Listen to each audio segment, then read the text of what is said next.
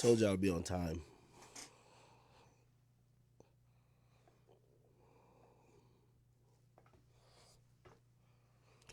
Let me know when y'all up in here. Let me see. Bang, bang, bang, bang, bang.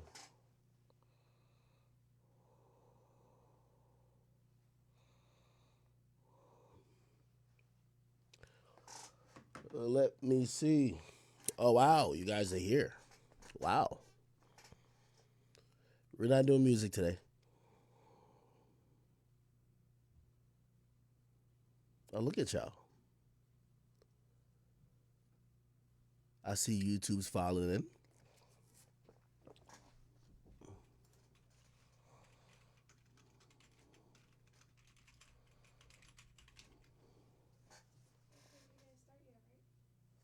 I started.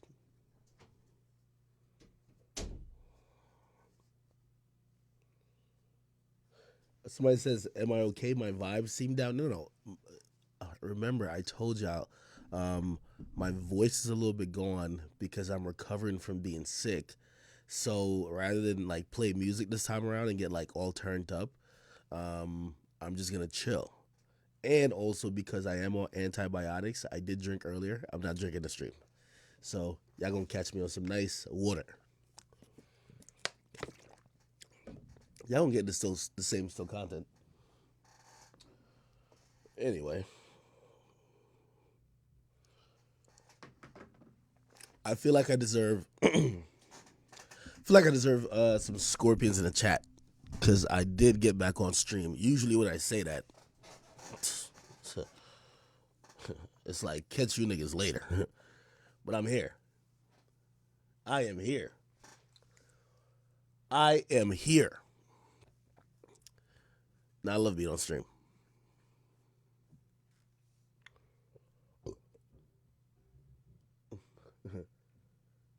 Oh, look at y'all. Yeah, yeah, yeah.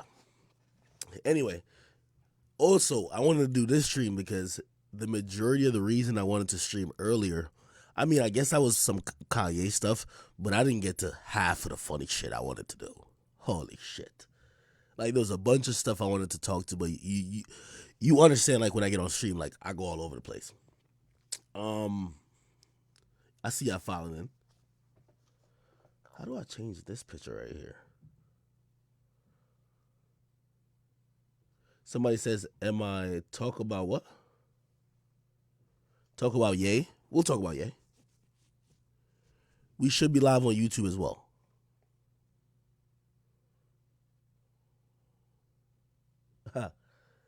Yo, y'all are tripping. Somebody said you can tell Act single. That nigga streaming twice. No. How about it's like Act putting in work?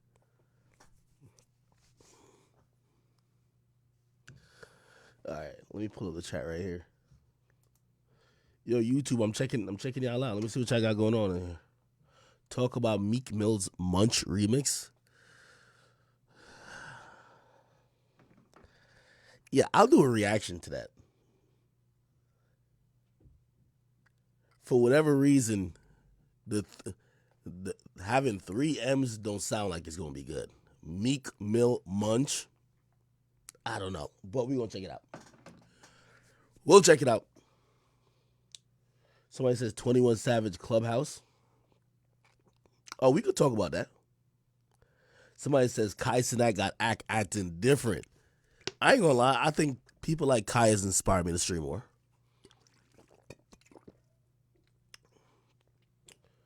Somebody says talk about Bigfoot. Jesus Christ. I thought Marcus the Stallion was a great name, but Bigfoot got it. Jesus Christ. Nicki won with that nickname.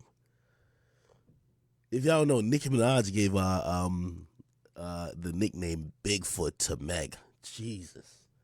Somebody's telling me rumors are Meg wear like a size 14 shoe. Real talk. That's what they're saying.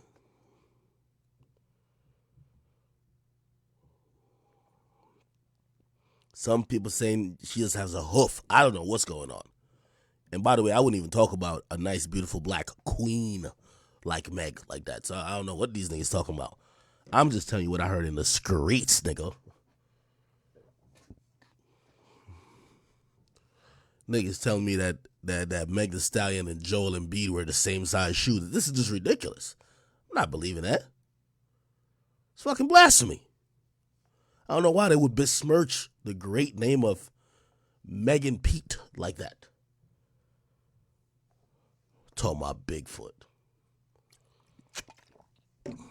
The only name that would have trumped Bigfoot was Sasquatch, nigga. Is that how you say it? Sasquatch? That got it. I don't know. They be picking on Meg a little bit too much. But anyway. Oh, chat. You see, are we good? All right, yeah, people get in here. We'll be fine. Yo, chat. I gotta be honest with y'all. The reason why I titled this stream, nobody snitches on themselves better than rappers. I've realized rappers they've reserved the exclusive right to snitch on themselves the best. And if you even mention the fact that they're snitching on themselves, they accuse you of snitching on them. It's crazy.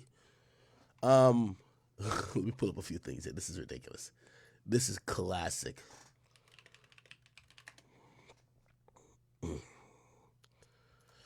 This is classic.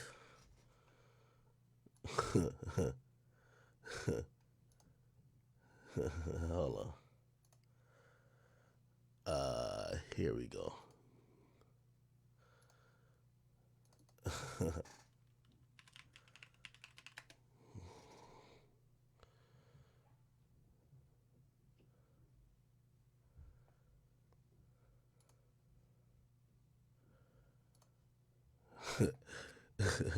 Hold on. I gotta show y'all this. This is too funny. Wait. Where is it? Give me one second. I gotta show y'all this. This is just too funny, bro.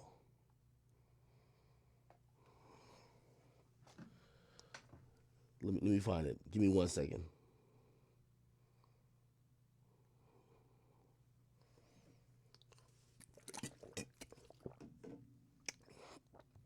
Yes, chat. This is a hydration stream. I will not be drinking. I got to take another antibiotic in the morning. But trust me, I'll probably be turned up still. Hold on. I gotta. Hold on. Did it pop up? No. Fuck.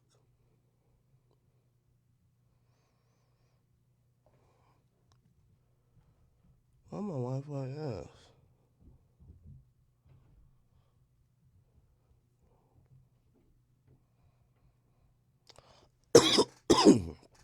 Wait, Nick, I gotta find this. I'm sorry, Chad. I just got to.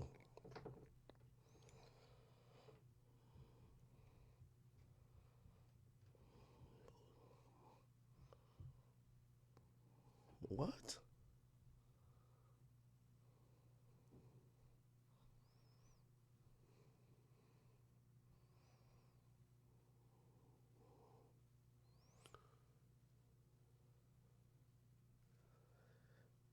Yeah, essentials. My liquor, not liquor. I mean my thing of choice. Hold on.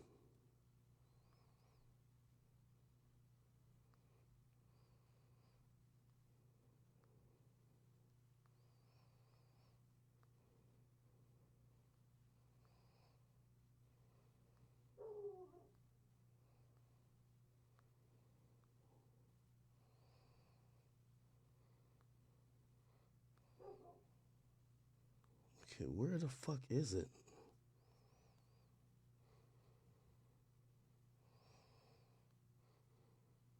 Okay. I might have it.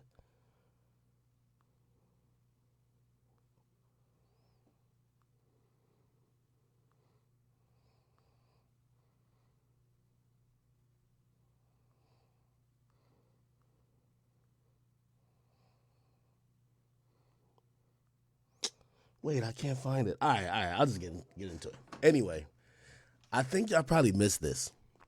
So, Lil Zay Osama, right? If you don't know who Lil Zay Osama is, let me refresh your memory, okay? Lil Zay Osama. Here we go. Lil Zay Osama reportedly released on $1 million bail following machine gun arrest. Okay? You can read a New York Times post, aspiring rapper arrested after leaving a machine gun. All that means a Glock with a switch in an Uber. Okay? Let's just click on it. All right. You scroll down, an aspiring rapper who brags about guns. Yo, look how they even write the article. An aspiring rapper who brags about, they didn't even say his name yet. An aspiring rapper who brags about guns in his music has prior weapons conviction was arrested and ordered held without bail, blah, blah, after he retrofitted a machine gun and blah, blah, prosecutor alleged. All right? Okay. Yeah. Anyway.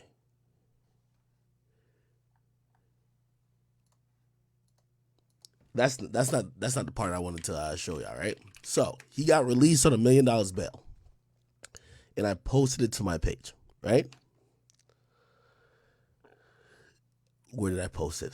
Hold on, let me go down. Okay, I posted this, right? I said, Little Zay Osama released.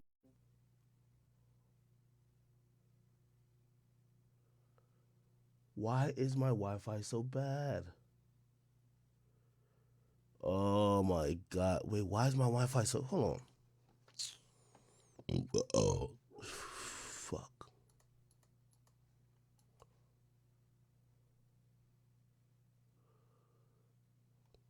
Why is my Wi-Fi so fucking bad? God damn.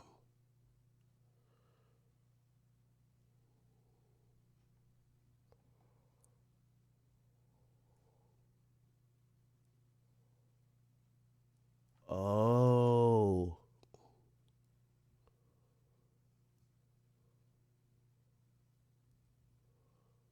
Yeah, my Wi-Fi is sucking right now. I don't know why. My Wi-Fi is ass right now.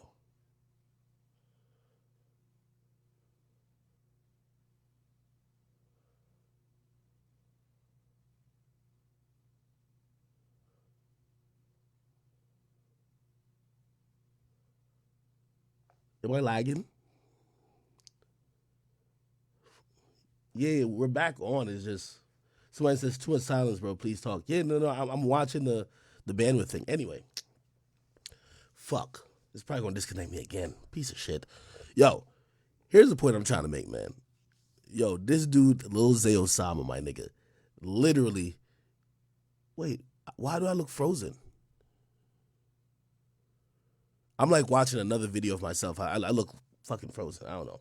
Anyway, somebody said I got that RPT Wi-Fi. That's crazy. Yo, anyway, it's hilarious how rappers will basically like get themselves in a situation and you just say what the situation is. They're like, yo, bro, you telling on me, dog. The nigga put up on his story after I put this post that he got let out of jail after he got caught with a Glock with a switch. It's like, yo, gang, don't incriminate me, gang. Nigga, I don't think I'm incriminating you. I think when the fucking Glock with the switch fell out your pocket, you know what I mean, like a fucking lighter, that incriminated you, nigga. This is crazy. Yo, the lack of accountability by rappers. I always say rappers reserve the right to snitch on themselves exclusively. This shit was also going viral. Did y'all see this? This shit was also going viral.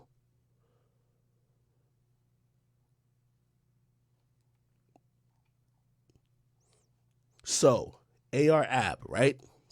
Salute to AR Ab. He has an affiliate named Skinny Me. For clarity, this is AR Ab. This is Skinny Me. Okay, makes sense. Skinny Me, AR Ab. AR Ab is a top goon from Philly.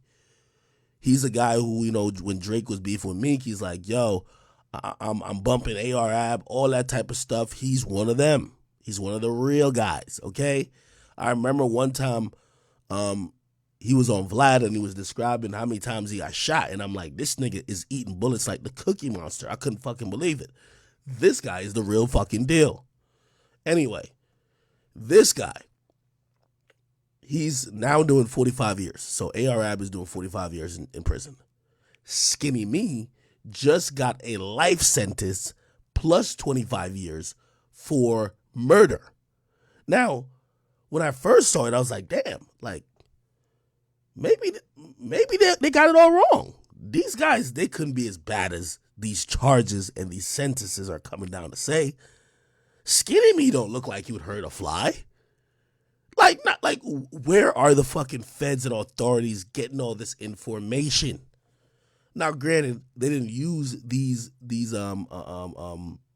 interviews, but it wasn't surprising that these situations are coming true once I heard this clip. Listen to this shit. I've never heard some shit like this in my life.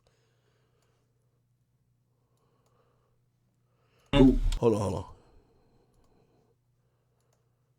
That's what I like about Skinny Me music, man. It's just raw. And it's like reality rap. The mafia. Skinny Me will go through a situation, and guess what? It's gonna be in the song. He's gonna make a song about it the same day. So I know that's why I feel it so much. I know it. A reckless anthem. When he said I killed the nigga and I did that, I seen him do it. Whoa. When he said somebody try to drop on me, not wrestling out for the gun, man. and I seen him do it. I know he did it for a fact. That's what I like about Skinny Me music, man. It's just raw. And it's like reality rap. The mafia. Skinny Me will go through a situation, and guess what? It's gonna be in the song. He's gonna make a song about it the same day. So I know that's why I feel it so much. I know it. A reckless anthem. When he said I killed the nigga and I did that, I seen him do it. When he said somebody try to drop on me, not wrestling out for the gun, man. and I seen him do it. I know he did it for a fact. Yo. That's what I like about Skinny Me. And good old YouTube. Good old fucking YouTube, right? I heard that. I'm like, this sounds crazy. I try to find the context. What context did he say that shit? Because he must have been playing. It must have been a joke. It must have been a troll. Right? So I went on YouTube to look it up. I found the whole fucking compilation. AR-Ab self-snitching greatest hits. Trust me, I didn't want to believe there was such a thing. There is. There's a fuck. Listen, let me just click on it. If this comes up, your greatest hits, let's play the compilation. This is ridiculous. Let me find the first one. So much fucking smoke, nobody gonna make it off the fucking block. You come down this block, is nobody gonna make it off this fucking block, man. I promise you won't make it off this motherfucking block, man. Anyway. On everything I love. You come up on us, man, you're not gonna make it. Niggas gonna blow your shit clean off, man. This is my little big brother right here. He got shot in the head twice. Killed the nigga in the same night. Steve Gang. Steve Kelp probably beat him out. Wait, hold on. Oh, man. This is my little big brother right here. He got shot in the head twice. Killed the nigga in the same night. Steve Gang. Steve Kelp probably beat him out, man. I'm cute on your yard, man. And I'm a little nigga. This nigga Kelp something serious, man. I already took 13 shots, nigga. And I don't know what it's for. You know why? Because I kidnapped niggas. I robbed niggas. I killed niggas. I got a lot of shit I did. Yo, like a... Wait,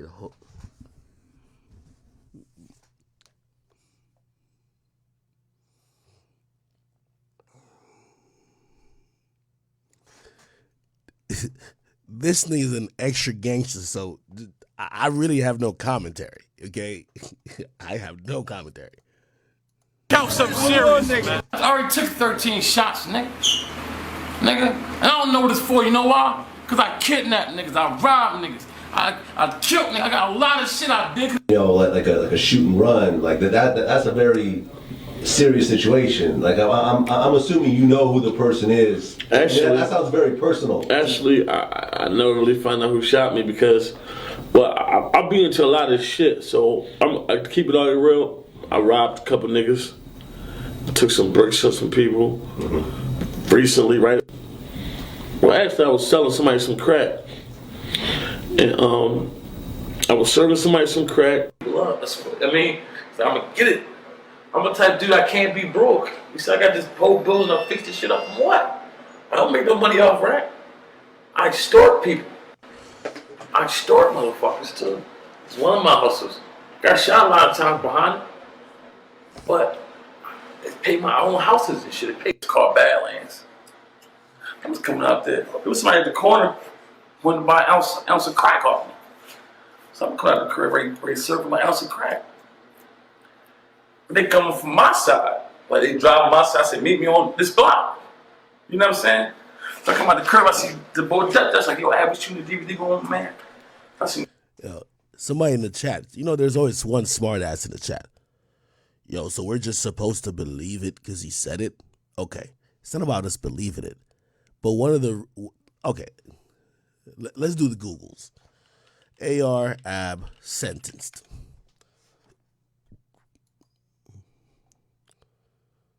Wait, where is it at? I probably gotta put rapper.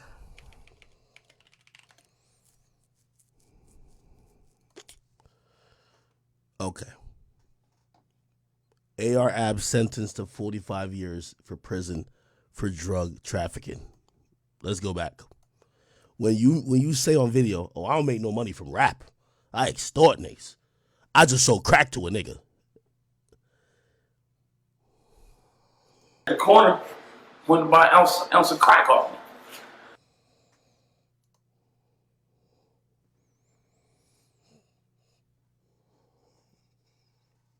Philadelphia rapper AR Ab has been handed his fate by a Pennsylvania judge who sentenced him to 45 years in prison this week for his alleged involvement in a drug trafficking ring. According to a report from the Philadelphia Inquirer, the 38-year-old rhymer, born Abdul West, has been hit with a nearly 5-decade-long sentence after being found guilty in 2019 of turning his label. And I don't know why they think that these guys would sell drugs. The original Block Hustlers, OBH, into a drug ring that allegedly implicated at least one murder.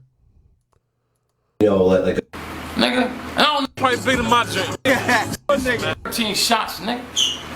Nigga, and I don't know what it's for, you know why? Because I kidnap niggas, I rob niggas, I kill niggas, I got a lot of allegedly implicated in one murder. Prosecutors allege that AR Ab was involved in a 2017 murder of Robert Johnson. I don't know what it's for, you know why? Because I kidnap niggas, I rob niggas, I kill niggas, I got a lot of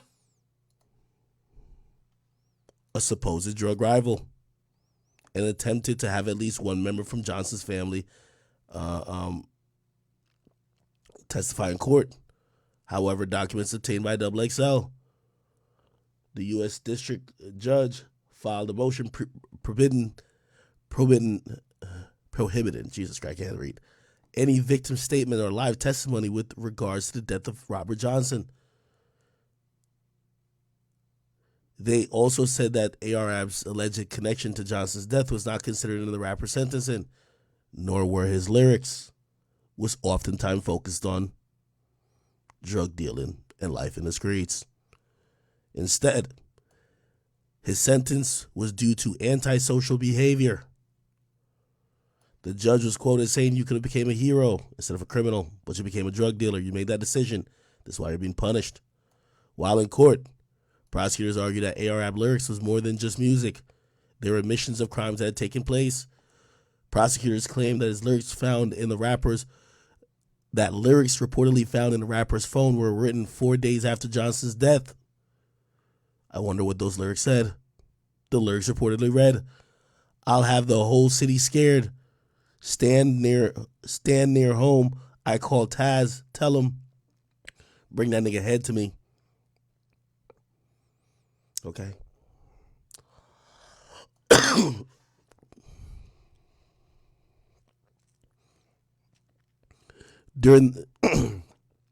There's nothing better than talking to the court.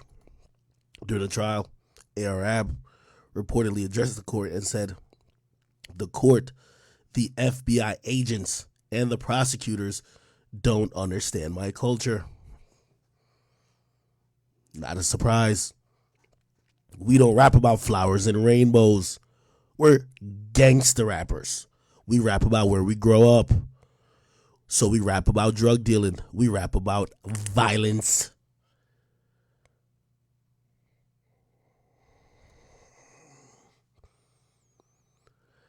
About 2 years ago, he was found guilty of conspiracy to distribute a controlled substance,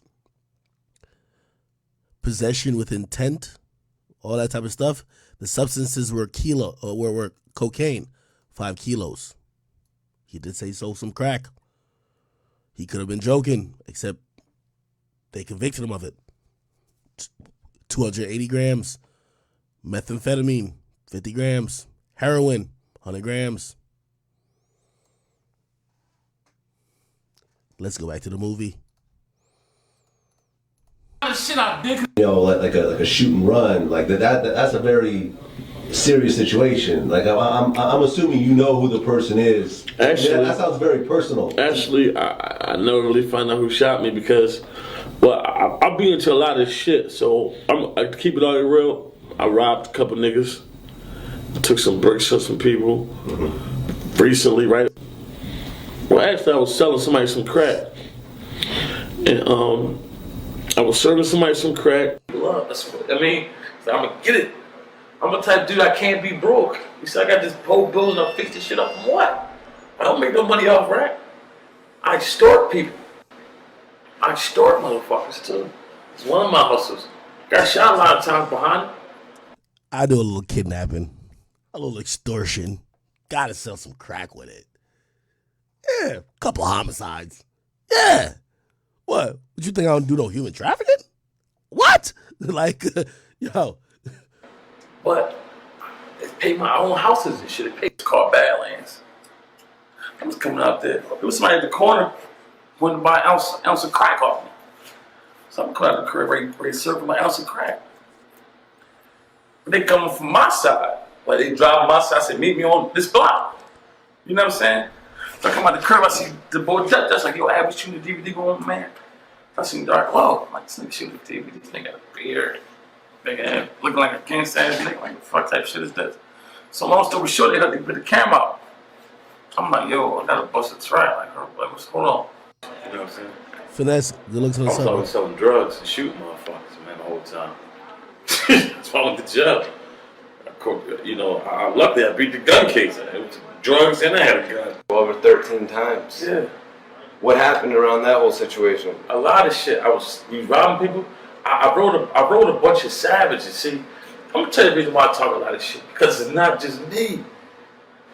I'm just a rapper. Imagine the guys that there's 10, 15, 20 guys that I call when there's trouble. And I'm on record for murders and shit like that. So imagine the other motherfuckers, they can't even be around people. They savages, man. Did they push you to rap? Yeah, they want me to save them from this shit. They don't want to be robbing niggas and kidnapping niggas. And I got shot 10 times. I tied the nigga up. No, I don't think it's from that. It could have been from that. It could have been from my motherfucking cousin robbing the Dominicans. It could have been from my right-hand man tying these niggas up.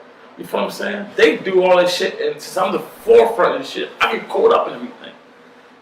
That's what I got to do. I was there.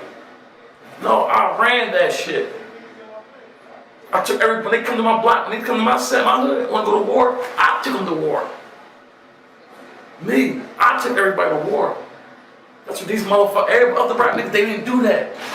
They probably was involved, was one of the guys that was around. No. They'll tell you, out there, one of the worst nigga from my neighborhood, he like the Debo of the neighborhood, but he just killed motherfuckers, kidnapped them. I'm the only one in my neighborhood that took him to war. The only one that gave him gas. The only together. And we've been together ever since. And then it was situations in the street situation that caused for Skinny to get brutal. And I watched him get brutal. And every time I called him and needed him to get brutal for me, he came with a smoking gun. And then he went and cashed everything. If I say Skinny, get in the car and go catch a triple murder, I understand he gonna do it. Oh my God. dig what I'm saying? Oh my God, bro. Oh my God. But we're not done. The sequel is better. In the hood. You see, it's about 20 savages out there. I'll run all of them. They listen to what the fuck I say. They killed them. Some of them shot motherfuckers yesterday. No Wait, what?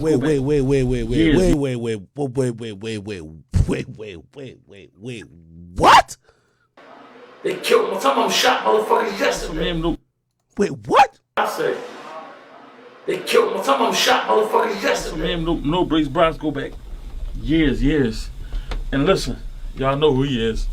This is my little brother, Skinny Notorious. Me. The notorious Skinny Me. That boy about 130 pounds of horror. I know this for a fact, man. And guess what? This is what I like about Skinny Me. This is what I like about Skinny Me music, man. It's just raw. And it's like reality rap. The mafia. Skinny Me will go through a situation, and guess what? It's gonna be in the song. He's gonna make a song about it the same day. So I know that's why I feel it so much. I know it. A reckless anthem. When he said I killed the nigga and I did that, I seen him do it. Oh shit. When he said somebody try to drop on me and I wrestled him out for the gun, man. and I seen him do it. I know he did it for a fact. Also, I had a job. I done shot niggas and everything. I'm still going to work. Everybody can shoot. Nobody likes getting shot. So when they shoot, you stand there and look at them.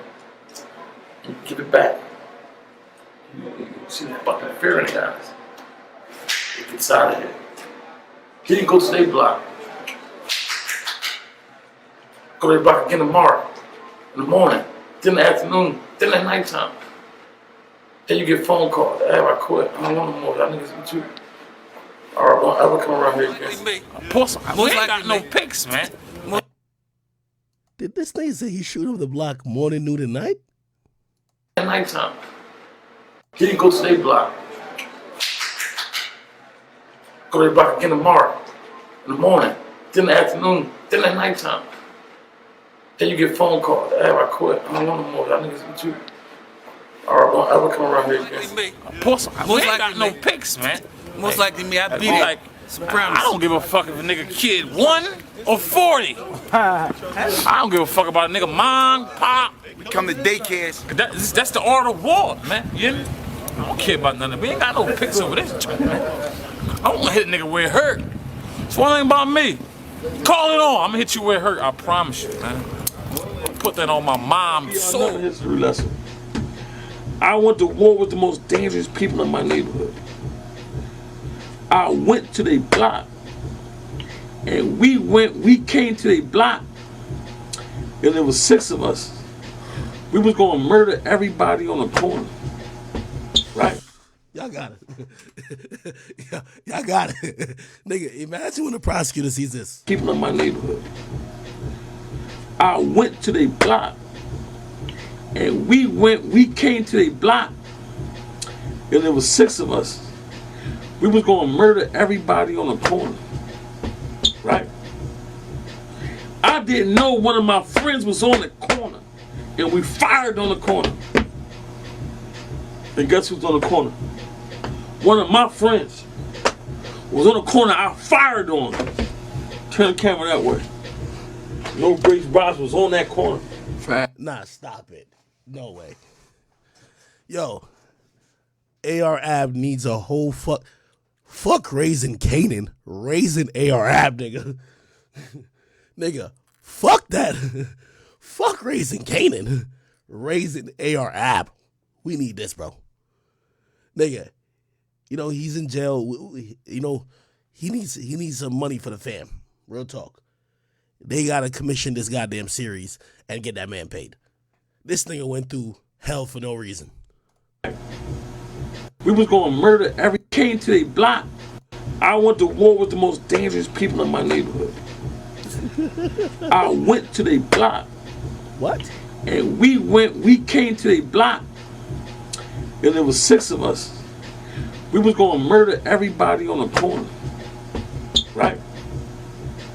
I didn't know one of my friends was on the corner, and we fired on the corner.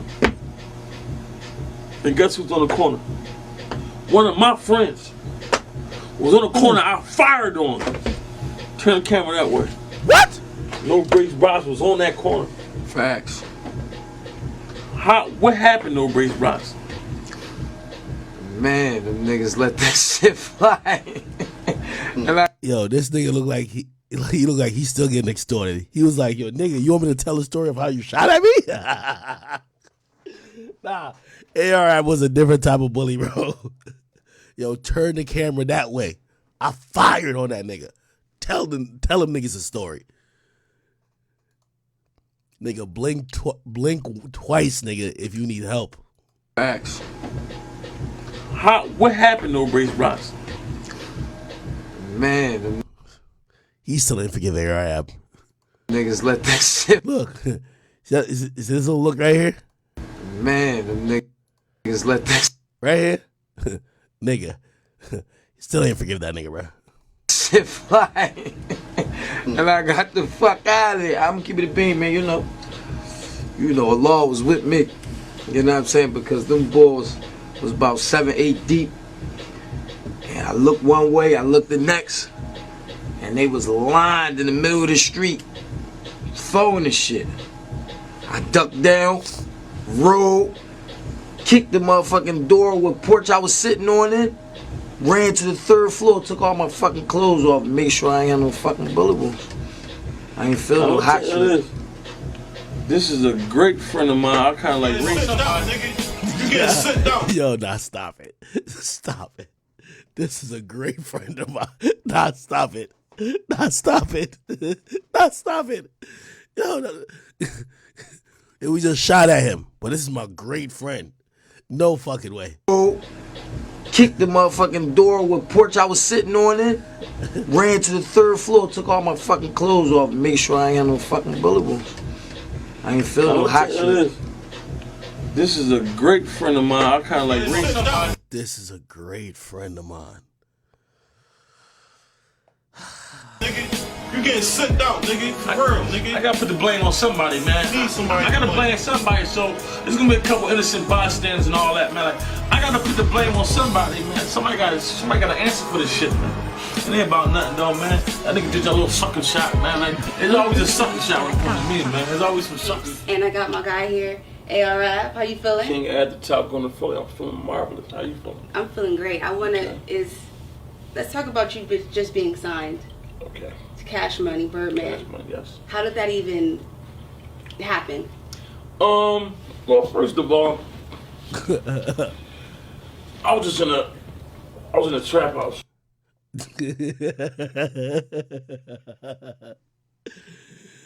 Oh man, look at this though. Not the king of fun, the king of. Listen, no good movie doesn't have a trilogy. The sequel was hitting, but what about part 3? Everything, man. I ain't the king of Philly. I'm the king of everywhere. Who won't dispute that? We moving out this shit, man. Like, we got Allegheny, we got Area, we got 18th Street. We got like from the 20th Street all the way to Broad Street. It's an epidemic. I want to start branching off on the other side.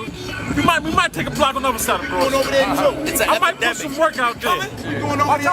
I'm thinking about taking Clearfield over. I'm thinking about taking Clearfield over. And I might cross. We already crossed Pike Street. Already, right? Oh, we already down to Butler Street. That's Pike Street. We already down to Pike Street now. So we on 20th Street. I'm thinking about going to 10th Street. We already 20 to Broad. We thinking about going all the way to 10th Street now. We thinking about crossing Clearfield.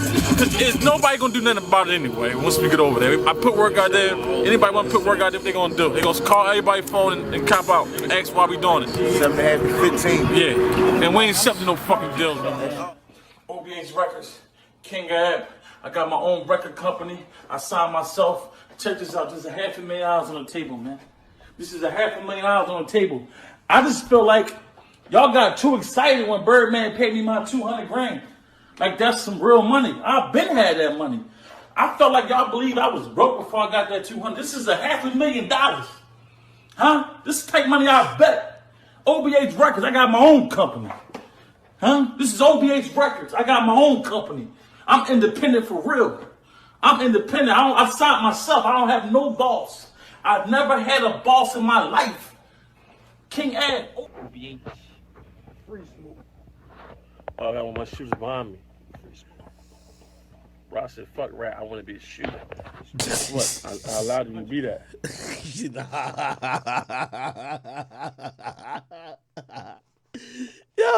Yo, I got my shooters behind me.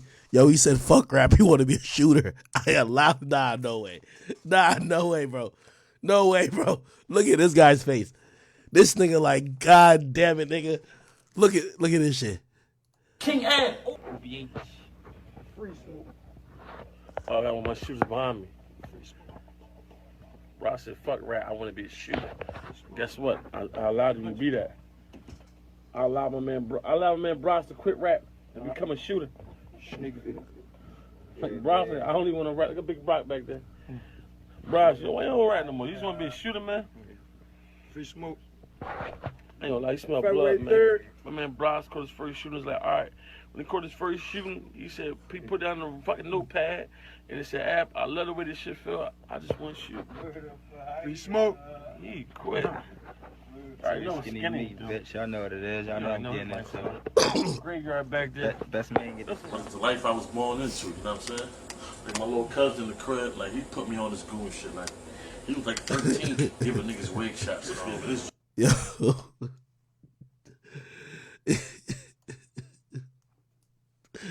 Yo. It'll be federal if I try to figure out who, like, where, like, I gotta have, like, it's like a reunion show. Where are they now? Right? Like, is it federal if I try to figure out who this guy is? Boss in my. Free smoke. I got one of my shooters behind me. Where is he at now? Bro, I said, fuck rap, I want to be a shooter. Guess what? I allowed him to be that. I allowed my man. A.R. was a great friend. Now I told that nigga fuck rap, and I allowed him to be a shooter. Sounds like a good friend to me. Man, fuck that rapping shit, nigga. Be a shooter. like, fuck that rapping shit. Be a shooter. Bros to quit rap and become a shooter. Like Bros said, I only want to rap. Like a big Brock back there. Bros, you don't rap no more. You just want to be a shooter, man. Free smoke. I ain't gonna lie, you smell blood, man. My man Bros caught his first shooting. He was like, all right. When he caught his first shooting. He said he put down the fucking notepad. And so he wrote down his first shooting in a notepad. He said, Ab, I love the way this shit feel. I just want to shoot. Free smoke. He quit. Right, you know skinny meat, bitch. Y'all know what it is. Y'all know I'm getting into. Graveyard back there. Best man get. This is the life I was born into, you know what I'm saying? Like my little cousin in the crib, like he put me on this goon shit. Like he was like 13, giving niggas wig shots and all this.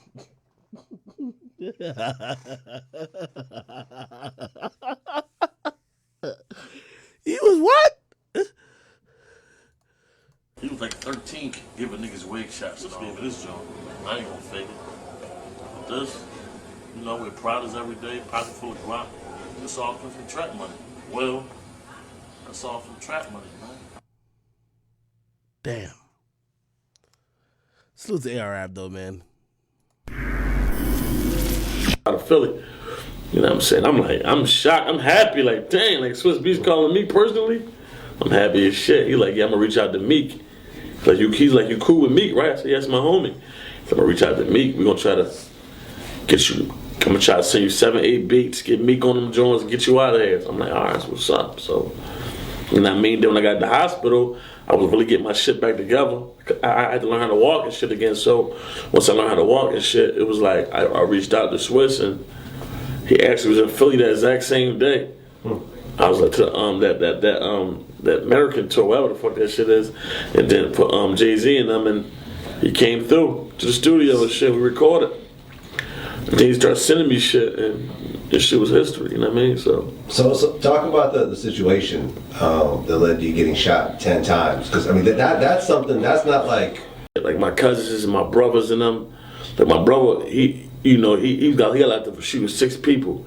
And it was some money on my head in Philly for some shit I did. Some guy said, I heard 30 from one guy, 10 from another guy, 20. You know, I done shot some niggas and shit back in the day. You know what I'm saying? And I'm thinking it came from back in the day, or I just took a couple bricks from a nigga, but shit ain't adding up. Nobody claim it. Like, you know what I'm saying? Because somebody claimed that shit, they knew it was gonna be on. Like, you know what I'm saying? How did it actually happen? Well, actually I was selling somebody some crack. And I was serving somebody some crack. Somebody's in my car. He was middleman. He was making this little extra off of it. So I picked him up. He said, take me up Kensington. I take him up Kensington. It's a section of Philly. Real crazy section. So I take him up there. He get out the car and he hit the ball off. He come back to the car. He's smoking a cigarette outside the car. I'm like, yo, get in the car. We out. It's nighttime. Get in the car. We out. What the fuck is you doing? He said, no, I don't want to smoke a cigarette in your car. I said, man, get the fuck in the car and smoke a cigarette. I see a couple niggas on this block. I'm looking and shit. He ain't looking right out there. I said, get in the car. So we get in the car. I got my cousin in. Yo, I knew this nigga ARI was a real nigga, man.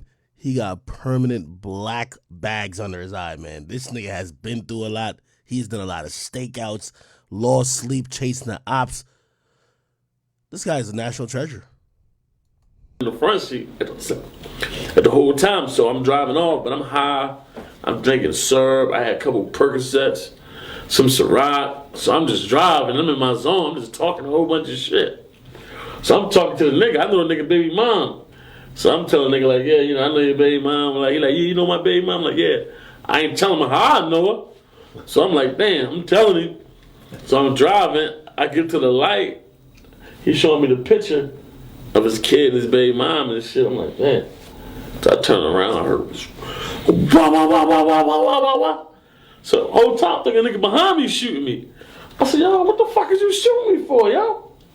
He leaning back, like he in the back of the passenger, so he like leaning, trying to get away from me. So I'm looking at him like, yo, what the fuck is you doing? I'm looking at his hands like, see if I see a gun, like, what the fuck is you doing? Boom. Wait, this is after like, bro, no, this is crazy. Hold on, I gotta go back. This thing just got shot probably like 5 times, and he looking back like, yo, what's up? What's going on? Bunch of shit. So I'm talking to him, I'm driving off, but I'm high. I'm drinking syrup. I had a couple Percocets, some Ciroc. So I'm just driving. I'm in my zone. I'm just talking a whole bunch of shit. So I'm talking to the nigga. I know the nigga baby mom. So I'm telling the nigga like, yeah, you know, I know your baby mom. Like, he like, you know my baby mom? I'm like, yeah. I ain't telling him how I know her. So I'm like, damn, I'm telling him. So I'm driving. I get to the light. He's showing me the picture of his kid and his baby mom and shit. I'm like, man. So I turn around, I heard wah, wah, wah, wah, wah, wah, wah, wah, wah. So the whole time thinking nigga behind me shooting me. I said, yo, what the fuck is you shooting me for, yo? He leaning back, like he in the back of the passenger, so he like leaning, trying to get away from me. So I'm looking at him like, yo, what the fuck is you doing? I'm looking at his hands like, see if I see a gun, like, what the fuck is you doing? Boom, boom, boom, boom, boom, boom, boom, boom, boom. I'm like, what the fuck? And I see a car. And I look down, and he hopped out and ran. And the car skirted off. I'm like, what the fuck? I see all the holes in me and shit. So I'm panicking. I'm praying the whole time on the way to the hospital. Oh, so you're driving yourself to the hospital? Drove myself to the hospital. 10 shots in you? With 10 shots in me. Drove. Past life and everything. I'm like, oh shit, I get to the emergency room. So I get to the emergency room. I knew the cops were going to take my car up for investigation. So what I did, I hopped out the car.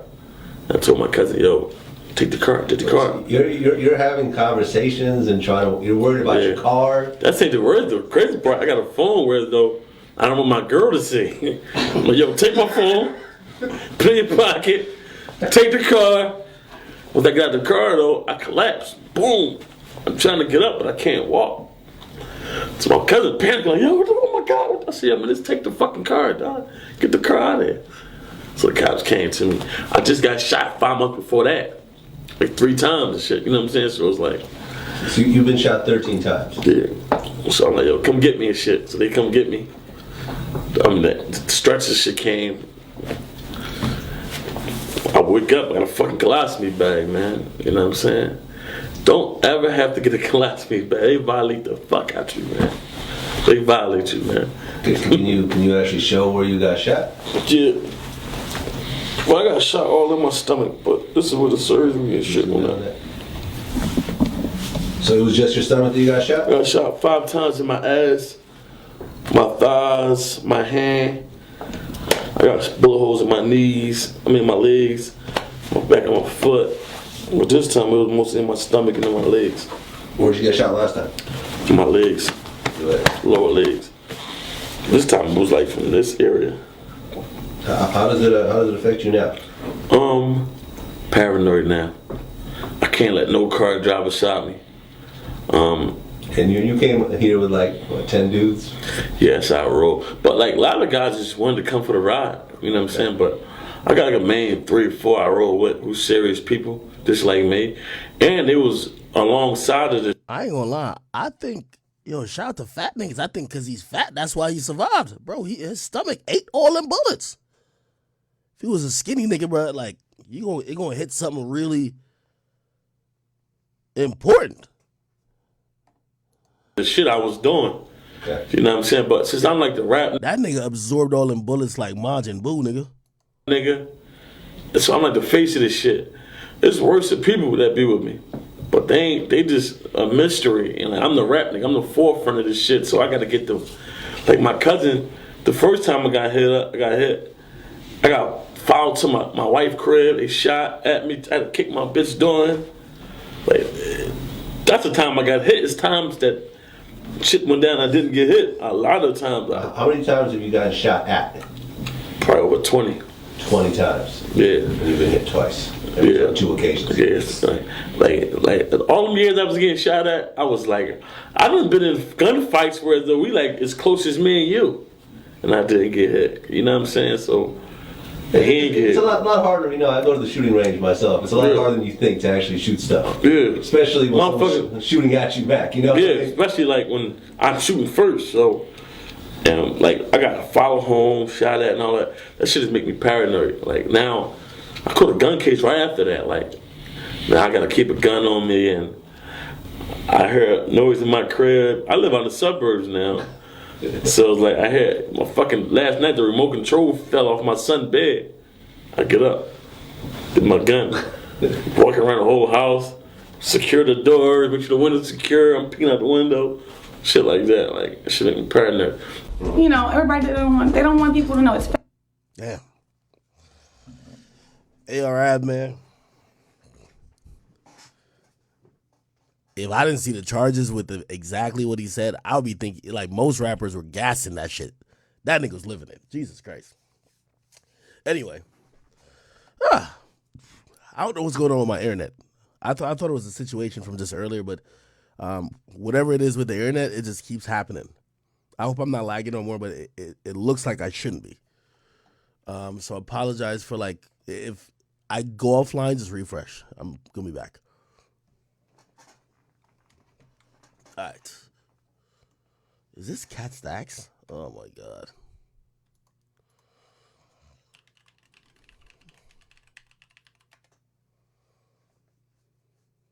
Somebody said, yeah, I was selling someone crack. Oh, my God. Oh, Soulja Boy got a kid. Y'all ain't never put y'all baby in a shirt before. Ain't that right, son?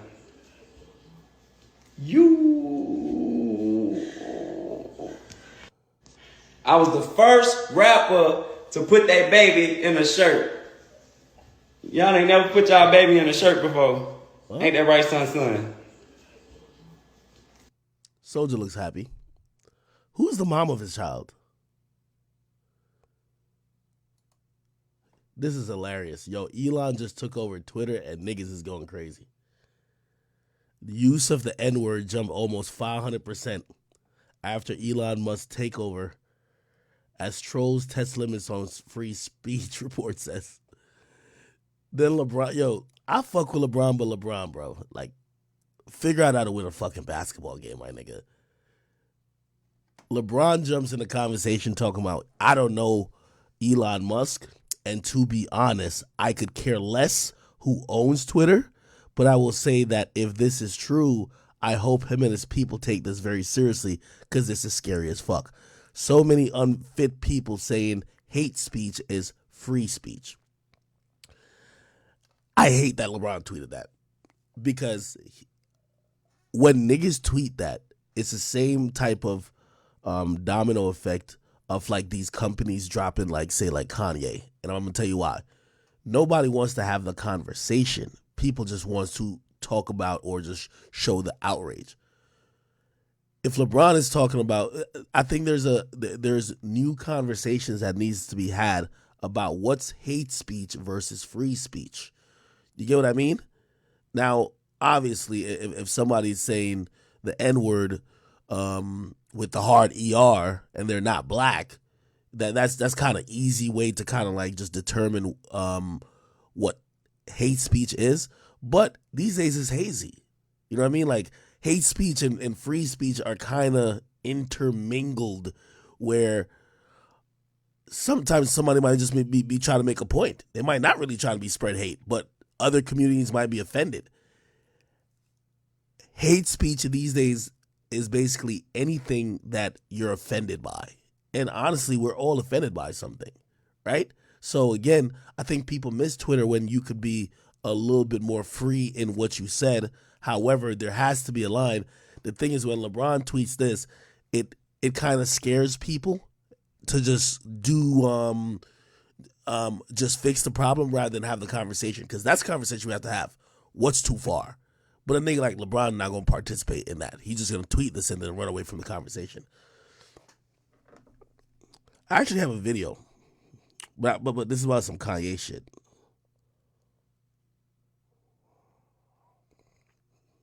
Oh, let me see if I can play it on here.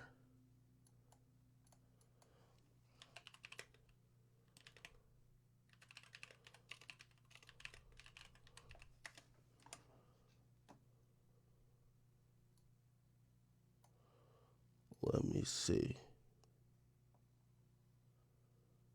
Give me 1 second.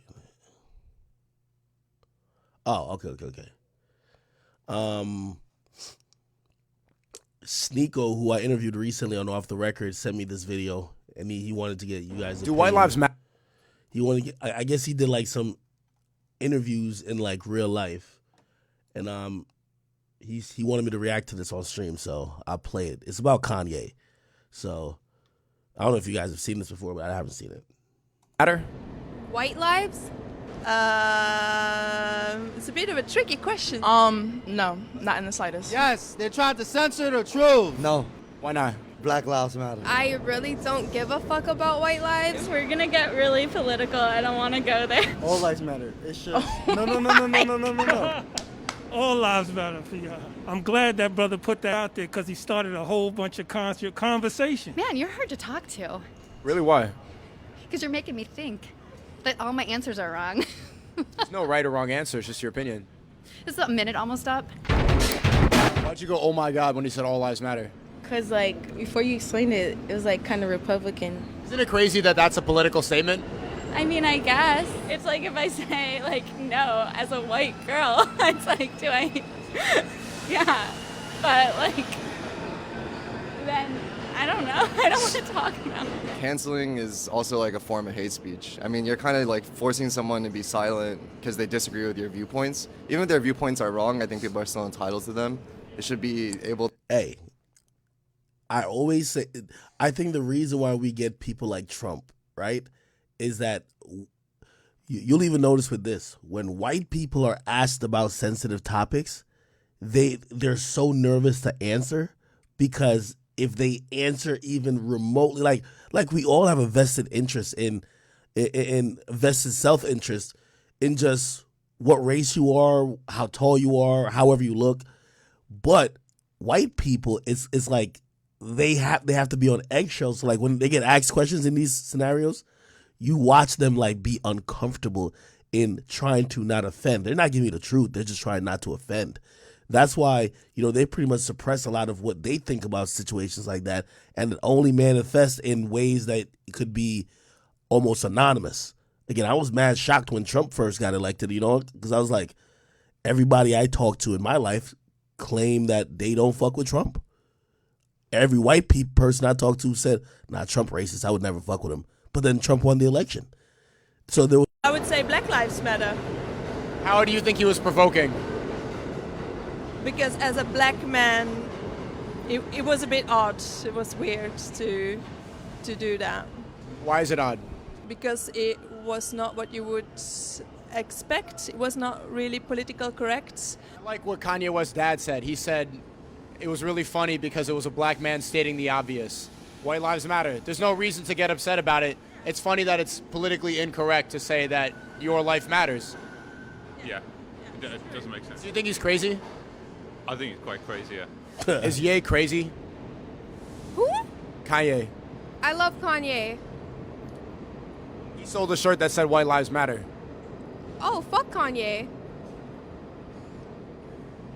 Is he crazy? He's crazy. Why you say that? Because he's crazy. What has he done that makes you think that he's crazy? He's just crazy. For no reason? Yeah, for no reason. Can you define what crazy is? Kanye. The definition of crazy? Yep. Do you think that Kanye West is crazy? I think he's a very unstable man. Yeah. I think he should I get think some he's good more of therapy. an asshole than Yeah. crazy, to be honest. Do you think that Kanye West is crazy? Absolutely. Why? Have you seen the news recently? Yeah. He's absolutely crazy. No one should be saying that kind of stuff. What did he say? All of the anti-Semitic. Yeah, that's enough. No one should be saying that, and I absolutely do not support him. If you support him and have downloaded any of his albums recently, not a friend anymore. What's one thing you would say to Ye right now if he was watching?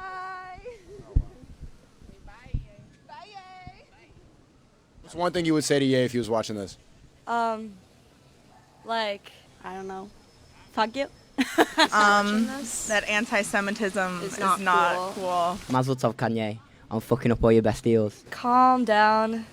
Like, drink some tea. And get back on your fucking medication, kid. Meditate. I love you. I appreciate you. And I wish you well, bro. I like your songs, not you. Try to use your platform to bring people together instead of driving them apart. You're so widely respected for your art. Trashing that is just really disappointing, I think. You said what? I watch you every day. Sneeko, right? Who? Sneeko or something. Nah, I don't know that guy. Yeah, it has to be him. That guy's an asshole. He deserved to get banned. He did get banned. He's a Dickhead. He'd be talking out his ass. So what do you stream now, or like what platform do you use? NYPD got a website I could use? You tell me. Do y'all think Kanye West is crazy? Can we even answer that? Who? You think Kanye West is crazy? Like, I think he goes by Yee now, right? Yay. I think he's getting to help his knees right now, right? He's on some meds. Get it together, man. Come on, what's going on? Did you vote for him? I don't know. That's political. We can't answer political stuff. Yeah. Thank you, officers. Do you think that he's crazy? A little bit, maybe. I'm not familiar with him, so it's just something comes to the news and I saw it, and it's a little bit crazy, yeah. If you're not that familiar, why do you think he's crazy? Because sometimes I will look at the news and just get information from the news. Should we believe everything we see in the news? Yeah. I think the only thing I can do is trust news because I have no other. Hey, as I'm watching this, I think this is a great exercise in how, when asked in public, again, remember these are public Q&As. You see how some people like to position their thought in a very socially acceptable way, and I think it's kind of interesting just where society has gone, where we might just be in an era where people are just kind of scared to say something that's not believed by the rest of the populace. Or they're scared to offend, which is also equally a little bit shocking, because I could tell some certain people, like whether they're asking about a Ye or whatever, maybe they think favorable to him or they don't, but they don't want to say nothing extreme. They kind of want to just be in the middle. Information comes from other. Someone else's choice of what they want to say. You don't get affected by what other people say. Nope, that's not my business. Why do you think other people online get so mad about what other people say? Because they're easily influenced by other people's, and their emotions are controlled by what they gotta say. Do you think we prioritize feelings over facts online? Of course, because it just stimulates your serotonin and all that dopamine anyway, just by being on social media. Okay, Queen. So it does that. How do we fix that? Stay off of social media, read some books. Would you wear an All Lives Matter shirt or a White Lives Matter shirt? Nah, fuck all that. I'm not into all that. I'm not gonna say that, what I was about to say. But oh, say it. Come on, be honest. I'm canceled, bro. I want to hear some honesty. You want to hear some honesty? Yeah.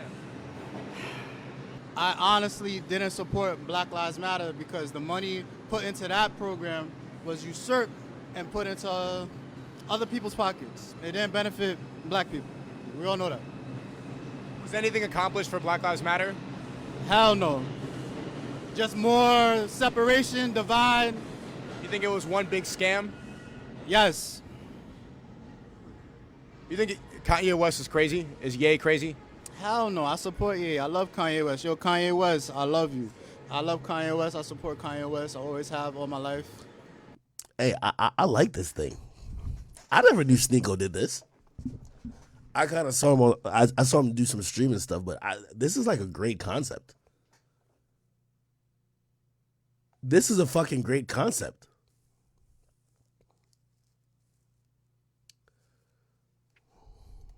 Why do you think people are calling him crazy? I think people say he's crazy because they don't want them to hear what he's really saying, which might be influential. Who do you think created cancel culture? Big media. Who owns big media? Jews. Well, yeah. Jews and gays. Are you laughing because you know you said something offensive, or you said something that's so truthful that it could get this video deleted? I laugh because it's the truth. I believe it to be the truth. I know it to be the truth. I know it to be the truth. What is considered hate speech to you? Nah. Do you know who they are? Sorry about you guys. You're being recorded, by the way. Do you guys have a permit? We don't need a permit to film like this unless we have a tripod. Well, this is in you have a table set up inside of Transit, which is private property. We've been filming. I do this for like 2 years now. Yeah, no, they just came upstairs. Transit came upstairs. They asked us to move you guys. Okay. Do Blue Lives Matter? Blue Lives? I'm not going Blue Lives? Listen. Anyway, all right. That's kind of cool. I think that's what Sneeko's kind of good at. He's good at shit like this, but my boy kind of burned it out, man. He got canceled mad quick.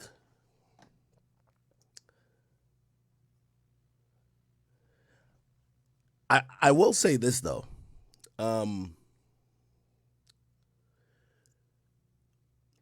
think a lot of people who are, I'll say, sane individuals don't agree with some of the rhetoric and even how Kanye West said a lot of things that he said.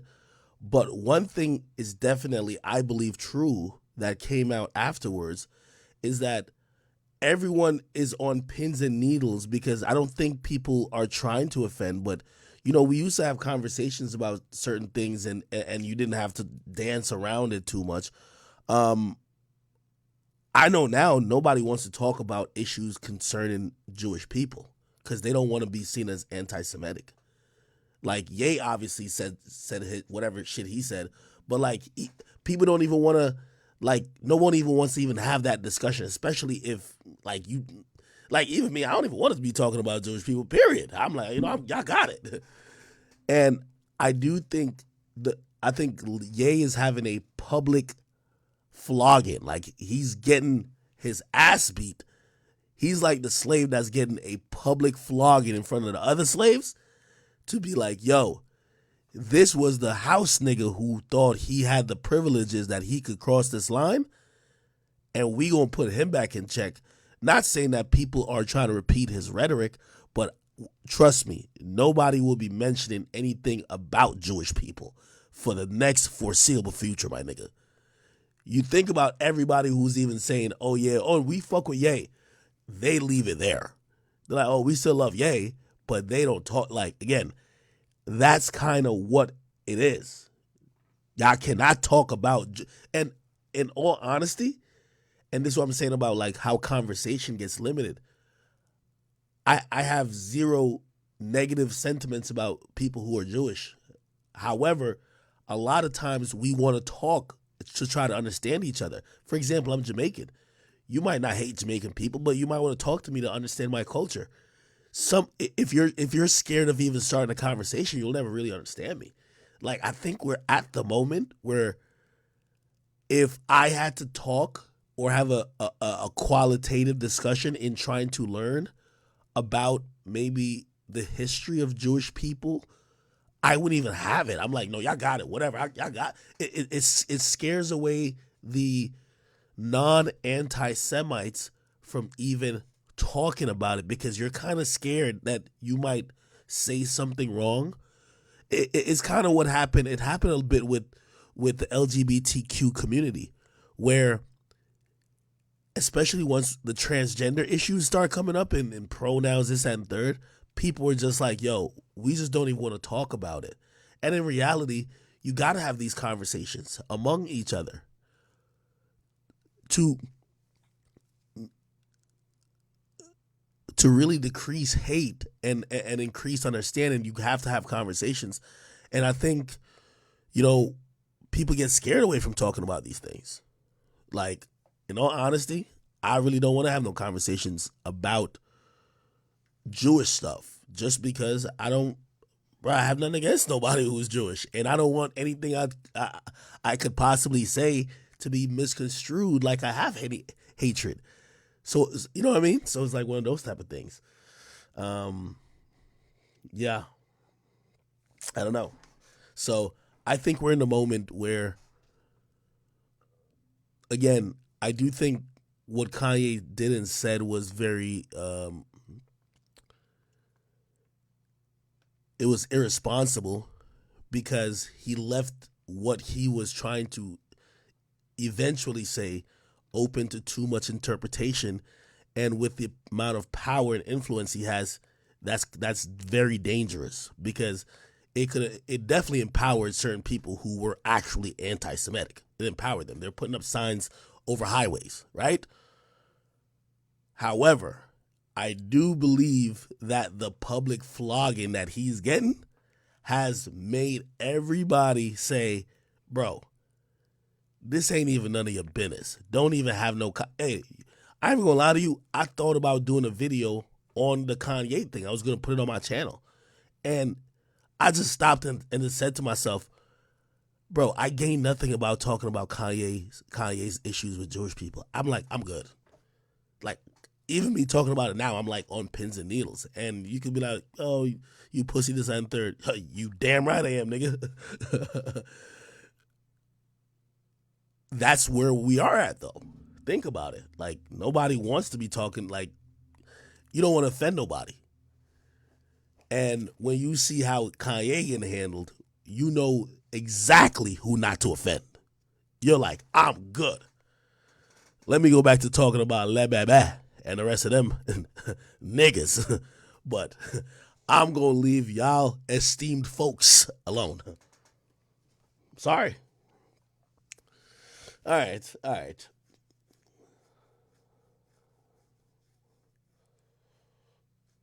Somebody said, just stop talking now.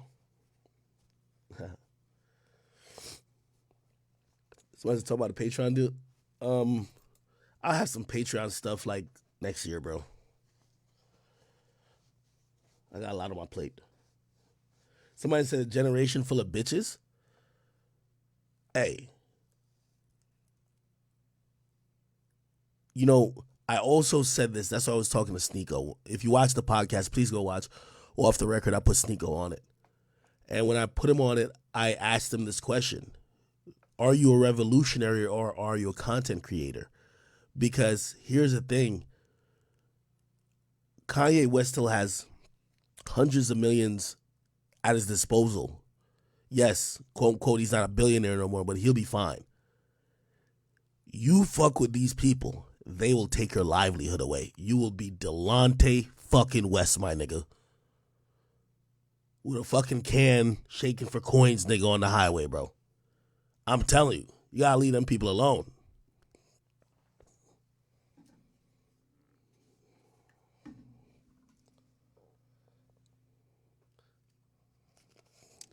Nigga, y'all could call me shook, because I am shook.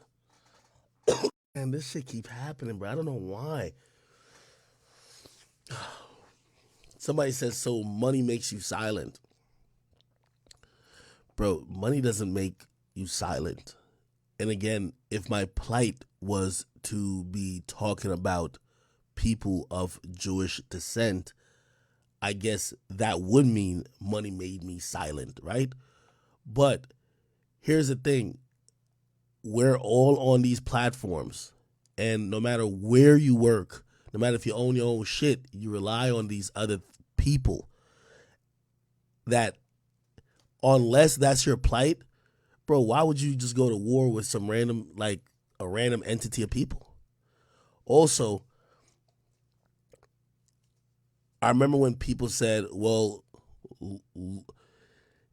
people say a bunch of bullshit in terms of, oh, yo, it just proved Kanye's point. Nigga, nobody cares if Kanye's point was proved. Nigga, they're putting Kanye in this fucking place. Second of all, people are like, oh, but he could say whatever about George Floyd and nothing happens. Again, I'm going to keep it 100 with you. I was born in Jamaica. If, say, I owned exclusively all the beef patty shops in the world and I heard you say, fuck Jamaicans, that bitch ass nigga Usain Bolt and niggas like that, y'all Jamaicans ain't shit. Nigga, I might ban you from my beef patty shop. All of them in the world. You're not going to talk about my people. But here's the thing. I would have the power to do it. I own all the beef patty shops. My nigga, black people don't own anything. So, of course nothing's going to get done. So I don't know why people are like, oh, but he could say this. Like, stop. There's no fairness to this. You get what I mean? Like, again, if it was African Americans that ran all these companies, half the shit wouldn't be happening in terms of certain disrespect in terms of the black community or the black plight. Black people don't own shit. These other people do own shit. And they treat their history and lineage with the utmost of respect, and they demand it. So you can't be mad that he's getting canceled for this. If niggas owned all the companies in the world, he would have probably lost a bunch of sponsorships off of the George Floyd comment. But we don't own shit. Again, just to put it in perspective, if I'm Jamaican and I own all the Jamaican, I'm just using beef patty shops, and you diss Jamaica, and I'm a proud Jamaican, I will probably ban your ass from my fucking store. I don't give a fuck, right? You ain't gonna talk about my people like that, right? And that's just essentially what we're seeing. Bro, most of these companies are controlled by certain people that ain't black. So whether they're doing it for the majority of their consumers or whatever they're virtue signaling, bro, don't get mad if you get canceled over that shit, bro. All right. I'm also over this too. Like, bro, like, can we like move on with the conversation?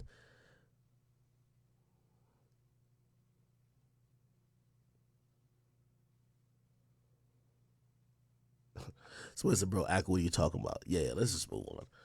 All right, enough is enough, man. Enough is enough. Like, bro, I knew this shit was getting to be too much. Like, bro, like, everybody's just virtue signaling. They want to be involved in cancellation. My nigga Goodwill, like fucking Goodwill, nigga. Nigga, I've donated close to Goodwill. Like, you know that one pair of drawers you got that got like a hole in it, or you've like fucking farted out the lining of the fucking pants, or I mean the boxes. Nigga, I donate clothes like that to Goodwill, my nigga. not donating some fresh drip. Goodwill, fucking Goodwill, my nigga, came out and said they're not taking donation of Yeezy products. What? Bro, like, bro, why y'all doing so much? Huh? Oh, yeah. Give us all your extra worn out clothes, giving all y'all reject items, but the Yeezys, we don't want. Come on. What's up? Like, this shit is getting to be too much. It's kind of corny.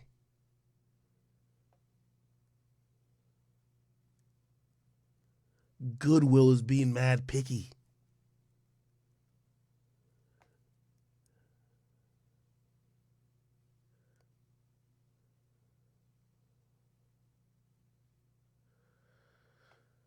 My mic is trash.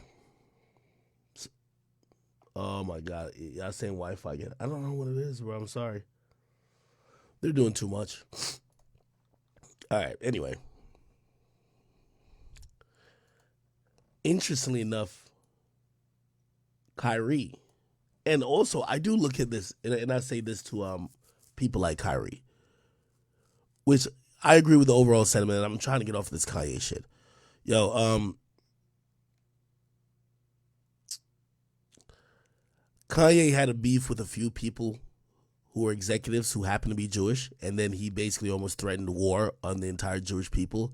You're wrong, Kanye. If you like, call out the niggas you don't like, call them out by name. Don't make it seem like it's an issue with Jewish people, right? I think we could kind of agree on that. Maybe some of y'all, like the people who keep saying no, Kanye was speaking facts.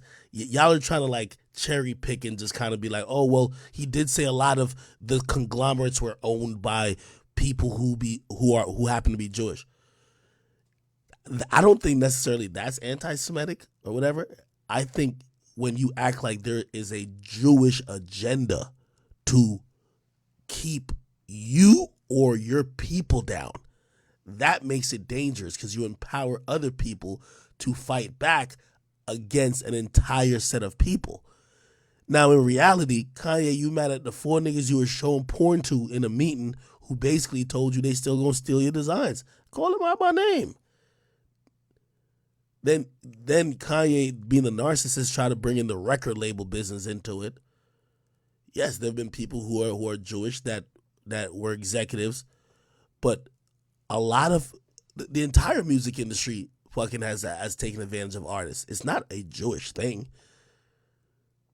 It's a music thing. Anyway, I want to get out of this. Anyway, Kyrie, he tweeted out a book, and apparently the book promotes an anti-Semitic, has anti-Semitic ideas, this and third, and he tweeted it out. Now, instantly, the conversation is what should happen. So the NBA even put out a fucking, like, they put out a note addressing it. The Brooklyn Nets, and by the way, this is the Nets owner, issued a statement condemning Kyrie's decision to promote the thing on his social media accounts.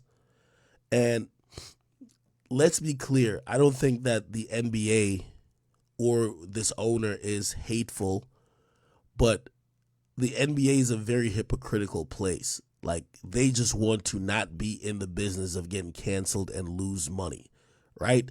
That's why they're even being preemptive to this. That's why I think he might get suspended. But here's the thing. When it came to the whole China thing, right? Like, certain people talking about certain, like, you know, humanitarian rights or in China, this and third. The NBA basically told their players, shut the fuck up on what's going on in China because we make a lot of money in China. So again, these companies really ain't on some high moral shit. Like, they just don't want to lose money. It is what it is. Okay. Oh, this is also what I wanted to put up there. So Taylor Swift, this is really interesting. Taylor Swift has sold 1.5 million copies first week. This is pretty good, actually. And this is a feat. I talked to a lot of industry insiders about this, and we should probably break it down. Taylor Swift Midnight's album will end up being I believe, number 4 or number 5 most streamed album of all time, at least on Spotify, at least in a week. Despite it selling 1.54 million copies first week, it is not the highest streamed album. And the reason why it sold 1.54 copies first week, Taylor Swift is doing what I believe is going to change the game. I believe after this year, this whole era that Beyonce ushered in of pop-up releases is fucking over. You know, when Drake pops up and says, I'm dropping an album next week, it's over. Granted, could he still do it? Could other artists still do it? Yes. But people like Taylor Swift are going to start putting these artists to shame, because the reason why Taylor Swift is selling 1.54 million copies first week, she's promoting her shit 6 months before. Nowadays, niggas doing lack of promo. A lot of these rappers are selling 50K, 20K, 30K.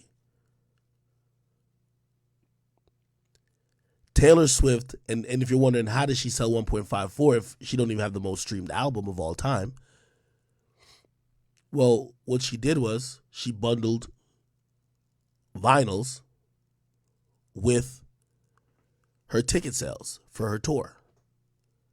Here's also the thing. In the rap community, because everyone was finessing, and most of sales usually is finessing, people have adopted to think that bundling is dead. Bundling isn't dead. The rules when it came to bundling has allowed Taylor Swift to do what she did. Right? Also, here's the thing too. Taylor has done a great job of making an experience for her audience. Okay? She has like 20 different versions of this vinyl CD. Like, not vinyl CD, just this vinyl, right? On the vinyl version, there's certain songs that you can't get on the digital version, and on the digital version, there's songs that's not on the vinyl version. She's made it where you have to stream it and buy it. It's not just the same music. But the way she did it, and you see artists in rap, they're so scared to try to sell something and sell actually music. So what most people were doing was, oh, I'll sell you this V-Lone shirt, right? I'll sell you this V-Lone shirt, and we'll act like you bought an album. Billboard rewrote the rules. They basically disqualified all that shit. Okay? The new rules say whatever you're selling has to ship the same week. A person could only buy a certain amount of copies, which means they can't mass buy. Like, they changed the rules where essentially you have to promote actual music to get these sales. So what Taylor did was she sold a vinyl version. If you bought the vinyl version, you had early access to her tour tickets. It was incentivizing. It's like a new way of bundling. So she sold 700,000 tickets, 700,000 vinyl, because it allowed her fans to get access to buy her tour tickets early. Streaming, she did 400,000, which is still pretty good. It would have been one of the top 3 releases regardless if she didn't sell shit. She also sold 300,000 CDs, cassettes, digital actual albums where people would have to just buy it, not stream it. I talked to a lot of people, and they believe that the era that Beyonce ushered in with Lemonade of, oh, I just have an album that's dropping, and everybody was taking just advantage of the streaming era, that's about to change, and people like Taylor Swift are changing it. Okay? So, I know a lot of people who care about sales are wondering how the fuck did Taylor do that? And I had even more qualitative conversations because I said, yo, why don't rappers drop vinyls? And if they do drop vinyls, they'll drop it later. They'll drop a vinyl later.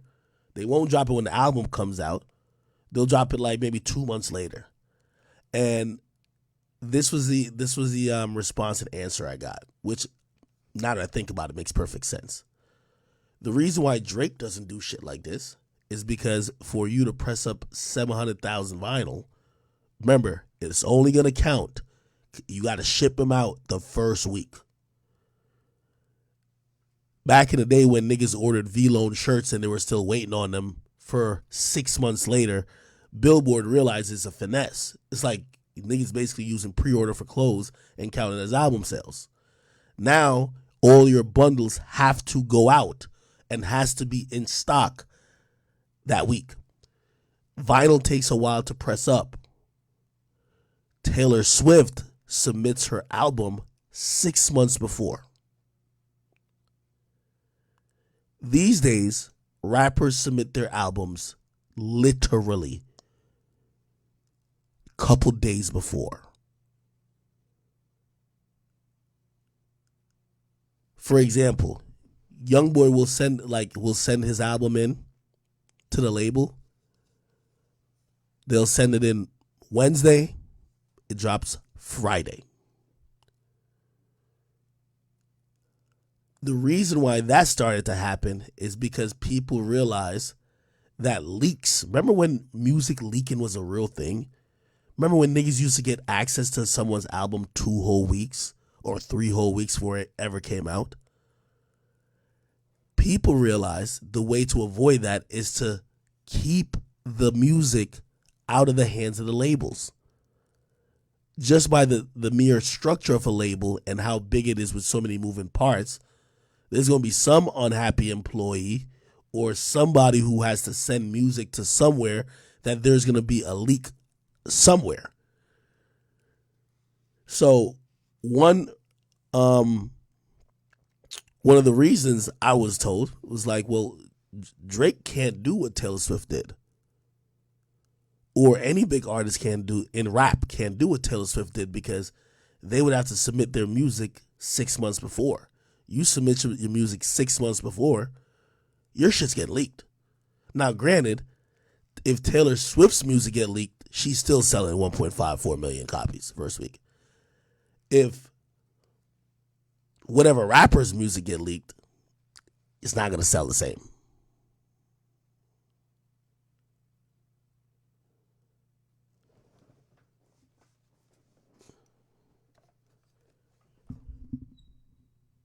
Do you get what I mean? So I said leaks are just promos. They're on purpose 90% of the time. Some.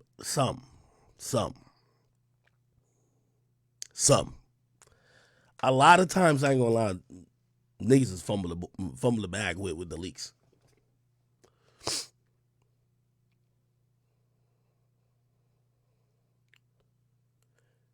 Yo, is Jake Paul fighting today?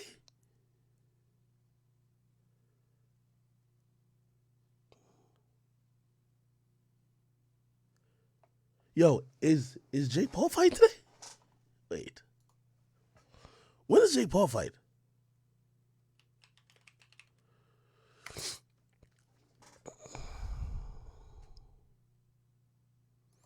Wait, who won?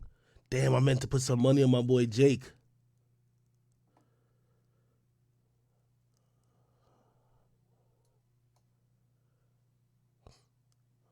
Okay. They said Jake won the first round, Silva won the second round, Jake won the third round, Jake won the fourth round, Silva won the fifth round, Jake won the sixth round, and they're saying Jake won the 7th round. Somebody said Jake won?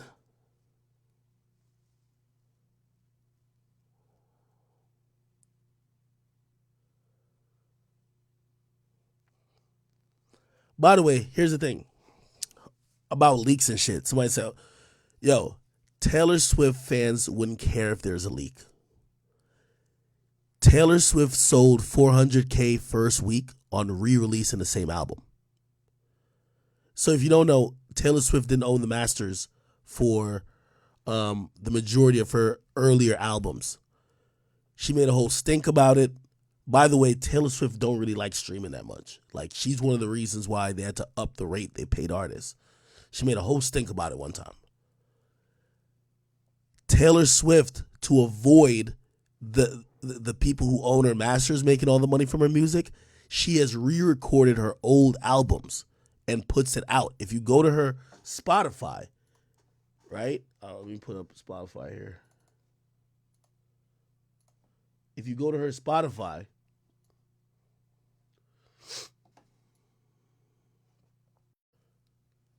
bro, I don't know, bro. I don't know.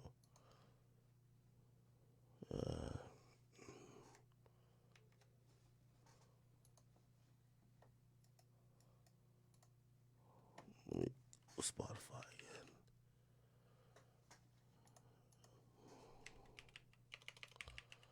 Spotify.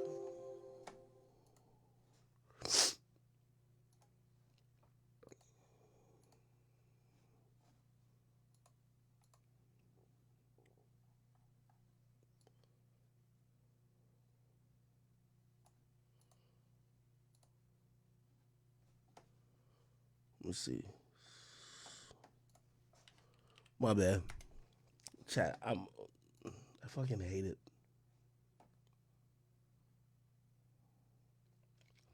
I think it's my computer because I actually lose connection. Okay. Anyway, if you go to, let's just go to search Taylor Swift. Like, she has a very unique fan base, right? So if you go to her albums, which, by the way, she's really smart for this. So there's a 3 a.m. edition. Like, what the fuck? Like, she dropped an album. She has a 3 a.m. edition, which has 20 songs. And then the regular edition with 13 songs. I don't know why she dropped. It's weird. Anyway, if you go to her discography, go to her albums, right? This album here, Red, you'll see Taylor version. The reason why it's called Taylor version is because she dropped another project called Red that she doesn't own. So she re-recorded her old album and dropped it like it was new. Like, the same words, she ain't changed a motherfucking thing. She may have gave a bonus song or something like that. Let's look. She may have gave like a bonus song. Look, every song that says Taylor version. Every song, Taylor version, Taylor version, Taylor version, Taylor version. That's all she did. She just re-recorded her fucking album over again. Okay? We're gonna stay on albums. Fearless, Taylor version. This is a whole album, Taylor version. Let's go to See All. It's Midnight's, Red, Taylor version, Fearless, Taylor version, Evermore, Deluxe. No, that's just Evermore shit. All right. Now, look at this. Let me go back to my browser. We'll get back to this Jake Paul shit, right? Look. Taylor Swift. We'll go to her Wikipedia. We can find some shit there real quick. Taylor Swift. Okay?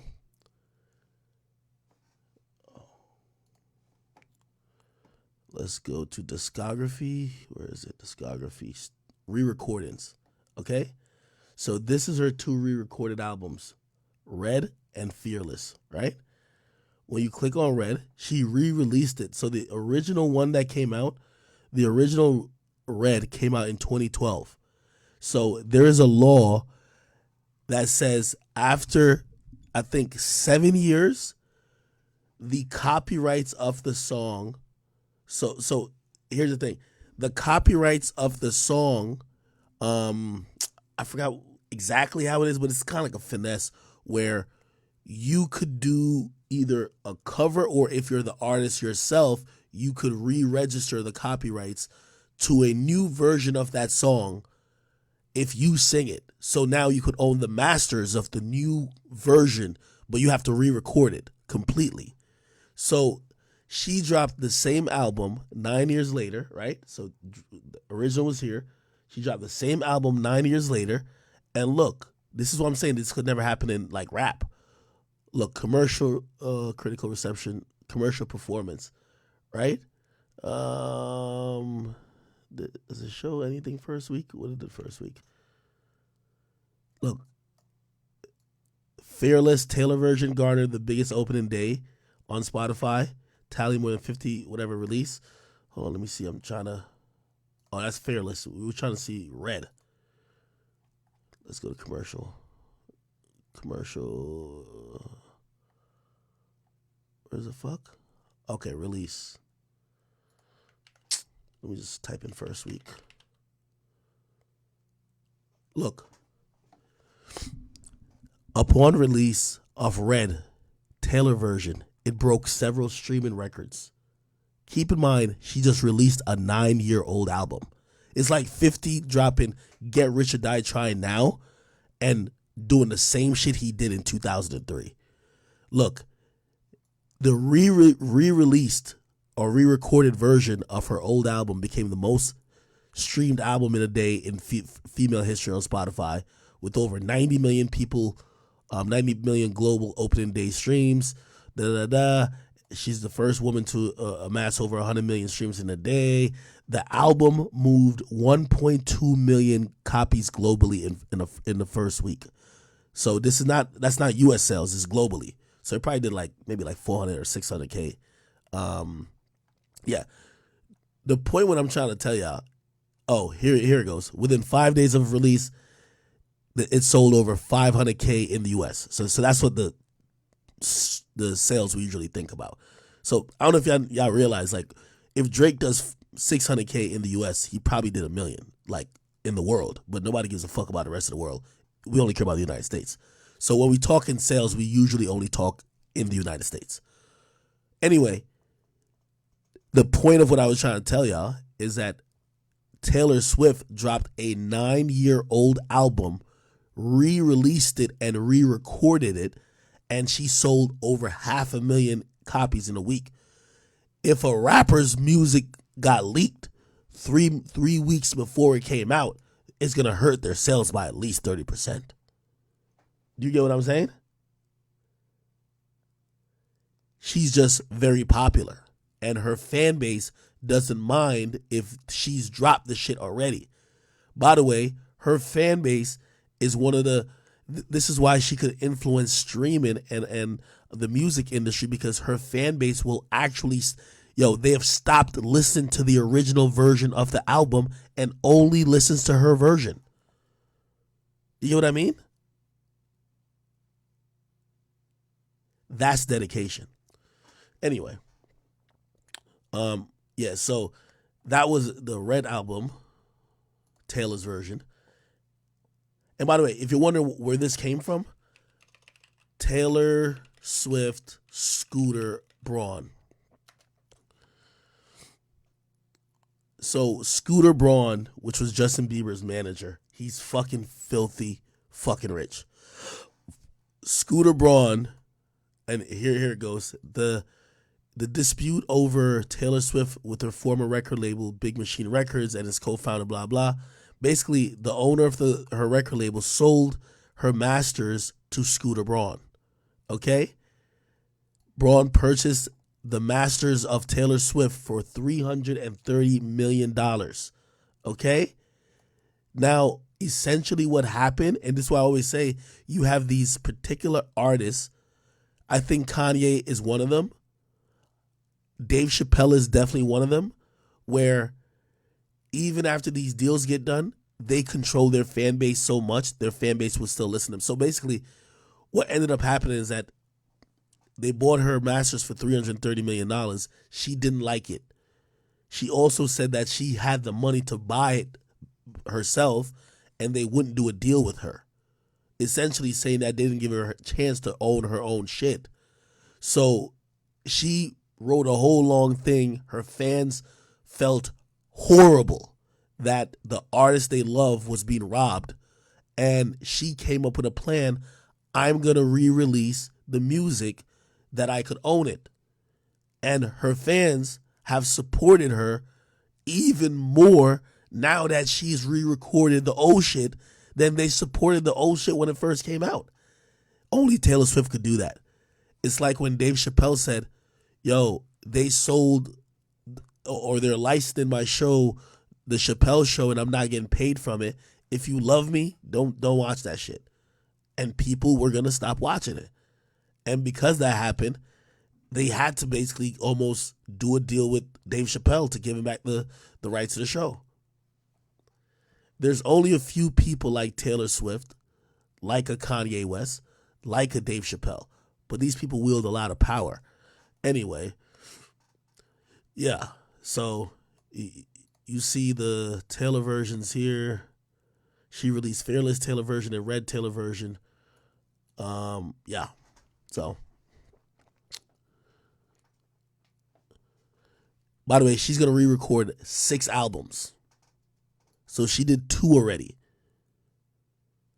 The reason why this Midnight's album is selling and is such a big deal, because it's, while she's probably going to drop, at least in the next like 8 months, she'll probably drop another re-released album, or re-recorded album, I mean. But this Midnight's album was brand new. So she's still giving new albums, but she's also releasing the old shit again. Which, if rappers could do that, right, the music industry would be, it wouldn't even be a thing. If a rapper could do what Taylor Swift is doing, think about if well, I don't know why Kanye didn't do that, but Kanye said he offered, I forgot what the number was. He offered a lot of money to Def Jam to buy his masters back. Def Jam told him, fuck off, nigga. Like, nigga, nigga, you trying to get the masters to Jesus Walks? Get out of here, nigga. And remember, he's a billionaire, but they won't sell it to him. Remember I told you that they didn't want to give Youngboy back his masters, or even Youngboy was going to sign with Atlantic if they were down to do a deal where he got back some of his masters retroactively. They were like, fuck no. We'll give you more money. We're not giving you give you none of those masters. I hear the deal Drake owns, I believe, I heard it was 50-50 now. Like, he owns half of his masters. And yes, a masters is like a pie. So it's not just you own it or I own it. There's percentages on it too. You know what I mean? Usually when you sign your first deal, you will own none of your masters. The label will own your masters. When you do renegotiate, you renegotiate usually for, and it's not retroactive, it goes forward. You renegotiate and you'd be like, yo, for every release from now, I own 25% of the masters, right? However, the label always control the rights of the masters, which means they make all the decisions. So you might own a percentage, but they make all the decisions. So they could do what they want. You just own a piece of it. From what I hear, Drake owns about 50-50. That's why you see the portion he owns, that's under the OVO brand. Anything he releases now, you'll see OVO/Republic. You won't see Cash Money. You won't see Young Money. You'll only see OVO/Republic, because he owns half and the rest of the half goes to Republic.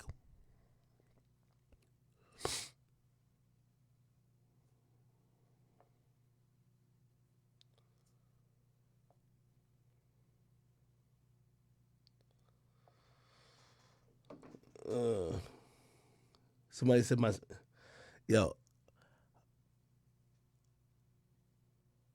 Chat. I apologize for my stream today. I really don't know what's going on with my internet, man.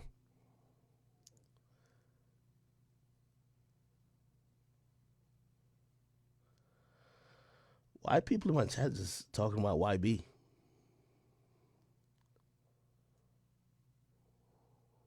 Somebody says The Weeknd. I don't know too much about The Weeknd deals, to be honest with you.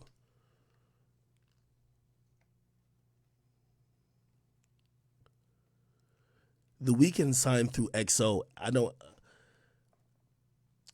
I have to imagine, like, artists like The Weeknd, unless he's in like some long ass deal, The Weeknd should own the majority of his masters. You know what I mean? At least for the new shit. But it depends on how many times you like renegotiate. Yo, the music business is an interesting place. When you come in, you sign essentially the worst type of deal possible, right? And over time, you're supposed to renegotiate to get the best deal. Obviously, the best deal would be pretty much just a distribution deal, like what Bad Bunny got.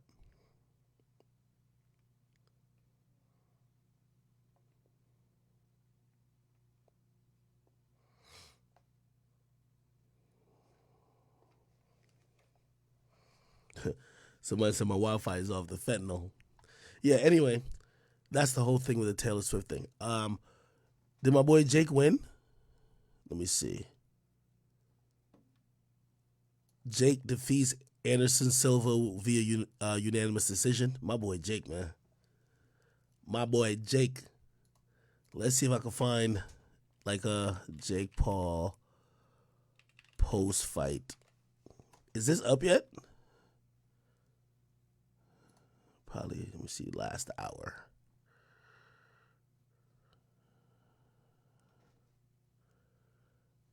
Yeah, I don't want to stream the shit on here.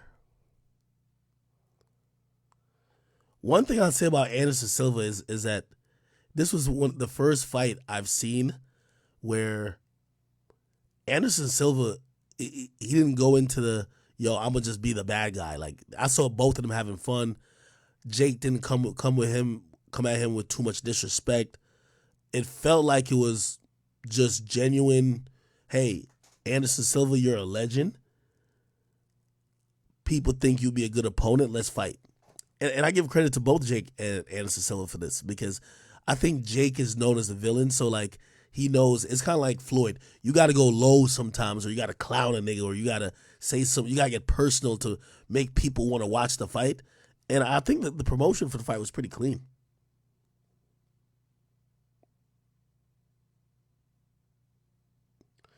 Somebody says he actually knocked down Silva in the last round. I like Jake as a boxer. I think Jake found his purpose with boxing. I don't think it's just all for money. Like, Jake was a YouTuber, he was a Disney star, but the amount of work and effort I see Jake put into him boxing, bro, he's changed his entire life. The dude basically lives in a training camp. He keeps his trainers around him. He's changed his circle. He's fucking in Puerto Rico just constantly training all the time. Like, he's filthy rich. He could just be fucking off in LA, just at parties, just kicking it with random chicks and just like wilding out constantly. But he's kind of changed his life to try to be a boxer. And this is why I don't think no one could really compete with him in the celebrity or influencer boxing space. Like, KSI is my guy, but I think Jake Paul will give KSI the beats.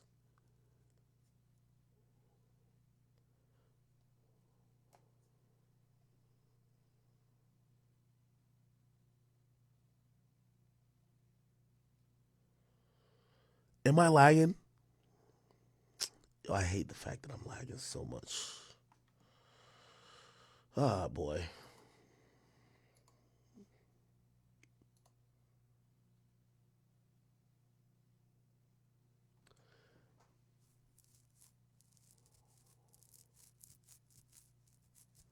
Nah, I think Jake give any one of these niggas a beat. So I'm gonna be honest with you. Jake is that guy. Like, Jake's a boxer, bro. Somebody says break down the YoungBoy Motown deal. YoungBoy has a very favorable deal with Motown. A very favorable deal. I can tell you a few things I've heard about it. Even at the young age of 23, YoungBoy is, very aware, and, he knows the importance of owning his masters. And from what I've been told, actually, I'll give you the lowdown on that deal later. Kodak and YoungBoy are at Motown Capital, and they're making moves over there, man. They're getting the youth, they're getting the future, and they're cutting the checks. What I will say is that this deal with YoungBoy, it's supposedly very short. So it won't be a deal where, he signed, I think back in 2016 or 2017 to Atlantic, and that deal lasted for 5 years. This won't be a 5-year deal. What we're gonna see is, and I wonder how this is gonna affect the music industry too, because the reason why Drake is dropping so much projects is because Drake just signed a big deal. Like, you know what I mean? I love when artists act like they're so fucking special, and they're like, oh no, I'm just waiting for inspiration. No, nigga, you're waiting on the advance check, and you're waiting until this shit counts as an album. You're gonna drop. You feel me? Like, Kendrick didn't wait 4 years because he was going on some spiritual journey, my nigga. That nigga was going back and forth with TDE and trying to create his own shit, and the moment he got his situations right, he dropped. You just don't hear no drama with it. Like, you just never hear, you don't see Kendrick put up like fuck TDE or say some wild shit. He would never say that. He has too much respect. But when artists don't drop, 9 out of 10 times is because they're going through shit with their label. 9 out of 10 times. So Drake is going to drop more frequently. Drake is dropping with 21 Savage next week. By the way, that's the thing I knew about. I was trying to hint to. Yeah, I thought I was just hating when I said Lil Baby won't drop the biggest album in October, which he still did because Taylor did. But technically he would have if it's just rap, because Drake and them pushed it back. Personally, I'm going to tell you what I believe. I believe that Taylor Swift got these niggas scrambling. Now, granted, Taylor Swift is supposed to have a historic drop next week.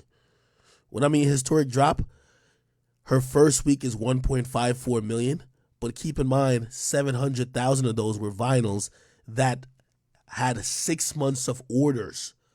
It took people 6 months to order that, right? So she's not getting 700,000 vinyls for second week, right? So remove that. 1.5 minus 700,000, she's already at max, going to be at 700K. Let's cut her streaming in half, so from 400K to 200K. Who the fuck is going to be buying physical albums, cassettes, and CDs? People think that she might go from 1.5 million to 500,000. No, actually, not 500,000. 300,000, which would be an historic drop.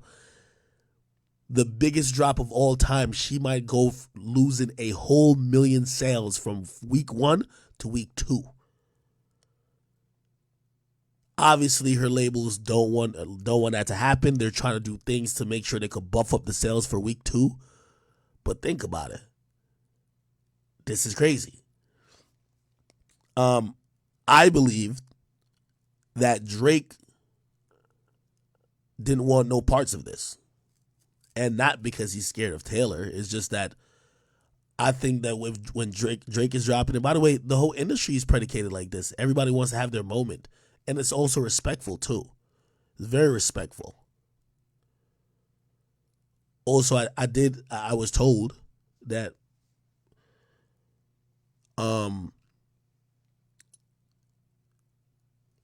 Drake only pushed the album back. Well, no. Well, obviously, 40 does have COVID. Like, apparently that's a real thing. But it would have not gotten pushed back to next week if Metro didn't push his album back first. And just out of respect, 21 Savage is really close to Metro, and Drake fucks with Metro heavy. Metro's making this album, and he dedicated to his mom that passed, God rest her soul. So they weren't going to just try to bombard his date anyway, but once he moved off of that date, and granted the fact that coupled it with 40 got COVID, Taylor Swift doing all this shit, they moved it. What does that mean? There's a lot of moving parts. Like, a lot of moving parts. Let me look at the album release schedule. I could look at the album release schedule and kind of tell y'all.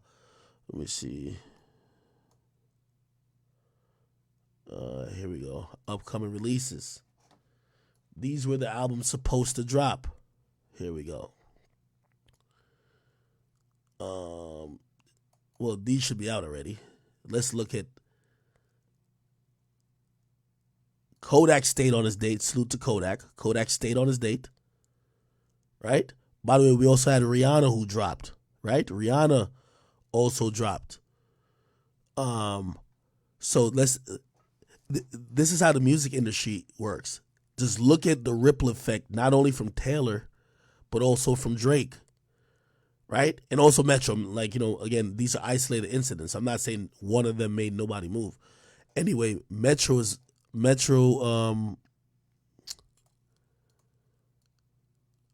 moved off of next week, right? Drake moved to next week. From what I'm hearing, Boogie's moving off of next week. It's one thing you're dropping with Metro. It's another thing you're dropping with Drake. Drake moving is clearing the way. This date, the 4th, everybody's dipping from the 4th. It's gone. The 4th, because Drake is dropping then, nobody wants it. So I hear Boogie's going to be moving back. Glorilla is dropping the week after. I think she might stay there. Keep going. Ooh, Chief Keef dropping Almighty Soul 2 in December. Give me 1 second, I'm going to grab something to drink.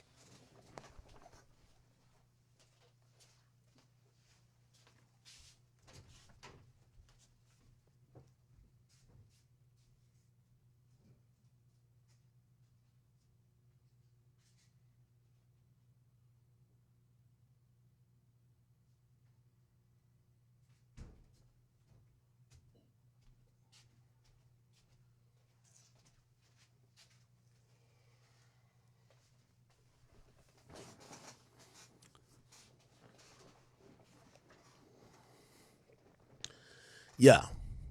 So, from what I'm hearing, okay. Then, when is Black Friday? When's Black Friday, people?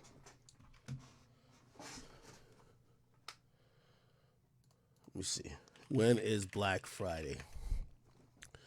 Oh, the 25th? Okay, great. Let's see who's dropping the 25th.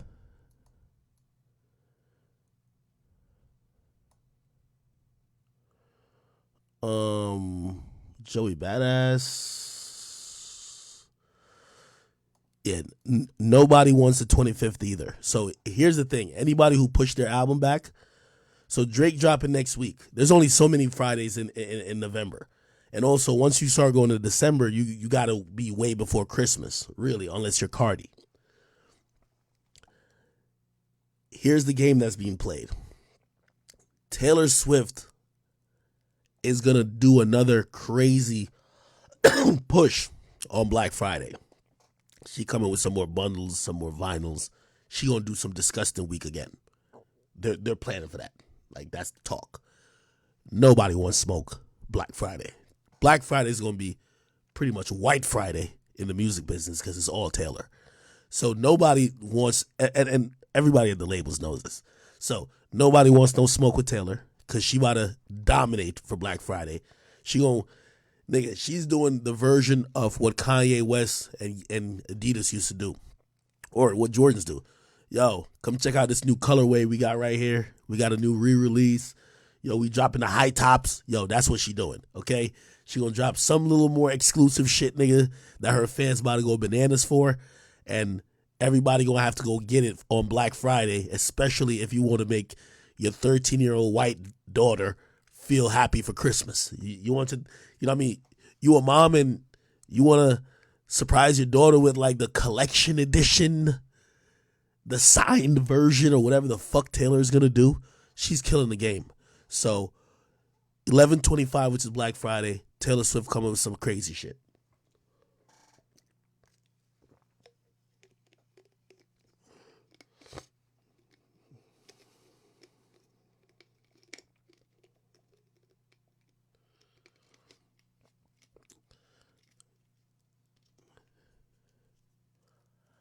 I heard some other supposed what do you call it again? Some other supposed albums that are dropping. I won't say nothing. I feel like I be hearing this. If I tell y'all, I feel like I fucked their shit up, and I want to fuck people's stuff up, you know? But some people are trying to come with some albums that we didn't see on that list. We'll see how it goes. I think with Drake dropping, Metro dropping. What did Metro do first week last time? Metro Boomin. Yeah, let's just. By the way, the whole industry is going to support this project by Metro. It's Heroes and Villains. That's what it is. What do you do with Not All Heroes Wear Capes? I think this did pretty good. It did 99,000. Damn, a producer selling like 100,000 and it's not Khaled? Wow. Strong. Wow. So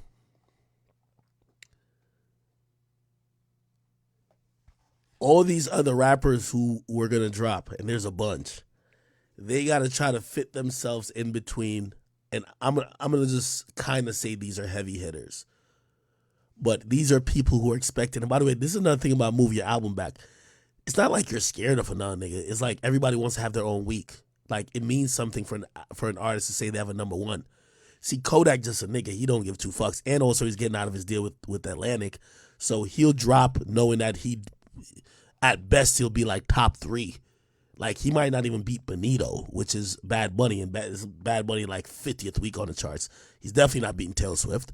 Bad Bunny's going to be up there, but he don't give a fuck. You know what I mean?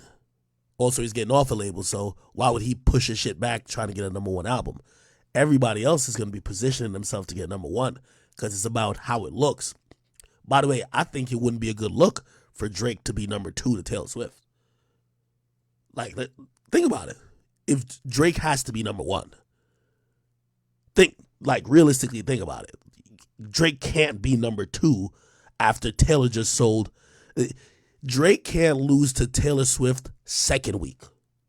So that's another thing. I really think they didn't really know what that, because this is the number I got predicted for Drake. I think Drake gonna do between 300 and 3. So, and this is where my number is coming from, right? What a Time to Be Alive. What a Time to Be Alive did 320 something, like 324 first week. I think Drake does a little bit less than that. So I say, but still between 300 and 325. Or let's give me a bigger range, pause. Between 300 and 350. Taylor might pull 300 to 350 second week. You know what I mean? So if Drake had dropped this Friday, it's a possibility that he could have been number 2 to Taylor. Because Taylor, remember I said Taylor's going from 1.5 million to probably like in the 3 range or 3 or 4, right? Third week Taylor is going to be high hundreds or low 200s. Drake should hit 300, so he should get his number one. It's all about number ones, people. So Drake gets his number one, right? That's the 4th. When did Metro move his album to? When did Metro move his album to? Do y'all remember?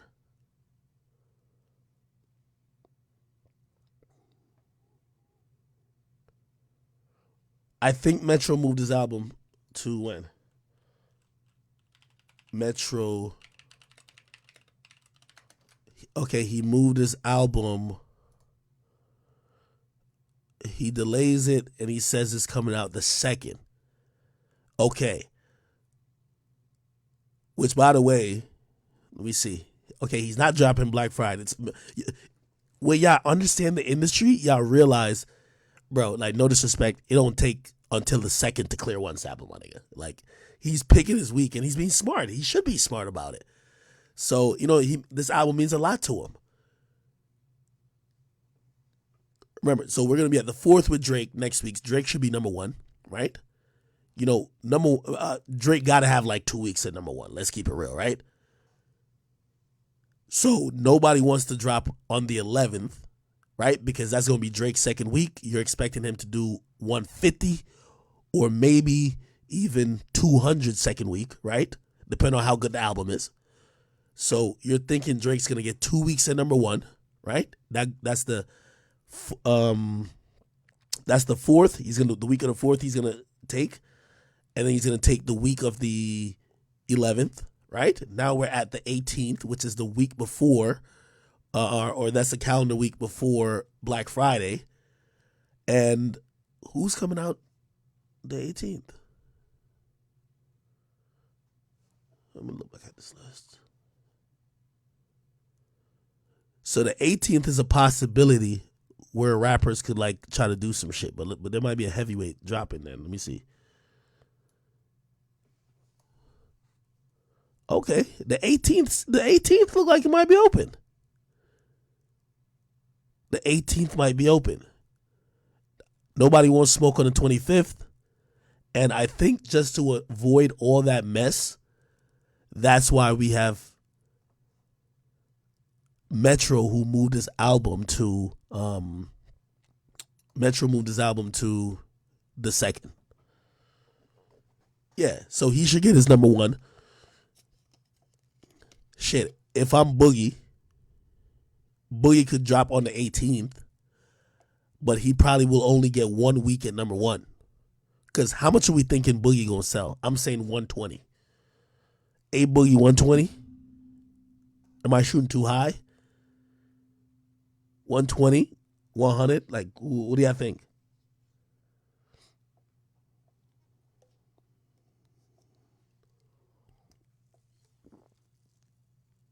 Some people say 80K, 100K. Okay. Well, I'm going off Boogie's last 2 releases. A Boogie.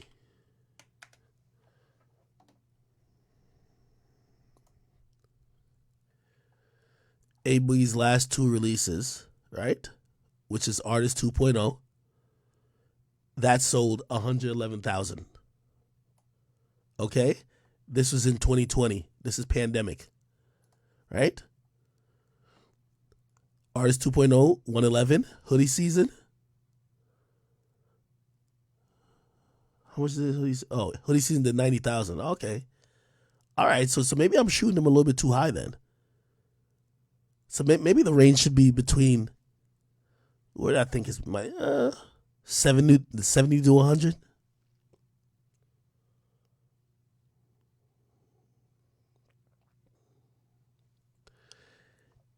If I'm Boogie and I'm trying to get that number one, I would do the strategy that this album did. This album was released, think about it, and it was number one for mad long, too. This album, Hoodie Season, was released in December. When you release in December, whatever the hot project is in December is just going to ride it out in terms of being number one, at least on the rap charts, because nobody else drops until like February. So, I don't know. Oh no, this is not December. What the fuck? Yeah, no, it was dropped December. The album was dropped December 21, 2018. The last possible release before Christmas. All right, we'll see though.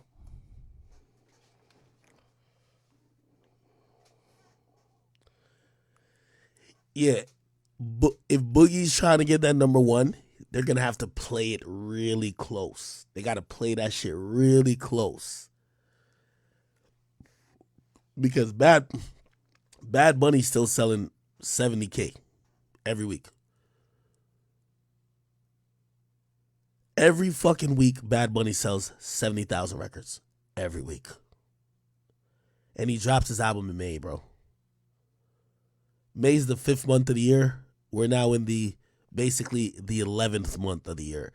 6 months straight selling at least 70K per week.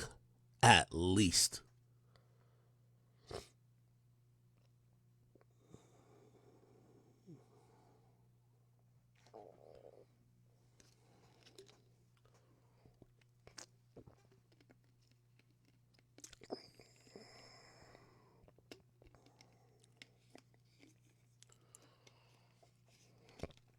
I see y'all keep asking about YB's deal. Like, I know certain stuff of, I'm not just trying to put everybody business out there. Like I can tell y'all some certain things about it, but I don't want to break it down like that. You know what I mean? Like, I also want to have people have certain privacy, especially when I find out the information a certain way. You know what I mean? Now, if I find out from an industry executive, that is what it is. But I know some in-house shit with him, so that's why I don't want to just spill the beans. But what I could say, and I don't think no one would be offended if I said this, YoungBoy signed a short deal. The deal has him getting paid handsomely up front. It's obviously an 8-figure deal. His deal, from what I've been told, is north. I don't want to put it. If I put a number on it, they're going to run it with the headlines of it. So I'm not going to put a number on it, but it's one of the biggest deals that anyone in his generation of rappers would be getting. So he's getting paid handsomely. They're also taking into account the fact that he drops music very frequently, and they're also pledging more support. I don't know how that kind of works, because sometimes I can't, I would blame Atlantic for a lot of stuff, but YoungBoy never really talked to the label. Like, he just did his own thing. So it's hard to support a nigga who you can't even plan with. You get what I mean? Supposedly it's going to be different, but I know YoungBoy's extremely excited about this, because this is the new frontier and the new chapter of his catalog. He's building a whole new catalog with the situation. Also, here's the thing that's also interesting. Under Capitol, which he's going to be now, his label, so Never Broke Again, right? When you see the compilation albums they drop, that's been under Capitol. Remember when YoungBoy was like, because he had called me about it when because his label, which was Capitol, they hit me up and they were like, yo, could you put up this text from YoungBoy? I don't even know who he was texting. I'm like, you sure YoungBoy's cool with this? They're like, no, it's cool. And then YoungBoy wasn't cool with it, right? Anyway, here's the thing. His label deal, right? Never Broke Again LLC it's always been under Capitol. Now his solo career goes there too. Honestly, I think what's probably going to happen, but I don't know if he's interested in this, he could probably negotiate another stupid bag to combine the two, to combine his shit and the Never Broke Again label, and they could probably give him, that label could be getting a shit ton of money to end up trying to be something like a CMG or a QC. He's that type of artist that could demand that. But I don't know if he wants to leverage. He's never really leveraged that record label ever, honestly. He's a face of it, but you don't even see YoungBoy promote the compilation stuff that crazy. I think they're dropping a compilation thing soon. YoungBoy don't really be posting about it. Because in reality, that money guaranteed. And also it's not his projects. It's the group projects.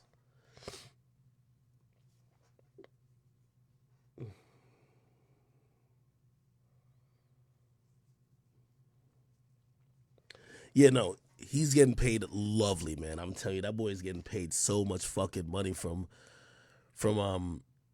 music. It's ridiculous.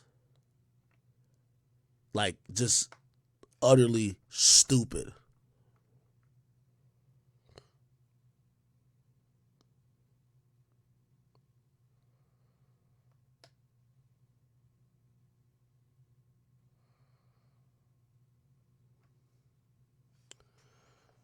Let me pull up the fucking comments.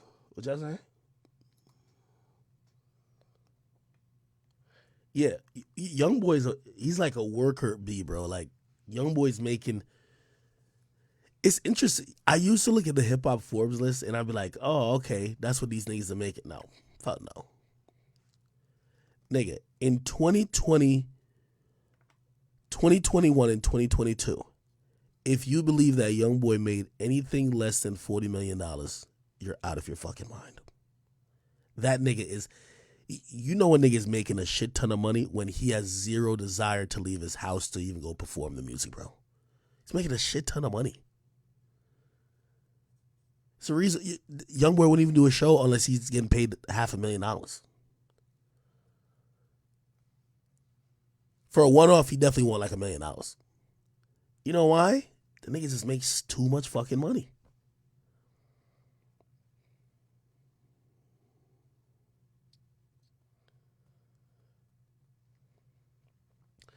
Somebody says, oh, y'all trying to figure out how much his deal is.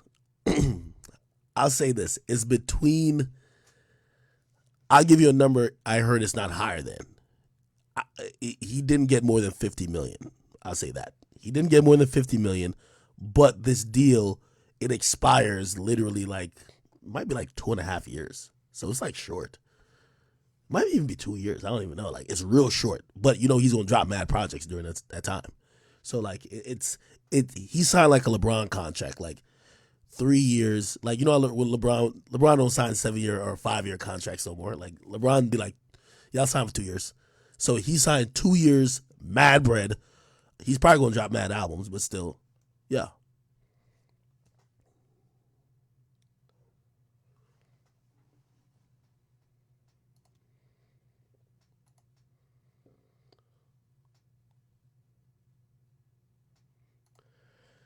Shit, if all right, let's get into some young boy shit.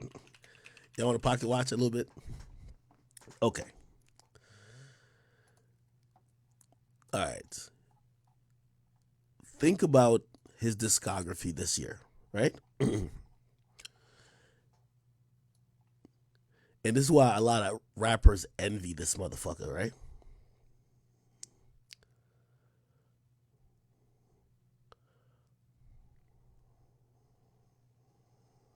Let me see.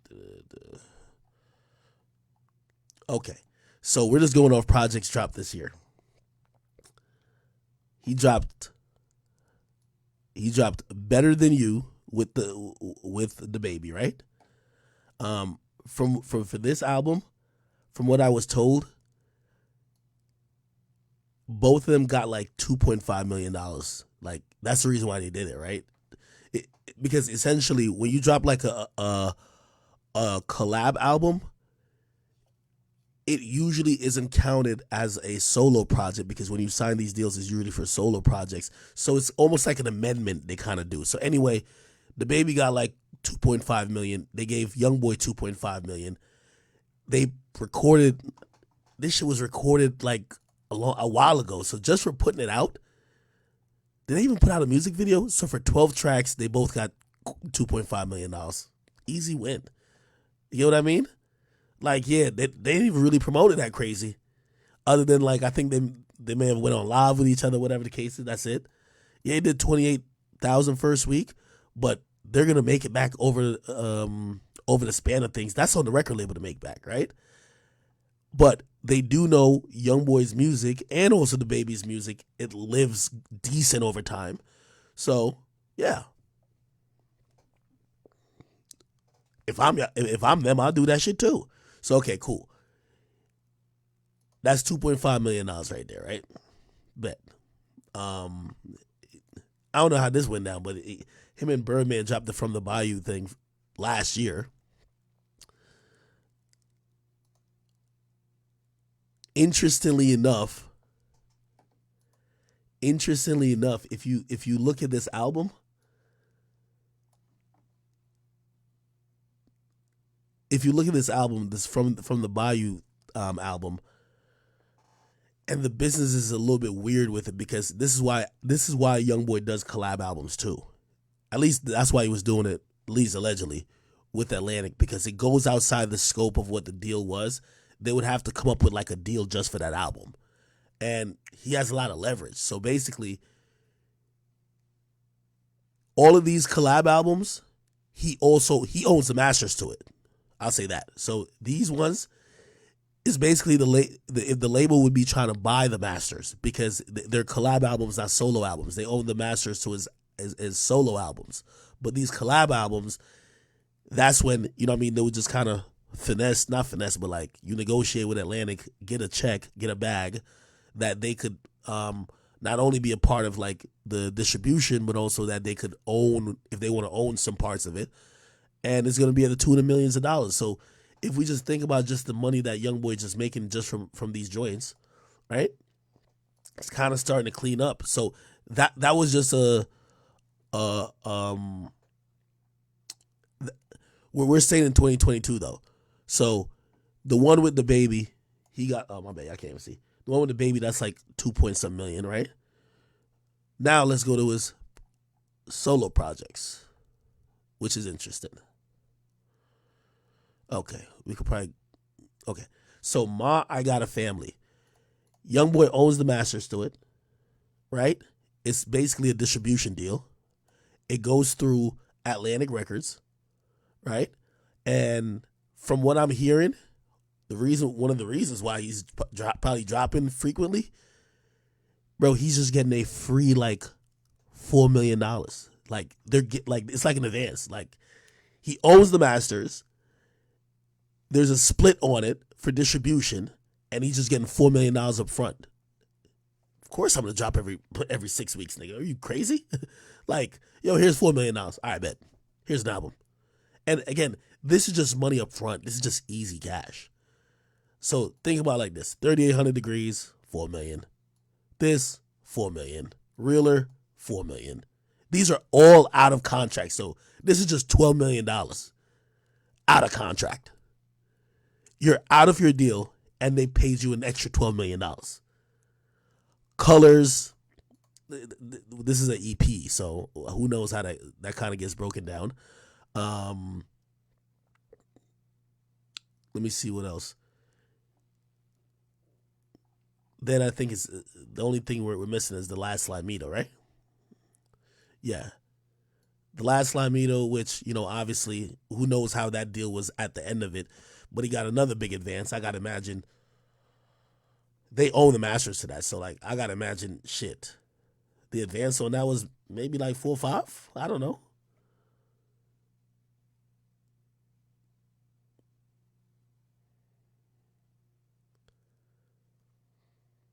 Then it's rumored that YoungBoy did a deal for his portion of the masters, right?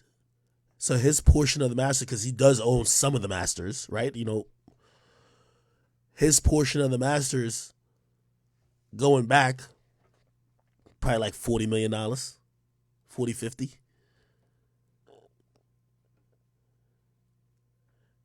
That's one deal that people don't realize he did. I think he sold his portion of the masters for the old shit because he couldn't get the whole, like Atlantic wouldn't give him the full thing. So he's like, all right, fuck it. I'm about to just make some new shit. Probably got a nice little 40, 50 million off of that, right? So that's 40, 50 million he just got, right? Then he's dropping these out of contract projects that he's getting like 3, 4 million up front for. So add another 12 million, that's like 60 million, right? Obviously, the nigga is a profitable artist. The label don't gotta spend no money to fucking promote him. There's no billboards, there's no radio, there's no nothing. So the nigga is profitable, which means he's gonna be eating good off royalties. Let's think about royalties coming around every like fucking, I don't know, quarterly. He should be getting 5-10 million off of that. I don't know necessarily about any publishing situations if he signed or if he's currently in one already. But that's another, just throw some more extra millions on that. So just think about it. Like, if you a nigga who's making from the crib like $60 million, it probably takes him like a weekend to record a fucking album. Why the fuck would you go to the club for $100,000? You know what I mean? Like, why would you even get in a car? Got to get with all the homies. Got to get with security. Fly all the way over there. You wouldn't do it for $100,000. You wouldn't do it for $200,000. Nigga, your time at that point is like, bro, I could just stay at, bro, instead of me traveling this weekend, nigga, I'm going to just stay at the crib and record another fucking album.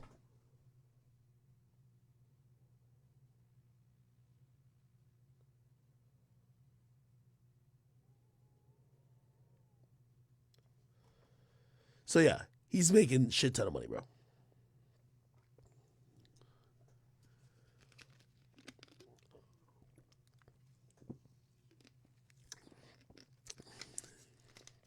Young boy got this shit on easy mode. Put it like this. And it's all about, remember I said Taylor Swift, nobody could do what Taylor Swift is doing? Every rapper or every artist has their own unique thing they could do that nobody else could do. Taylor Swift sold 600,000 copies with a re-release the first week. You know what I mean? Like, she dropped I told you, 9 years later, she dropped the same shit, sold mad records. Youngboy is out of his deal and is still dropping like he's working for a deal. And he's getting wild amount of money. Now, his audience won't care if he drops 10 projects in a year. Let's put it on the flip side. Meek Mill technically can't release new music for a certain period. I think till the end of the year. That's why we haven't got no new Meek music. Like, he's previewing shit. He could drop some shit on YouTube. But imagine if Meek was free to, or maybe if that's how his recording process was, where he could drop 3 tapes. By the way, I think Atlantic would also go to him and be like, oh, Meek, we'll give you a little check on this. It's just that he knows they're not going to support it. Like, Meek can't come out and sell 20K. You know what I mean? If Meek sell like 30K, people going to look at him like, damn, bro, you're falling off. The great thing about Youngboy, he could sell 30, 40, 50, 30, 25, 110. And nobody looks at him and be like, when he sells 30, like, oh, now he's falling. Everybody be like, man, that nigga lit. He's just dropping them shits like it's nothing. He dropping them like a vlog. But technically, Meek and Youngboy are in the same situation. They're out of their deal. And when you're out of your deal with Atlantic, they say you can't drop music for a certain period of time. Except Youngboy's like, I'm going to drop music. Fuck it. And then Atlantic is like, well, if we don't have to do anything, we want to be part of the money train.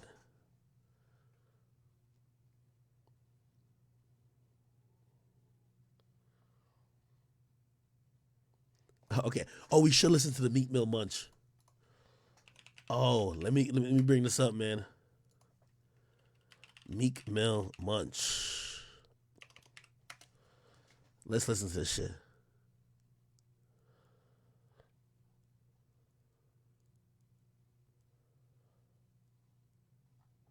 Wait, where can I see it?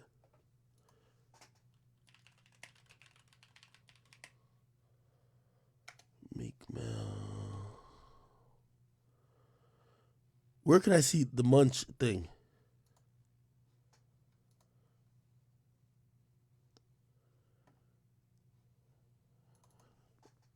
Nigga, I seen it somewhere. Meek Mill got like a little, he did a little freestyle to Munch. Hold on, let me find it. Give me a second. Oh, here we go. You ready? Here we go. You know I'm Philly, I'm crazy. Whatever I say, I was busy. You thought I was Philly? You leaving it what? That money I gave you wasn't even enough. That wasn't I was keeping you up. I'm really popular, let's keep it a bean. I'm from Philly, say what do you mean? You thought I was Philly? You know I'm Philly. All right, this is Shade Room. They bleep out every fucking curse word. Come on, let's get straight to the bullshit, man. Meek Mill Munch. Come on, man. Let's hear this. Here we go. You thought I was Philly? Bitch, you easy to fuck. You know I'm Philly, I'm crazy as fuck. Whatever I say, I was busy. You thought I was Philly? You leaving it what? That money I gave you wasn't even enough. That wasn't a lick, I was keeping you up. I'm really popular, let's keep it a bean. I'm from Philly, say what do you mean? You type bitch, I don't wanna be seen. If we fuck, don't bring on my name. You thought I was Philly? Bitch, you easy to fuck. You know. I think you're having fun.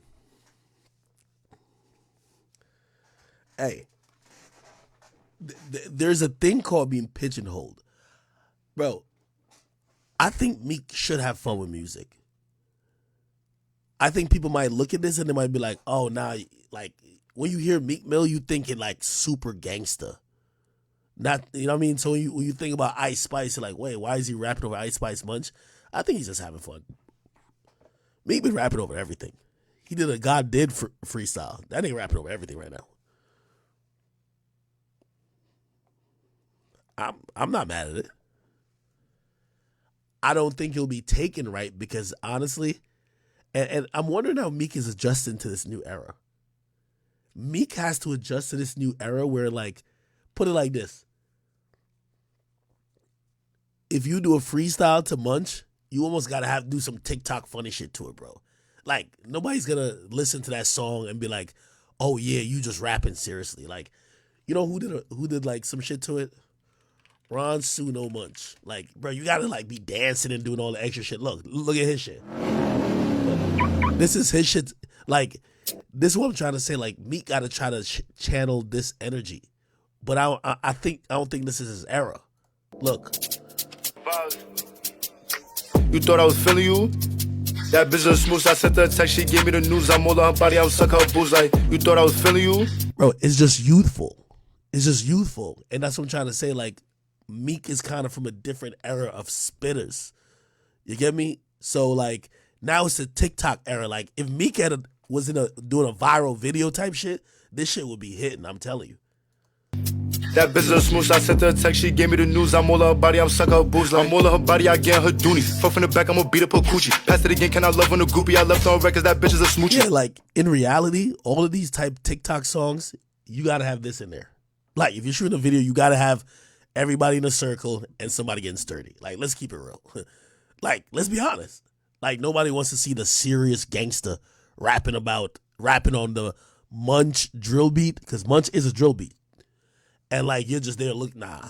The news, I'm all on her body, I'm suck her booze. I'm all on her body, I get her doonies. Fuck from the back, I'm gonna beat up her coochie. Pass it again, can I love on the groupie? I left on records, that bitch is a smoochie. She wanna fuck, I'ma give her the dick like I cannot link on the thought that I hit twice. Come to my crib, got the free after midnight.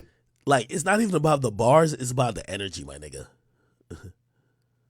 Now you come to my crib, got the free after, yes. Tell Ice Spice, let me get her ribs. I'm with the honey pack, baby, it's lit. We both from the Bronx, so you know that we dirty. I wanna show you how dirty I... Yo, I like Ron Suno. Is Ron Suno signed? I like Ron Suno. This nigga got a personality, man. Who did somebody said Cole Alexander did the best Munch remix? Yeah, but back to Meek Mill. I think Meek just trying to rap, man. Like, he trying to have fun with this shit a little bit. You thought I was Philly? Bitch, you easy to fuck. You know I'm Philly, I'm crazy as fuck. Whatever I say, I was busy. You thought I was Philly? You leaving it what? That money I gave you wasn't even enough. That wasn't a lick, I was keeping you up. Yes, him rapping ain't. It's about the energy. Like, I don't think you could look cool over rapping over Ice Spice, bro. Anyway, where do y'all think Meek Mill's career is at right now? If I was strategizing with Meek, I would tell Meek, yo, you need a 4-pack to drop by Thanksgiving. You got to drop shit on YouTube again, bro. Gotta be the hardest music you've ever dropped. Heat this shit a little bit up until you could drop official music. Somebody says out his prime. I don't think Meek is not in his prime. I think, and this is what people never realize about liking artists, sometimes time moves on. The music that Meek makes and the music that's being consumed isn't that. You know what I mean? Like, think about it. A lot of the music that people are flocking to sounds very different from Meek Mill. I don't think he fell off. People, like, all of this drill shit, the kids kind of put everybody on. Right? Like, at first, that drill shit was really just a bunch of kids. But now everybody listens to drill. Right? Meek's sound feels just dated. You know what I mean? There was a time I always said, I don't think 50 necessarily fell off like people claimed he did by the time he got to the Curtis album. People just got tired of that sound, and he kept the same sound. 50 always had the same sound. People like Kanye and Drake, though, they always changed their sound. And even though, you know, a lot of people didn't like that new shit by Drake, the fucking dance album, Drake was experimenting with UK shit, drill shit, this type of sound, this type of wave mad early. Like, he knew him just rapping wasn't going to keep him on top. He had to adjust and adapt to, like, different flows, different type of trends. And when you think about somebody like Meek Mill, I don't know if this era kind of favors him that much, but the good thing about him is that he can rap. So we'll see what happens.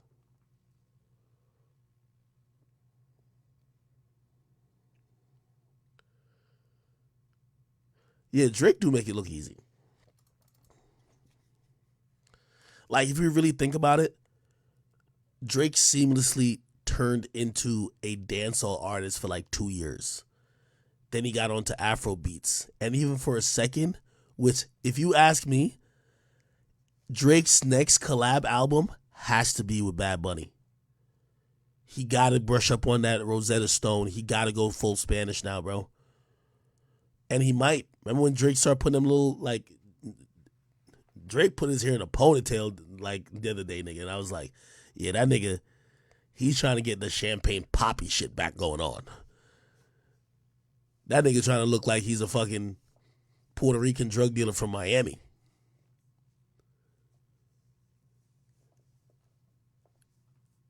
Drake used to make Houston records, Memphis records. He was on his West Coast shit for a while. He's always, in a rap sense, kind of came off like he was like doing some New York shit, right? But he's also touched base internationally with the UK, definitely with Afro beats. He showed you a little bit side of Canada. Like, he's kind of moved all the way around.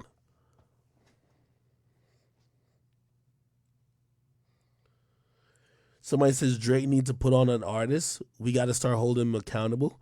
Lil Wayne blessed him. And Nicki just for them to ball hog.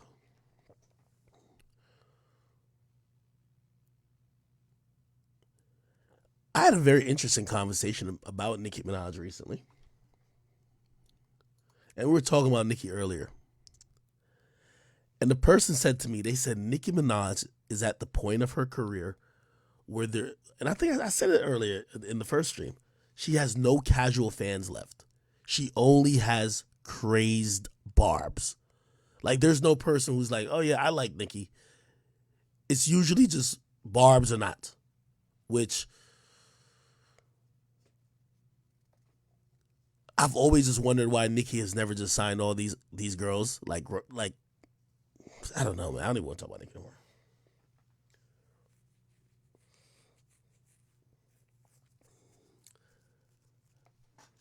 I don't think Drake or Nicki will end up putting an artist on that's close to being the magnitude of them.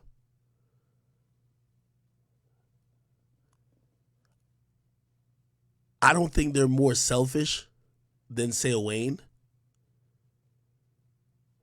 But I don't think they have the infrastructure, too. Like,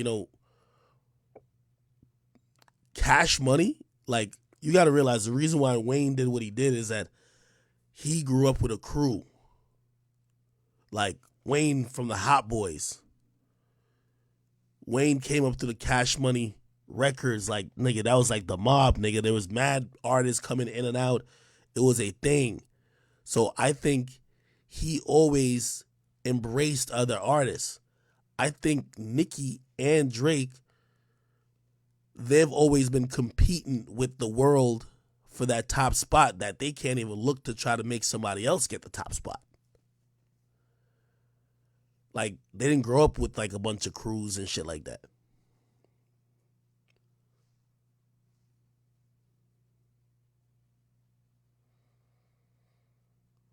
Drake could easily do a mixtape with all the artists he want to put on. Yeah, but people are talking about passing the ball. I'm going to be honest with you. Like, if you listen to Drake's music and Nicki's music, one thing that's very clear, even at an older age, they both refuse to, like,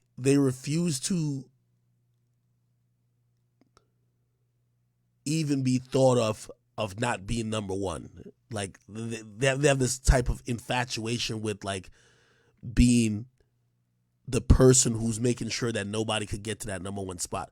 So it's not like, I feel like over time Jay-Z was like of course he felt it was number one, but he wasn't chasing it like I'm seeing how, like, if Nicki sees a girl that gets a hit, Nicki don't feel good. You could tell. Like, Nicki don't seem too happy if another girl has a hit song.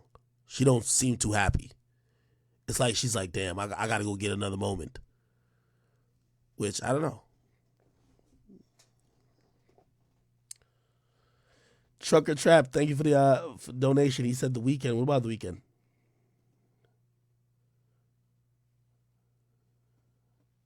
Somebody says Drake has signed artists. Yeah, but Drake has never signed an artist that's in the mold that could possibly replace him. You have to realize Wayne when you hear Wayne talk about Drake early on, it was very clear. And he had intention of, yo, this kid is going to get bigger than me. Even everything he said to Drake early on by saying, yo, you're me if I didn't do all these other things. I'm glad you don't got tattoos, at least at that time. Yo, you could pass me. I think if Drake is signing a nigga, Drake might be like, all right, you can help me make some music. You over here, like, yeah, you could just be a distraction. I don't think Drake trying to sign no niggas who he think could be better than him, bro. Like, let's be honest, bro. Come on now.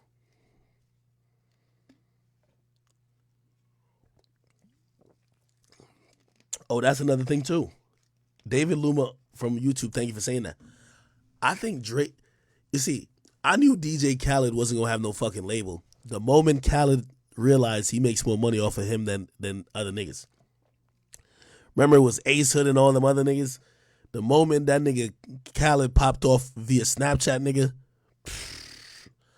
we ain't hear about an artist since then, nigga. That nigga act like he don't even have a record label. Because in reality, if you think about it, Drake made $1 billion off music. You think he care about making $500,000 off Roy Woods, my nigga?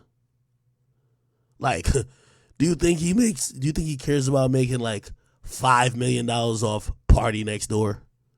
No, brother. Like, respectfully too, I love Party, but bro, Drake's the prize, my nigga. Like, the fuck we talking about? He's the prize. Nigga, Drake probably like, man, I don't give a fuck about none of these niggas on the label, bro. You gotta realize when Wayne did the deal for Young Money, that was a part of a renegotiation. Wayne was already kind of looking at Birdman like, nigga, I ain't getting paid and I'm hot. What's up? Remember, he was supposed to leave and go link up with with Jay-Z and them. And they did the deal where he got his own imprint. And when he got his own imprint, YM, Young Money, and then the CMB, which is Cash Money, that's always been the game in the music business. It's a Ponzi scheme. Yo, you ain't making no money off yourself, but you can make money off the artist you sign. That's been the game for a long time. So Wayne wasn't probably making that much money off his music. And I think it was kind of Birdman throwing him a lifeline, like, now you get to, the money I made off you, you get to make it off of them niggas now. What's up? But in reality now, a nigga like Drake is making too much money his fucking self. I'm lagging. I'm sorry.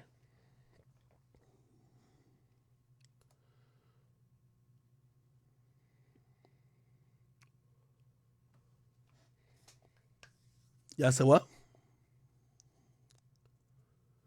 Somebody says The Weeknd is hot, but he ain't bigger than Drake. I have a very complicated answer for that. I think The Weeknd might be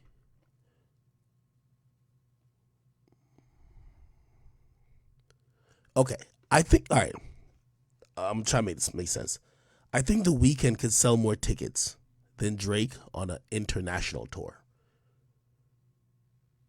Domestically and culturally, it's not even close. Drake blows The Weeknd out of the water. So The Weeknd can't sell more than Drake in a single week.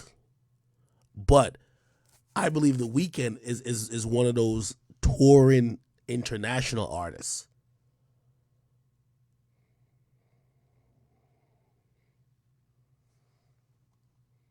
Wait, what happened? Elon Twitter? What's going on with Elon Twitter?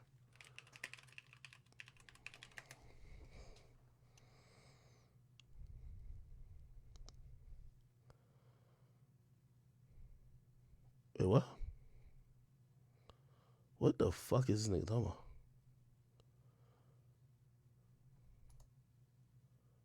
Yo, Grant, what are you talking about, bro?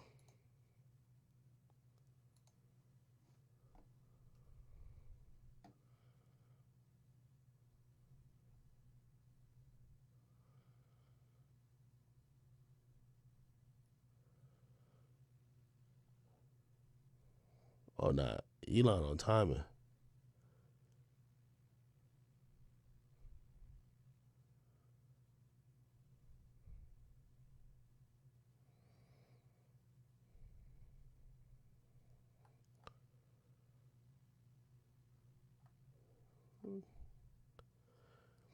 This is really all this Twitter takeover is about.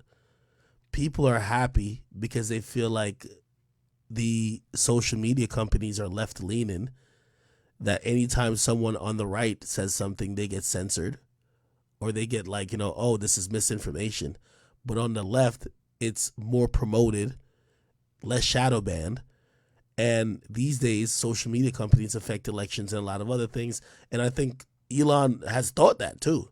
So they're saying, yo, election censorship returns as Twitter flags ballot harvest and report.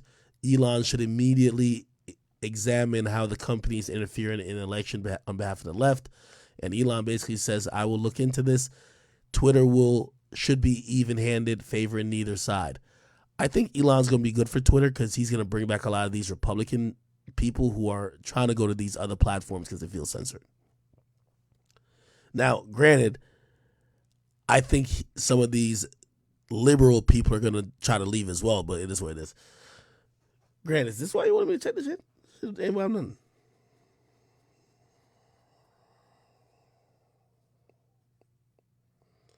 Somebody say, yo, Ak, you got to restart that modem, nigga.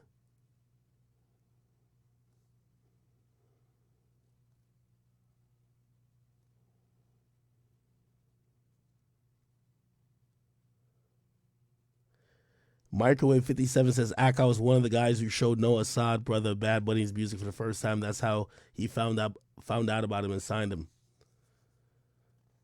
Nigga, Bad Bunny is signed to a management deal, brother.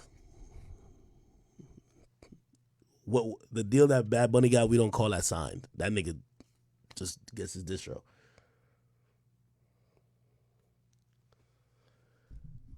Yo, I envy Elon Musk, bro. Like, imagine how rich you could be where you could just elect to buy Twitter. That's fucking amazing. And by the way, apparently the whole thing about it, because I've always said every billionaire always owns media, because most of these guys, once you're a billionaire, it's less about money, it's about power and control. And when you're trying to establish power and control, you always have to control the narrative. How do you control the narrative? You have to control media at the highest of levels.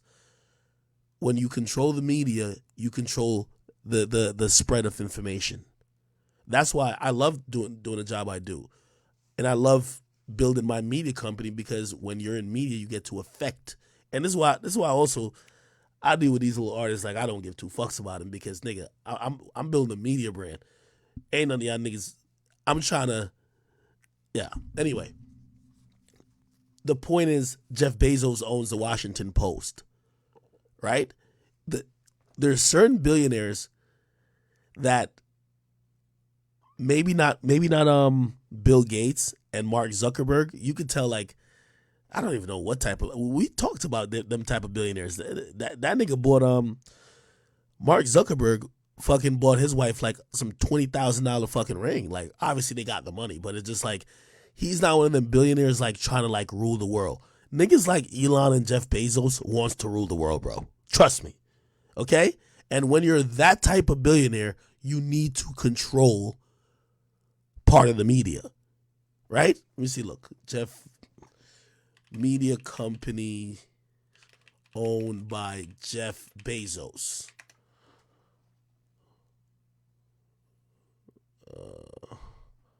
Like, first of all, Bezos owned Twitch. Like, we're on Twitch. Like, think about this, right? Okay. Look at Jeff Bezos' companies.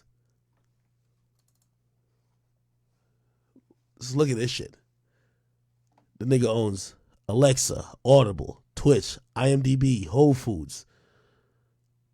You know, all these other shit. I don't even know what some of these things are.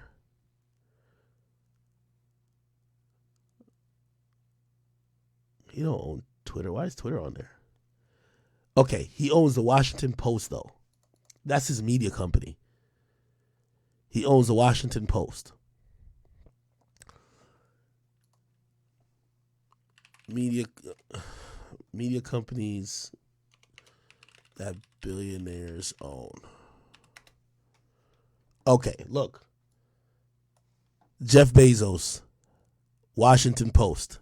John Henry, who is this guy? Let me just Google him. John Henry. And usually when these billionaires, right, when they buy the media company, they're not buying it to make money. They're buying it just to fucking help their propaganda for whatever they want. Like Amazon is literally, you know, it's a monopoly. Like there's laws against monopoly. People, these billionaires have to lobby each year to make sure government don't come in and force them to break up their company. How do you get people to not get mad at the monopoly that you have, which is quote unquote illegal if it's considered a monopoly? You want everybody to think that your company is doing really good things and always on the side of the people. So you know what you do? You fucking control part of the media. You put out good shit about yourself.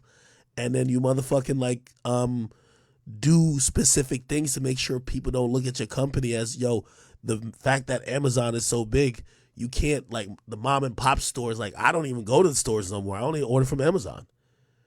Like Amazon existing has probably killed hella small businesses or possibility of small businesses, but who cares? And when I say who cares, like they have made the consumer feel fine about their existence that nobody's saying this is fucked up. Okay. Damn, there's a lot of these motherfuckers. Okay. Glenn Taylor, whatever. I don't know some of these things. I ain't gonna lie to you. Yeah, Elon Musk got Twitter. Yeah. I think that's cool. Like, if Elon Musk, who isn't, even though now he lives in they moved to Texas with a lot of his like Tesla operations, but he doesn't want to affect local news. Keep in mind, Jeff Bezos owned the Washington Post. It's clear why he's picking Washington, right? When you think about Jeff Bezos, no, not Jeff Bezos, Elon Musk, it's in his benefit to control the conversation online. Most of his shit is digital. New age technology, cool. Now controlling Twitter, I guarantee he might make the conversation even when it comes to politics. I guarantee all the things that are either criticisms of Elon Musk or criticism of his policies or how he handles the workplace, that shit's gonna be drowned out. Like, that's the reason. That's the real. Which obviously, if I own Twitter too, you ain't gonna be complaining about me on Twitter. The fuck. So I'm pretty sure he's gonna make sure that happens. It's probably gonna help him. Elon's a great finesser, by the way.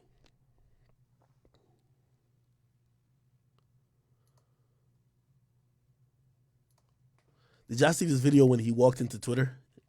Elon Musk, Twitter. I seen Grant put some shit up too. That's when this motherfucker walked in like a boss.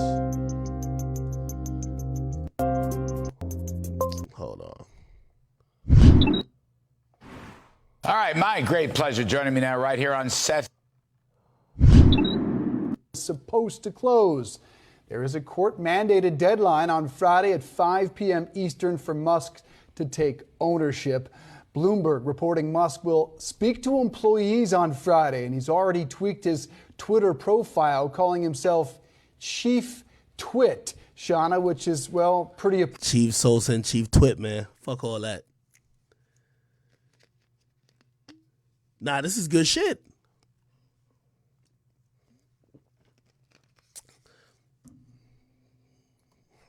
I'm going to see if I can find it on Twitter, but they said he fired this woman. Let me see.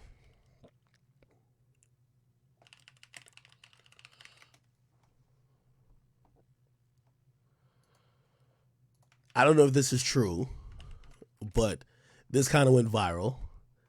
They said Vijaya, what the fuck? Vijaya God, the woman behind Trump's Twitter suspension, got fired by Elon. So apparently this was moments before Elon hit her with the, "You're fired."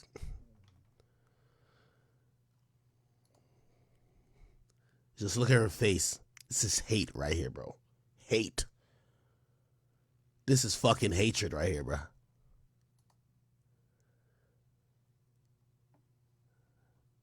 How could one woman be behind Trump's Twitter suspension?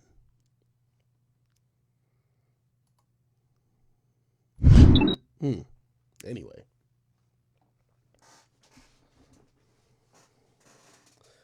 Somebody said that's not her. Is it not? Let's do the Google. Nah, that's her, nigga. That's her, nigga. That's her, nigga. That's her, nigga. This person is this person. I'm sorry. That's her, nigga.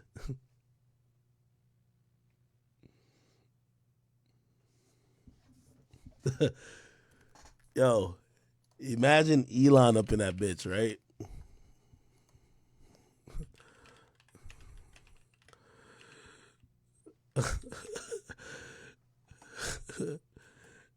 Screw you! You're fired! You're fired! Yo, this nigga is a goat. You're fired! You're fired! You're fired! All right! You're fired! Yo, why this nigga? Yo, this nigga Vince McMahon always remind me of the Green Goblin, bruh, from Spider-Man. You're fired. You're fired. Donald Trump, you're fired. You're fired. You're fired. You're fired. Yo, let's be honest. Yo, Vince McMahon is like one of the goated wrestling characters. Nigga, you ever play the WWE game? You could use that nigga as a playable character, bro. I think his finishing move was like the Stone Cold Stunner. Like it was but like this low key, he was nice.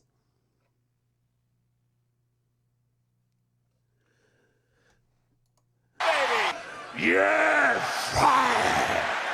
Screw you. You're fired. You're fired. Nah, this nigga's a goat. Yo,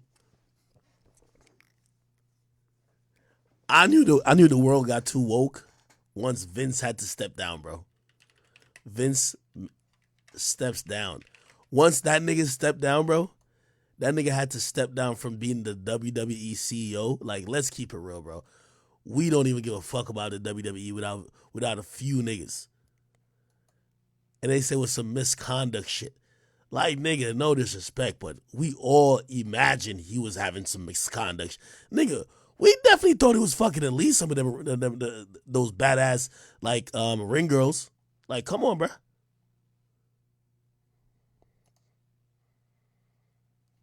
Why can I only find the Reddit thread? Oh, I think I put Reddit right here.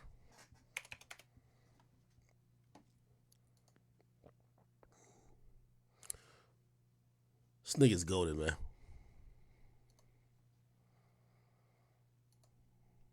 Goat. Yo, what's up with these websites thinking that I'm about to pay to fucking read the shit? Hey, yo, did y'all see this shit right here?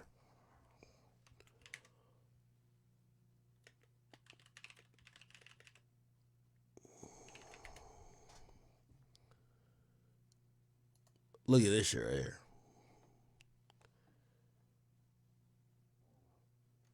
Jaden Myrick, convicted of murder, testifies he's a member of Faux PF. And he was talking about the record label there, but he claimed that he was, I don't know, let me read this. A new court update has some shaking in the boots as a conviction has been handed down. Early this year, Young Thug and Gunna were named an explosive indictment along with two dozen others. The YSL Records rappers were promptly arrested and charged with a series of gang-related crimes. Investigators have insisted that YSL is a criminal street organization, not only a record label, but Thugger and Gunna's teams, as well as their supporters, have contested that argument. After being denied bond for a third time, Gunna's attorney keeps pushing for his release. Blah, blah, blah. Okay, whatever. Oh, here we go. As we await more news about those trials, it's been reported that one of their alleged associates has admitted to having connection to the YSL gang. Look, man convicted of murder admits he's a YSL member on the stand and says he attempted to intimidate witnesses in his own case. He was convicted of all counts in a 2018 country club murder.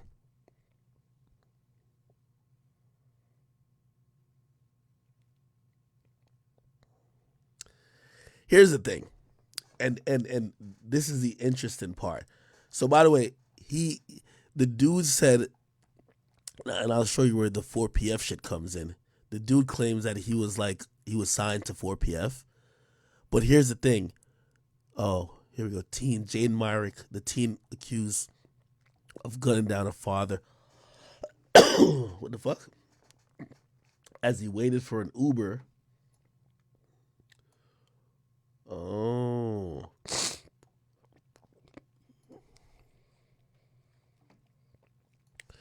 First of all, since when is niggas taking a stand? On the stand, Myrick admitted his gang ties, reportedly saying he was affiliated with both YSL, 9 Trey, and currently identifies himself as a member of Faux PF, also known as Lil Baby's crew.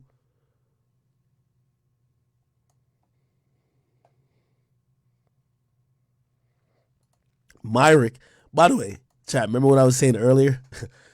Let me just say, yo, Lil Baby, I was playing. I ain't know you was really in some hot water. I want no parts. I'm running that way. I love you. I love your music. And no, I will not be testifying against nobody. I didn't know the feds on y'all niggas like that. Okay? I'm sorry. Because I don't want some shit happen and they'll be like, no, let's blame Ak. No, y'all better not. Y'all better not. I don't want no parts. I don't know nothing. Myrick alleged he was introduced to the street life by older gang members around the age of 9. He says, I was too young to get jumped in, but as I grew older, I was like family to them. He learned his fate after a judge handed down a hefty sentence of life without parole plus 3 life sentences. Jesus Christ. Why did he even get on a stand then? Bro, he got life without parole plus 3 life sentences. Nigga, what was all that you getting on the stand for? He was reportedly convicted on all 18 counts. Broader's siblings addressed the court while holding his ashes. Oh, all right, yeah. That's why that nigga got that. Oh, that's clear, chat. That's clear.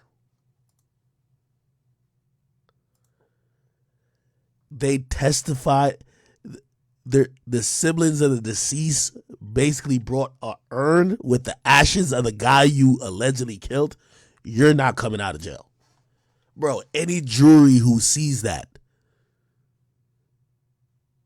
you know, the jury's going to be like, so you're telling me that guy who's a defendant killed that guy and now his ashes is in there? Oh yeah, you're going to jail. It's over. When Myrick asked if he had to say anything, he simply said, I hope they find the person that killed their family member. Oh, so he's still denying it.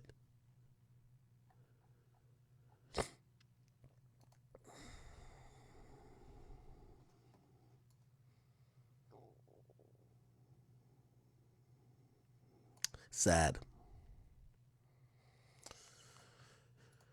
Sad, sad, sad, man.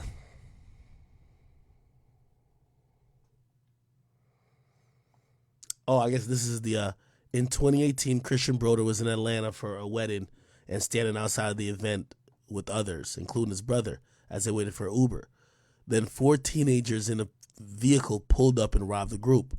But as the assailants left, Broder was said to have followed behind. Oh, he reportedly spoke with the then 17-year-old Jaden Myrick, who just held him up with a gun. Broder really tried convincing Myrick to return the stolen items, but instead the teen reportedly said, do you really want to die over this? Myrick reportedly shot Broder in the stomach, killing the married father.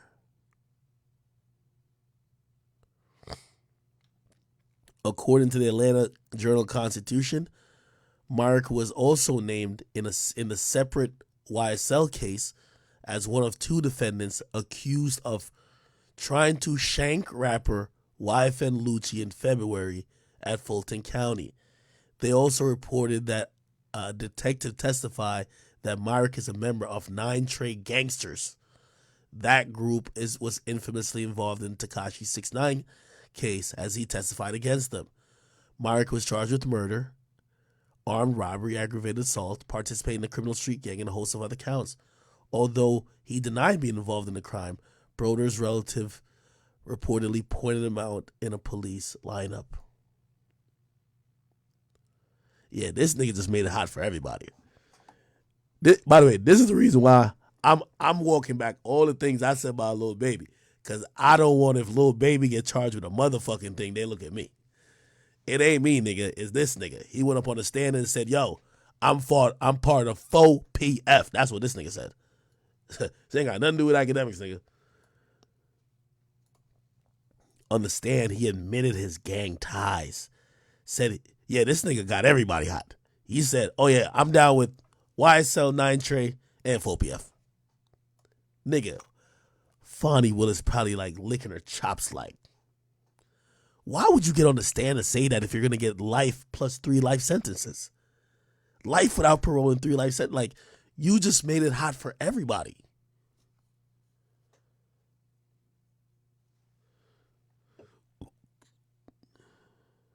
Yo, did this sketch... Yo, does this look like him? This shit look like Lil Wayne, nigga. Like, oh, gee. Nigga, this shit look like Lil Wayne, nigga. This look like a young Lil Wayne, bruh. This nigga look more like Metro Boomin, nigga. He look like Metro Boomin. This look like Lil Wayne.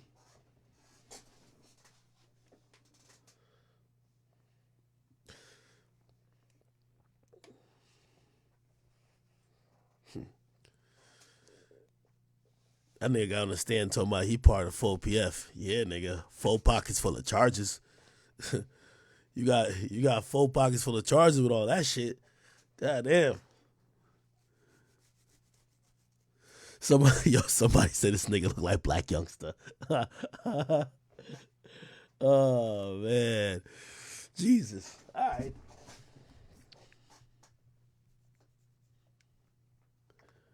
What y'all saying, Twitch? Oh, Charlemagne Vlad.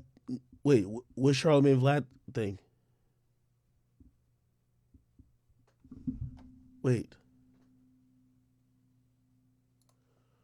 What's Charlemagne Vlad clip? Charlemagne Vlad. Like, what y'all talking about? What clip?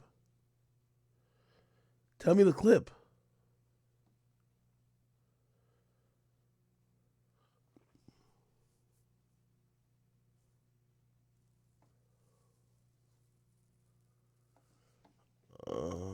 Let me see.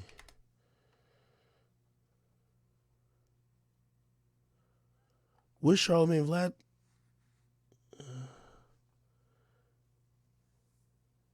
Oh, y'all got, all right, somebody said look on Twitter. Hold on. Somebody said, what did he steal to ask him you want to die over this? I don't know. Maybe like a wallet, maybe some money. I don't know. Charlemagne Vlad. Let me see. Oh, okay. I think I got it. Here we go. I'll take anything Jewish people. But they're powerful. I don't want them to misconstrue anything I'm saying or take anything I'm saying the wrong way. So I would much rather not even have this conversation. I have a lot of great Jewish people in my corner. I have a Jewish conglomerate. Yeah. Yeah, absolutely. I'm trying to think of the other Jewish rappers that we had on the list. There's, I think, Asheroth is half Jewish. I think we put him in the list. Well, he needs to start claiming the whole Jews so he can start prospering. Because he's doing bad right now. Haven't really heard a lot of noise out of him. Exactly. So that's the thing, though, too. If you are what you are, claim it, man. Especially if you're Jewish. And then you start kind of running out of people. I mean, there's Necro, I believe. You know why? Because MC Search? Search, listen, I didn't know he was, but the problem is, like, you know why there's not a lot of Jewish rappers? Because there's Jewish owners and Jewish CEOs. They run these labels. They're the bosses. That's why I'm uncomfortable. Well, what did Kanye say? He said, Happy Kwanzaa to all the artists and Happy Hanukkah to all the label execs. It's the truth. They run the business, period, from Hollywood to the music industry, everything. And I mean, it's a very powerful mafia, as they should be. You saw what happened to Mel Gibson when he went on his rant. He deserved that, though. He's an asshole. Like, I'm a stern believer, man. Like, you shouldn't discriminate against anybody because of their race, because of their gender, because of their religion, because of their sexuality. So he deserved that. Whenever you pick out a whole race and say this race is effed up, or this race is foul, or this race is this and this race is that. You deserve whatever you get. See, the problem with black people, we don't have no power. No matter what we do, we can all click up. We don't have no organization that holds any weight. NAACP don't hold no weight. We don't have no organization that holds no weight. You can't speak bad about a Jewish person because they have organizations and they're a close-knit group of people in power who will bring you down. Same thing with gays. You can't say nothing bad about gays because they move as a unit. Black people don't have that. I mean, if you. Okay, so anyway, that's the end of the clip. Was said in the caption, I disagree with. It says, hypocrite Charlemagne said the same thing 9 years ago on Vlad TV about Jews running everything that he recently just condemned Kanye for. Well, I don't know what he condemned Kanye for, so I don't know if this hypocrite thing is right, and y'all can send me what he condemned Kanye for. But if y'all are trying to say this clip is tantamount to what Kanye did, y'all don't know why Kanye is getting canceled. Kanye isn't getting canceled for saying that a lot of Jewish people run a lot of these industries. That's not why he's getting canceled. He got canceled for essentially blaming all Jewish people for his misfortunes in these industries and then threatened in any type of way. I know now he's trying to say, well, DEF CON means added protection. No, nigga, it was seen and taken in the context that you were ready to go to war. You literally said you're ready to go to war. When you start saying that against an entire group of people, that's gonna be a problem.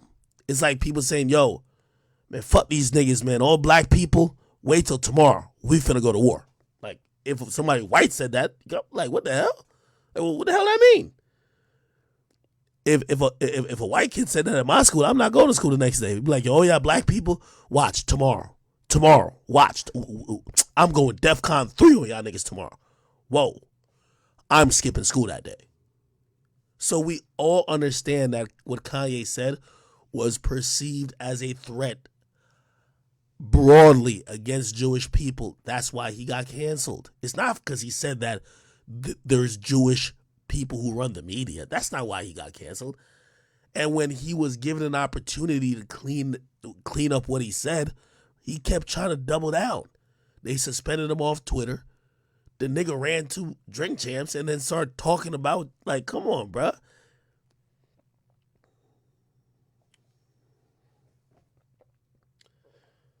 Some people said I'm copping, please. No, bro. Stop acting like what the nigga said. Yo, what Charlemagne said is not cancelable. No one is getting canceled for saying a lot of people who are Jewish run a lot of these institutions. It's different when you're trying to act like there's a Jewish agenda, or because you're upset with your business dealings, you then claim you're about to go to war with Jewish people. Bro, this is completely different than what Charlemagne just said. Yeah, Charlemagne said, yo, I believe the Jews like run a lot of these like industries. But is he fucking threatening a group? No, my nigga.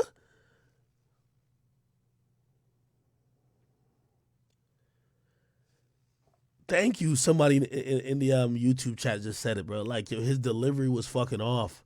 Somebody said act don't want to get canceled. Bro, like, y'all all should understand what I'm saying. If somebody said, yo,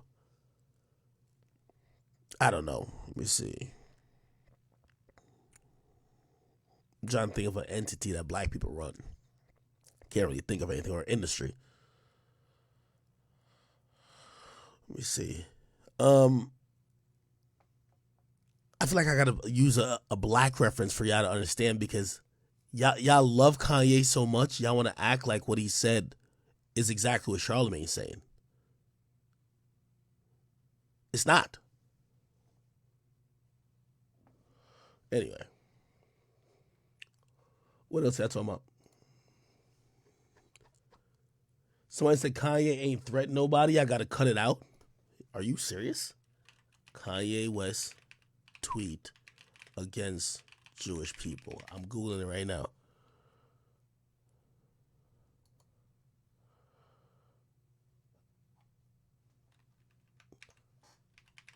Hold on, we'll find it.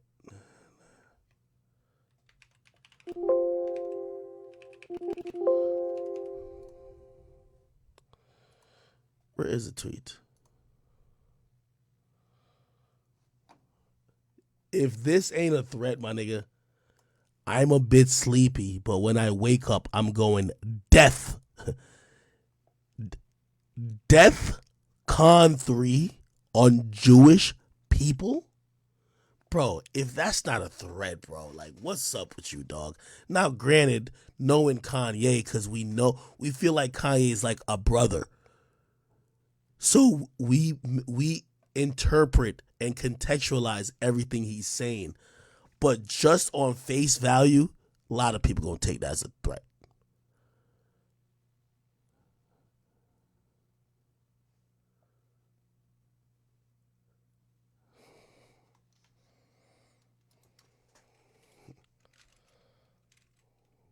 Yo, first of all, everybody keeps saying look up the definition of death. There's nothing called Death Con. It's Def Com. The nigga said death. You can't mention an entire race of people that had a genocide and talking about death. I'm sorry. Like, you should just apologize. You should have said, I fucking misspoke. I was wrong. Jump on the fucking sword, bruh, and you be straight. Y'all over here acting like y'all co-signing the dumb shit he said, bruh. Like, you can't say that shit.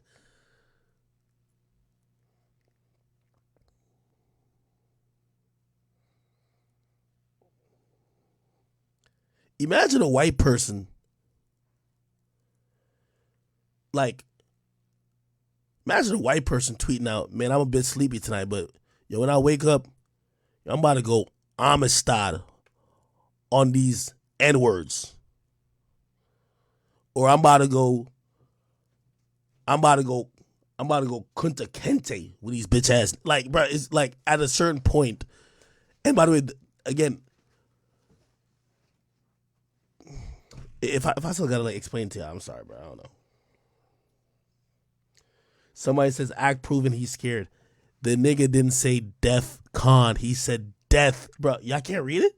It says death. Y'all are contextualizing it.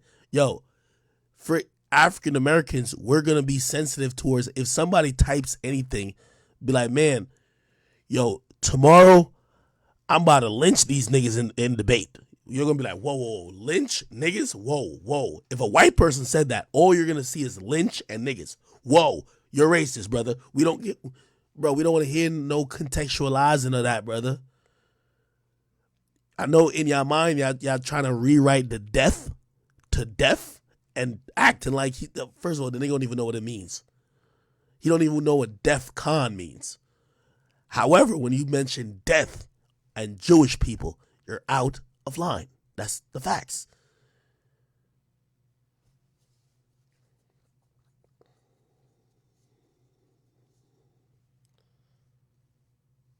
Somebody said I'm missing the point. Yo, y'all are tweaking, man. Yo, y'all are the type of people who will support a nigga all the way to cancellation and then blame him for following what the fuck that y'all were encouraging the whole time.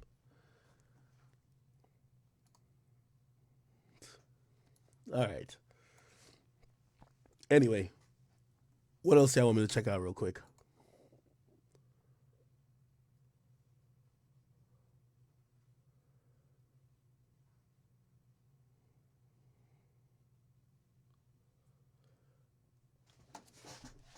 Charlemagne also went a little viral for his Kanye clip.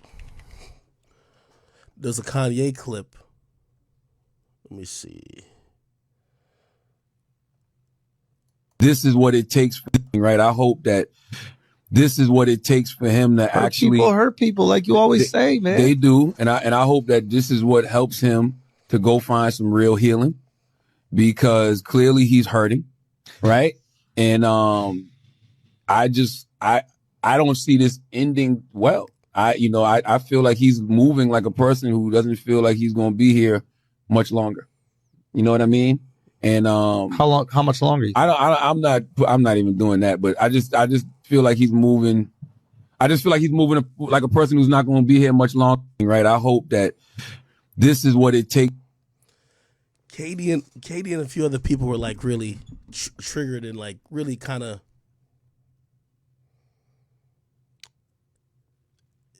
they felt disgusted by this conversation, and I'm not sure I feel the same.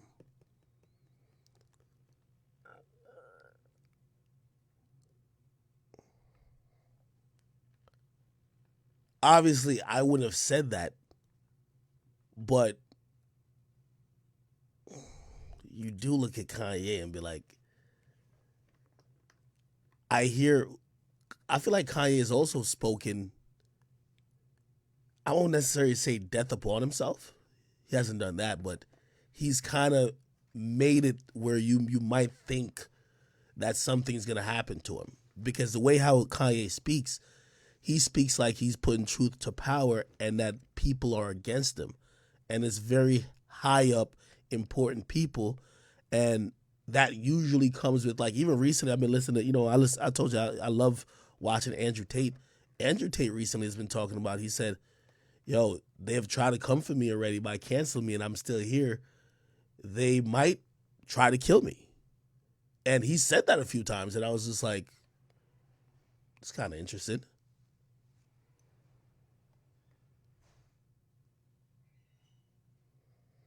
I don't know.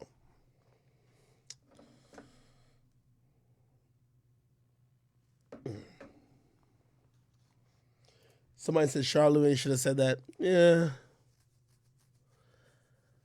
I think it was rooted in concern, though. It was rooted in concern.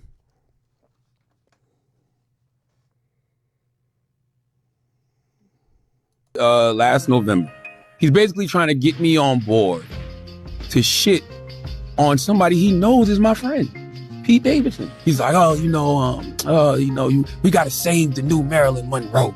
Talking about Kim. And I'm like, yo, Pete is my friend, right? So he's going on and on. And then finally he goes, my wife is out here fucking a white boy with a 10-inch penis and you won't help me? My wife is out here fucking a white boy with a 10-inch penis and you telling me that's your friend? But you're supposed to be culture? He's screaming on the phone. Somebody help. Entertaining. Yes. Entertaining. Hilarious. What am I supposed to do but laugh at that? Damn, Pete Davidson got that schlong? Holy. I mean, he did mess with Ariana Grande and Kim K. Maybe. That's embarrassing to admit, though. I'm going to keep it real with you. I don't want no nigga with no fucking foot-long cock fucking my chick. Like, come on, bro. Like, I'm telling you, yeah, no, come on, bro.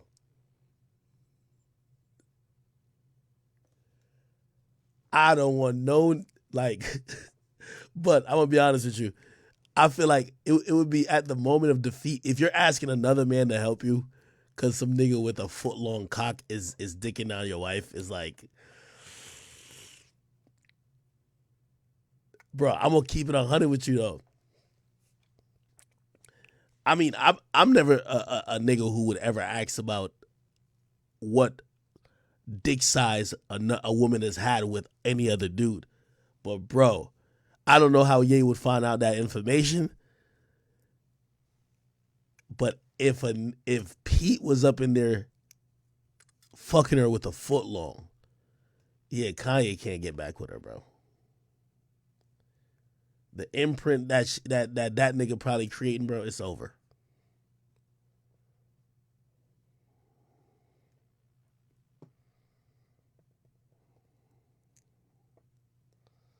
Somebody says, why does Charlemagne tell his business like that? Oh my God. Yo, I'm about to go just look at the Twitch comments. Do you not realize that every time Kanye rants, he's been saying Charlemagne's name?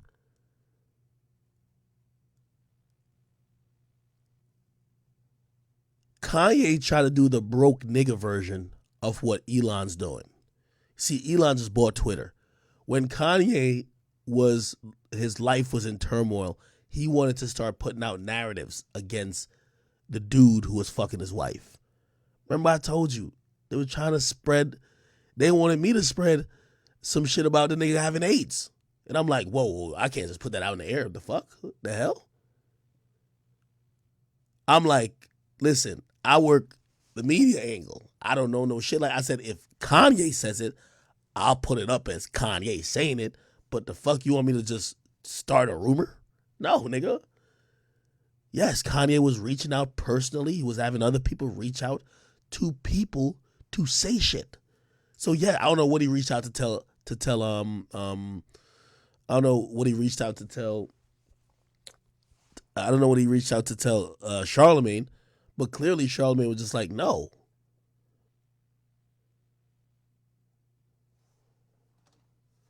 Oh, look at this. When it all falls down, how Kanye got canceled.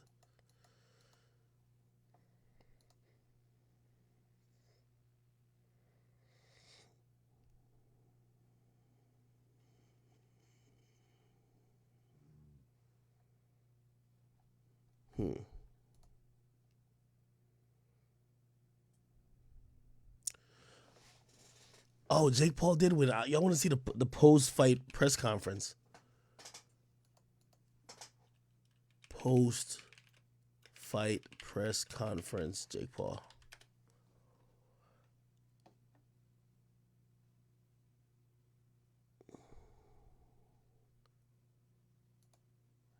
Here we go. And most of all, we want to thank Anderson Silva for accepting this fight and putting on the tremendous performance that he did. As far as all the media here, we really appreciate you. This business doesn't exist without you, so thank you for being here. Thank you for continuing to support Jake. Go ahead. Jake over here. You've obviously long admired Anderson Silva, and you said yourself you were going to win this fight all week, but now that is a reality. What are the emotions now that you've defeated one of your childhood heroes? It's surreal. I don't think it'll hit me until like a couple weeks from now. I feel like I'm living in a movie. You know, he was the one that told me I could accomplish anything if I set my mind to it. You couldn't have written this in a story. It feels like a movie. And just being in the ring with him, seeing his heart, you know, his courage, his bravery. That's the champion that I looked up to, and he's such an inspiration. And you know, I had to go in there and. How old was Anderson Silva? Anderson Silva. All the dude is 47. I knew I was looking at him like, yo, this nigga got definitely he got like that dad bod. Extra dad bod. Nigga, Jake Paul was 22 years younger than him.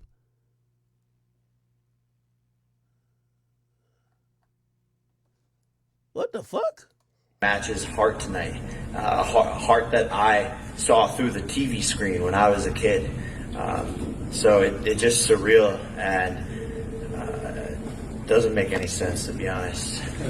And that punch that dropped him, you said after when you knocked out Tyron Woodley, you saw him, you were trying to catch that punch, and then you came to the top and dropped him. So when you did drop Anderson, was that an opening you knew you could take advantage of it? I mean, we were throwing shots all night, and that one just caught him off guard when he was coming up. So really, like, we were just throwing, and he was taking harder shots than that. That wasn't even the hardest punch of the night. It was obviously just the timing. I was just surprised by his toughness because I was dropping sparring partners all camp with those shots to the body, and shots to the head. He's built different. You know, the guys fought through broken bones and all sorts of stuff.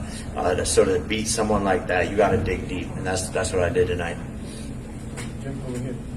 Hey Jay, Penny Buffington from MMA Fight Coverage. I'm trying to come up with the words to express how impressed I am with you. Absolutely amazing what you have done coming from the YouTube days and now. All right, salute to Jake, man. Yo, so this little Dirk Lil Durk case dropped. Let's talk about it. Okay. This was kind of interesting.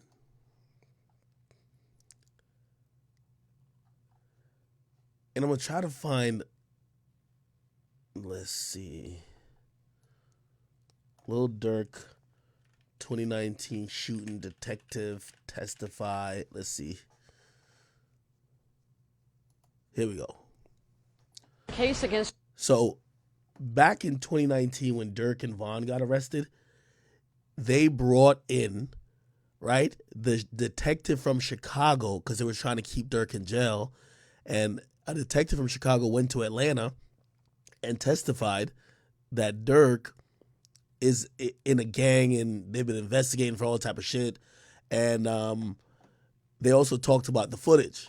A rapper accused in a shooting outside of the Varsity will move forward. Today, Lil Durk appeared in court where a judge ruled there was enough evidence for him to go to trial. Channel 2's anchor Lori Wilson is live near where the shooting happened, near the Varsity, and Lori, police say they have video evidence in this case.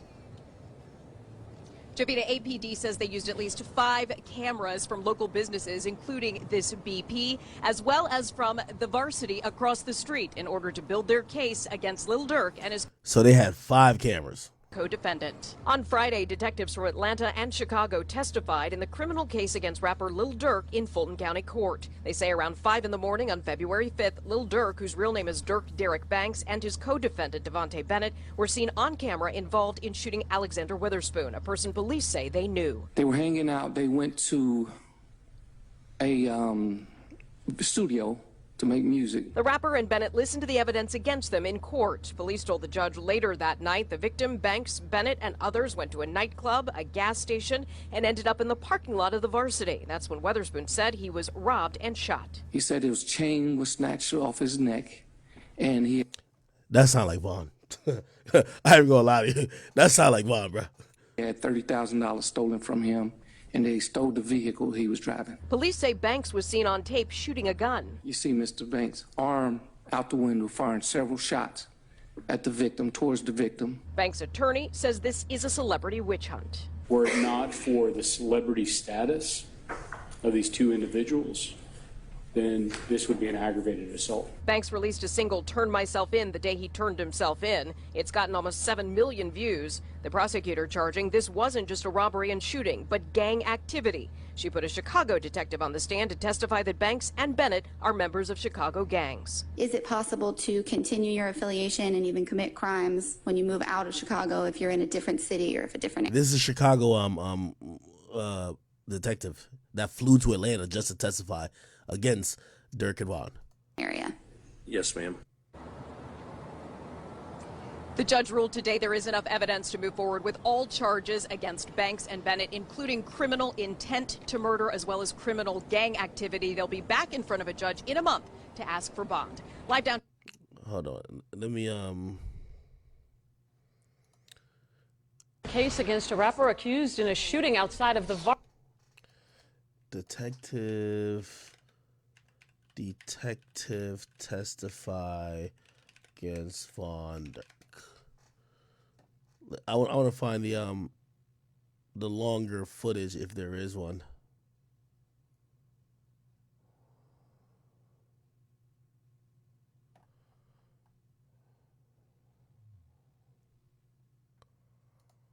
Against you by a probable cause standard, and they will attempt to do that by the witnesses that they place in the witness chair over here. They may call one or more witnesses. All right.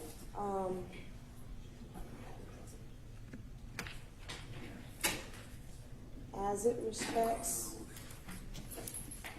cases before the court and defendant for criminal attempt to 19 CP 1 gang activity, aggravated assault. Yo, this nigga Vaughn was a demon, nigga. That nigga twirling in his chair, like yo, this judge reading off like, but this thing keep happening.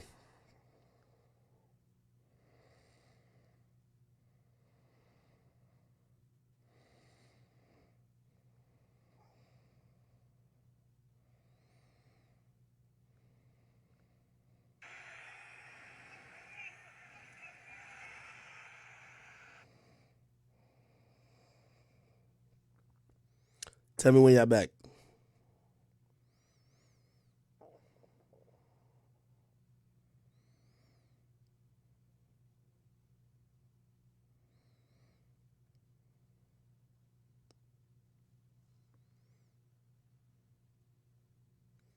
Yeah, somebody said at this point, just call it a night. Yeah, I'm about to call it a night, man. I ain't gonna lie to you. It's 3 a.m. Anyway, I just want to react to this thing. Finds probable cause for possession of a firearm during the commission of a felony, participation in a criminal Look at street Vaughn gang just twirling that activity, chair. aggravated assault, Bro, just firearm during the commission. look at Vaughn looking in the air, bro. Like, you could tell this nigga didn't give two fucks. Of a felony, participation in a criminal street gang activity, aggravated assault, possession of a firearm by a convicted felon, and criminal attempt to commit murder. Court notes that, and as everyone is aware here, the standard here is a probable cause standard, which is a far lower standard than the standard beyond a reasonable doubt, which is the jury trial standard. And as it relates to the charge of participation in the criminal street gang activity, as to both of these defendants and both of these indictments, I do believe that the state has hurdled over that particular burden. I think they've met probable cause and they have been able to surpass probable cause appropriate to me. All right, shit. I'm trying to figure. Damn, I don't think I'm gonna be able to find it. Shit.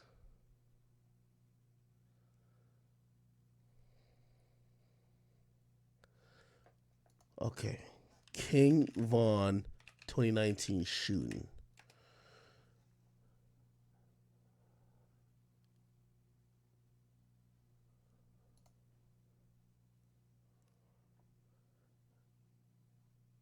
By the way, I'm getting somewhere with this. Just give me some time.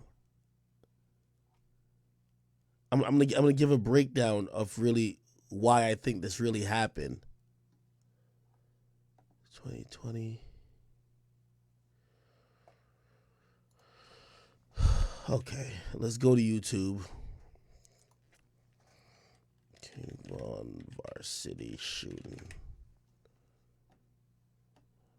Okay. First to 5, the power is live at the around 5:45 this morning, but this club across Spring Street was open, and one page Gutta returned to the varsity parking lot this afternoon to change the tire and assess the damage on his cousin. So we thought it would be cool to stop, have a They say a 23-year-old man was in serious condition when he was rushed to the hospital after the shooting. They are now looking for a dark-colored SUV. A statement from the varsity says the restaurant was closed at the time and none of their employees or customers were on site. Coming from this club, but the man we spoke to, whose car was parked here in the varsity lot, was hit by bullets, says he was instructed by the club to park here, even though the varsity has this sign posted, the varsity park, and a police on the conducted. Police say a 23-year-old man was in serious. Okay, hold on. Breaking news. People who were in a dark-colored SUV this morning. That's what they're telling.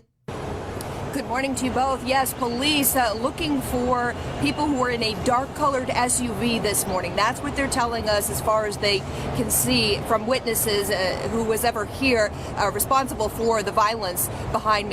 Lot. That's where the shots were fired early this morning, just before 6 o'clock. That gunfire, we're told he was hit in the lower extremities. He's now at the hospital. With some NFL player. I crawled through the club into the. What's an NFL player? We was in the bathroom with the gunfire. We're told he was hit in the lower extremity. All right, let me see.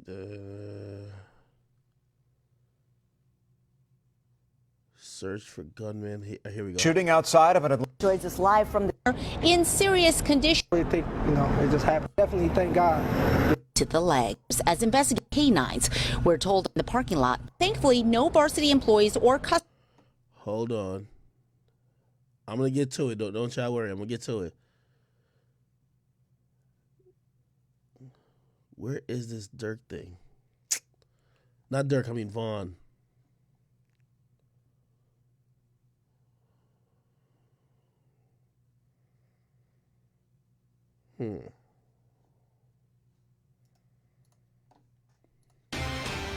Fired. Neighbors say innocent people could have been easily. Witnesses told police they saw this SUV hightailing it and someone in the car behind shooting. Nah, this ain't it.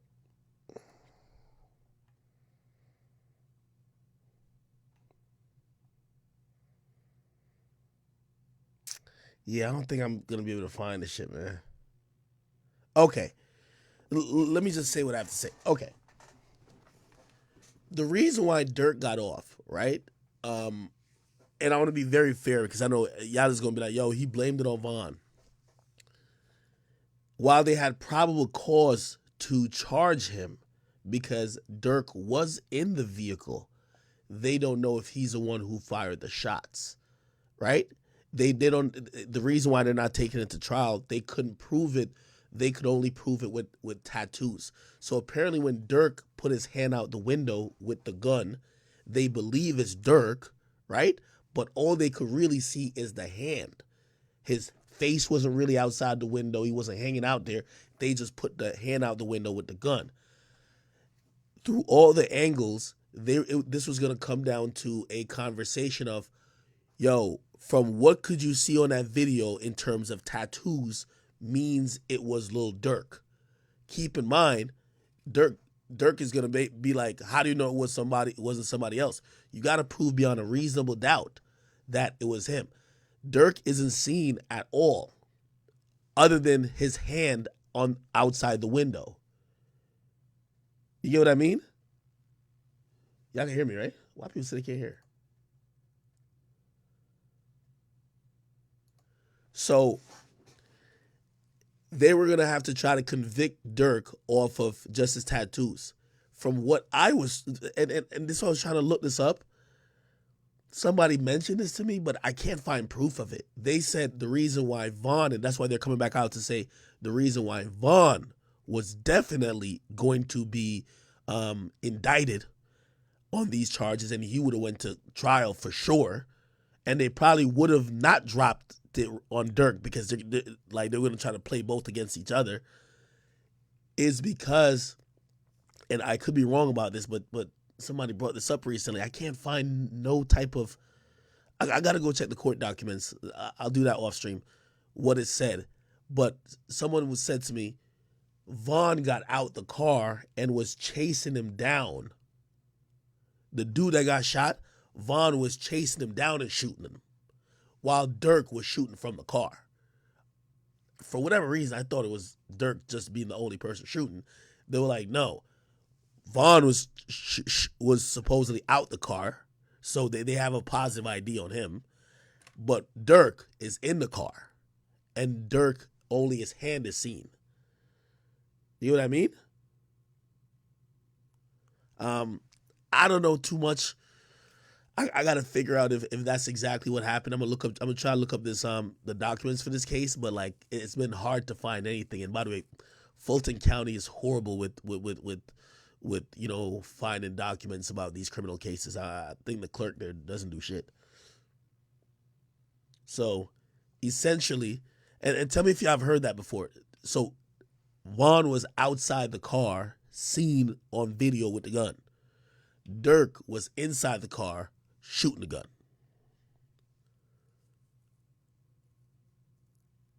So yeah.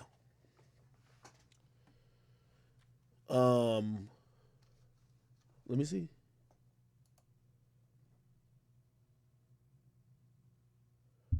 All right, cool. Everybody keeps saying Kyrie clip, Kyrie clip, Kyrie clip, Kyrie clip. What the fuck is going on with Kyrie? Kyrie Irving. Let's go to Kyrie Irving's. Wait. What's Kyrie's page? Kyrie. Oh.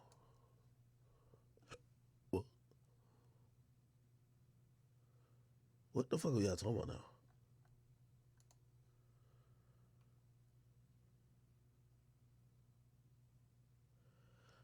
This is what Kyrie said. I am omniist, and I meant no disrespect to anyone's religious belief. The anti-Semitic label that has been pushed on me is not justified and does not reflect the reality or truth I live in every day. I embrace and want to learn from all walks of life and religion. Hela or hella. What the fuck is Kyrie talking about? Somebody says Kyrie versus reporter. Let's go on YouTube. Kyrie Irving versus reporter. Is this today? Oh.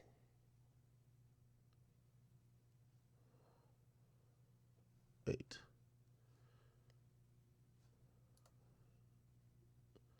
Last hour. Here we go. And it's a title given to Christ, Philippians 2:11.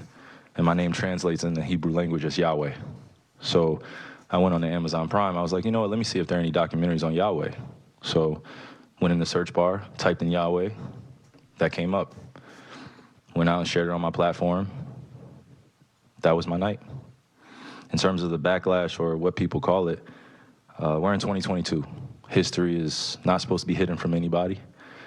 And I'm not a divisive person when it comes to religion.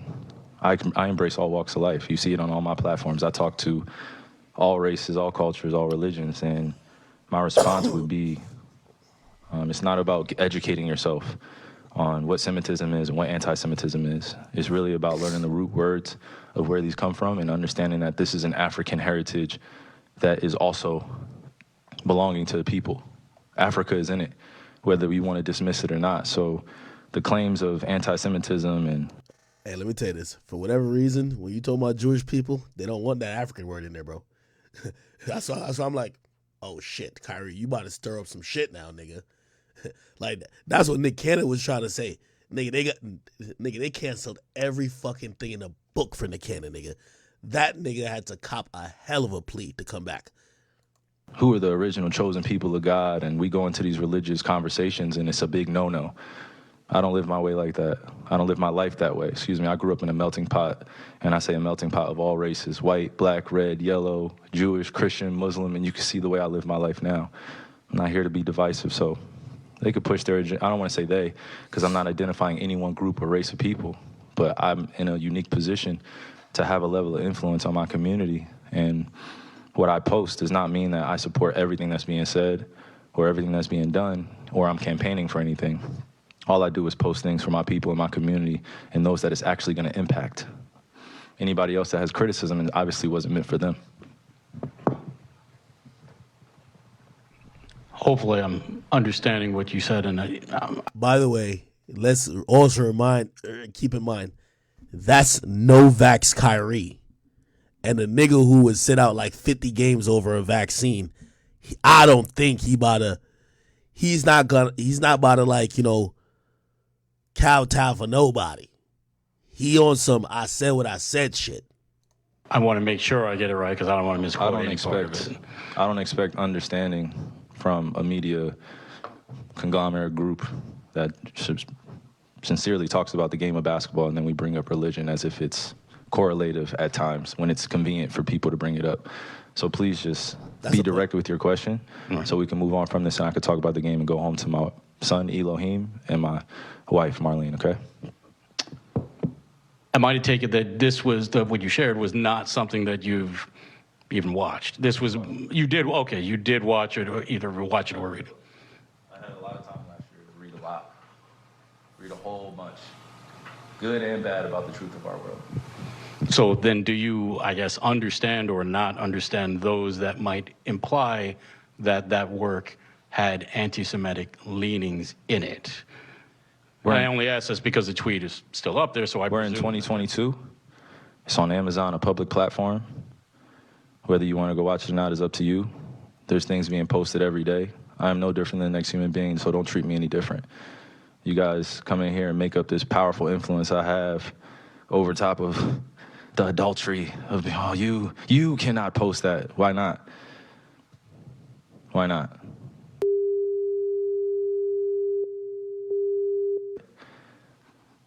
I don't hear an uproar on that.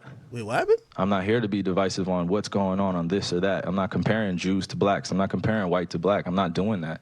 That conversation is dismissive, and it constantly revolves around the rhetoric of who are the chosen people of God. And I'm not here to argue over a person or a culture or religion on what they believe. No, this is what is here. It's on a public platform. Did I do anything illegal? Okay. Yeah, that's what I'm saying. Did I do anything illegal? Did I hurt anybody? Did I harm anybody? Am I going out and saying that I hate one specific group of people? So out of all the judgment that people got from me posting, I just, without talking to me, and then I respect what Joe said, but there has a lot to do with the not ego or pride of how proud I am to be an African heritage, but also to be living as a free black man here in America, knowing the historical complexities for me to get here. So I'm not gonna stand down on anything that I believe in. I'm only gonna get stronger because I'm not alone. Damn, I ain't gonna lie, man. I told you he wasn't gonna back down. This nigga also believe in a flat earth. And nigga, they could bring that nigga to the moon, he would still believe that the earth is flat. I have a whole army around me. Kyrie, while we're on the... By the way, this is where people starts getting nervous and tight. When you start, like, for whatever reason, and this is what I'm trying to say, I was trying to explain the Kanye thing. Like, they'll turn what you're saying into a threat real quick. The moment that nigga just said, army? Whoa, army? What the fuck? What you talking about, nigga? Like, I'm telling you, this is how people listen to it.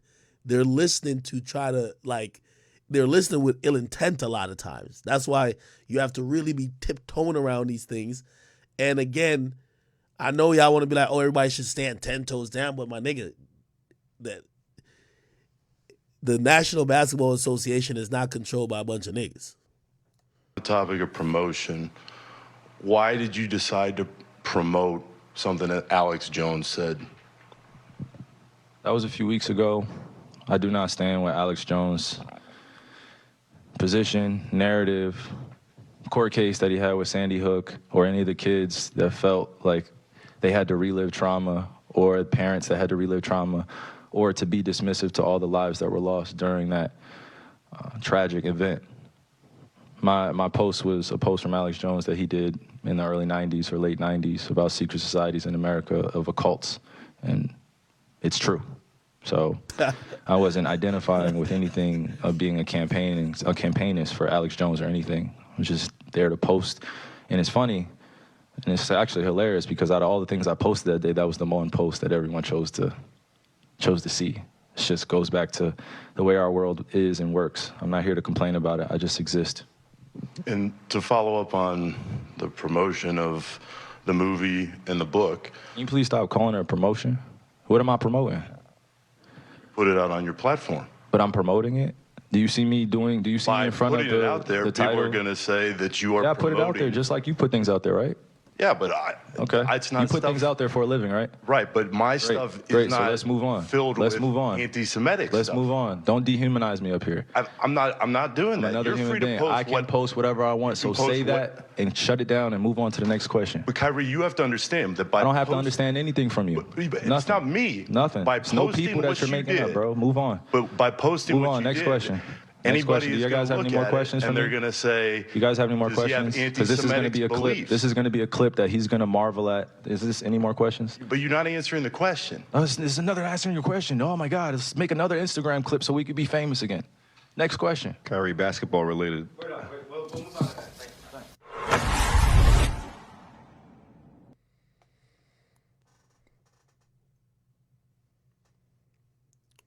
In just the exchange with the reporter, I'm rocking with Kyrie.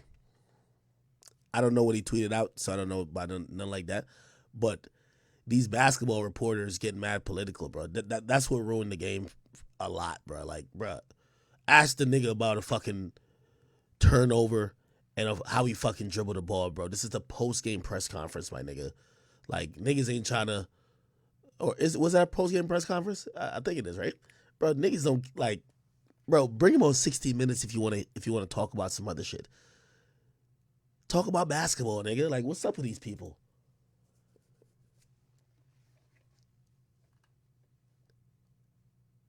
It's crazy when they trying to use sports to try to create political moments. Ask the nigga about, yo, bro. Like, I wouldn't even care if they were asking him, like, yo, bro, you want to beat Ben Simmons' ass for how he been playing? Like, you can ask him questions like that. Like, yo, Kyrie, keep it 100. You definitely want to snuff Ben Simmons, right? Because that nigga's selling you, right? That's legit. But you asking him some political, like, stop this bullshit, bro.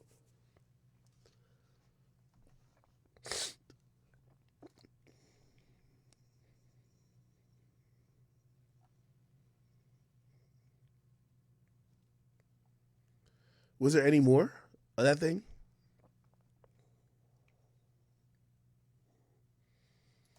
Feel any more pressure to change your stance because Kevin's going to be out?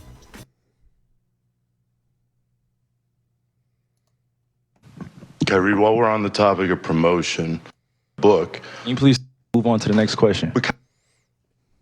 Let me see what Kyrie been tweeting about, bro.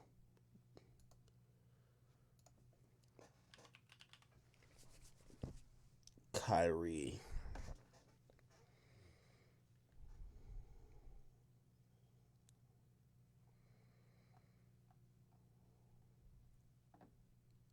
You know who Kyrie reminded me of? What's that movie that Denzel played in and he had like a staff? What's that movie? It's something with an E. It's something with an E. It's something with an E. What's it called? What's it called?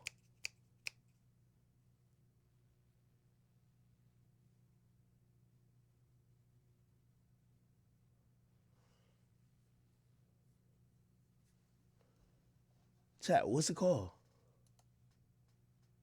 Eli? Is the book of Eli or some shit? Yeah, they're not cool. Oh, this is it. This is what it is? Hebrews to whatever, wake up Black America. You see, yo, I can't wait. You see, I don't want to get into none of this bullshit. The true identity of the children of Israel. I'm good. I'm good, man. It ain't that deep to me. Let me click off of this page. Why are they so mad at Kyrie, though? Look at the shit Kyrie be tweeting, though. Be still. And know I am Matt. New York State Supreme Court reinstates all fired unvaccinated employees and orders back pays. Says state violated rights and acted arbitrary and capriciously. Nah, whatever. Anyway, fuck it. All right, people. I'm tired of talking about stuff to do with Jewish people, brother. Like, we love you, Jewish people, but we want to get back to some hip-hop shit, bro. Like, I'm tired of this shit now, bro. I'm tired of it, bro.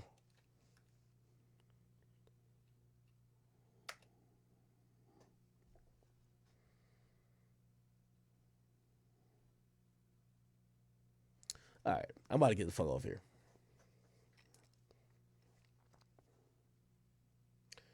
Someone says, act scared of them boys.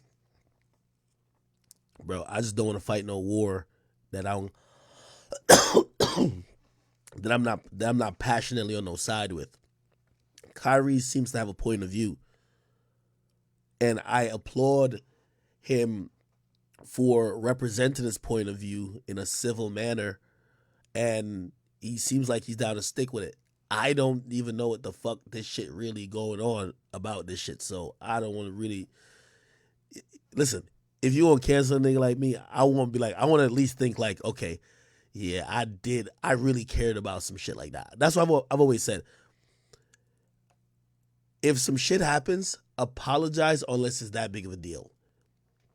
If it threatens your morals, your manhood, if it threatens you overall and what you believe is truth, stand up for it. Bro, if you just offended somebody who you didn't even mean to offend and it's not that serious, just apologize, bro, and move on. Like, some of y'all are the same niggas that will clown somebody if they lose all the things they've worked for, but y'all want them to go to war or stand 10 toes down on every stupid topic that they don't even really care that much about.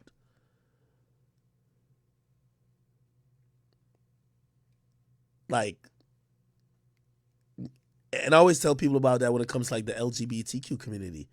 Bro, okay, yes, certain particular people want to be called certain pronouns and they feel offended if you say you won't. Dog, this is what you wanna go to war over, bro? A fucking pronoun, my nigga. even if like you don't even agree all the way, like, but if okay, they feel offended, bro. Just fucking drop an apology and dip, bro. Just keep it moving. It's not that serious. Like, you're gonna go to war over that. If you're gonna go to war, make it be something that's really like you're really passionate about. Kyrie seems to be deeply involved in what he believes is the history of his people. If that contradicts or offends other people and he wants to stand on it, I applaud him. But you don't need to, y'all keep acting like it's not bravery if you just wage war over everything that you don't even sometimes understand or know. So I'll leave it at that. I'm over this shit. I'm getting off stream right now. Chat. I'm getting off stream now, and hopefully I'll be back either tomorrow or the day after. I'm hoping that my stream will be better, like in terms of the quality, because I don't know what's going on with my internet connection tonight. All right. Anyway, I'm still getting better. That's why my voice been sounding a little bit weird the whole stream, the whole day actually. Love y'all. Peace. Have a good night, and stay out of trouble. All right. Love y'all. I'm out here.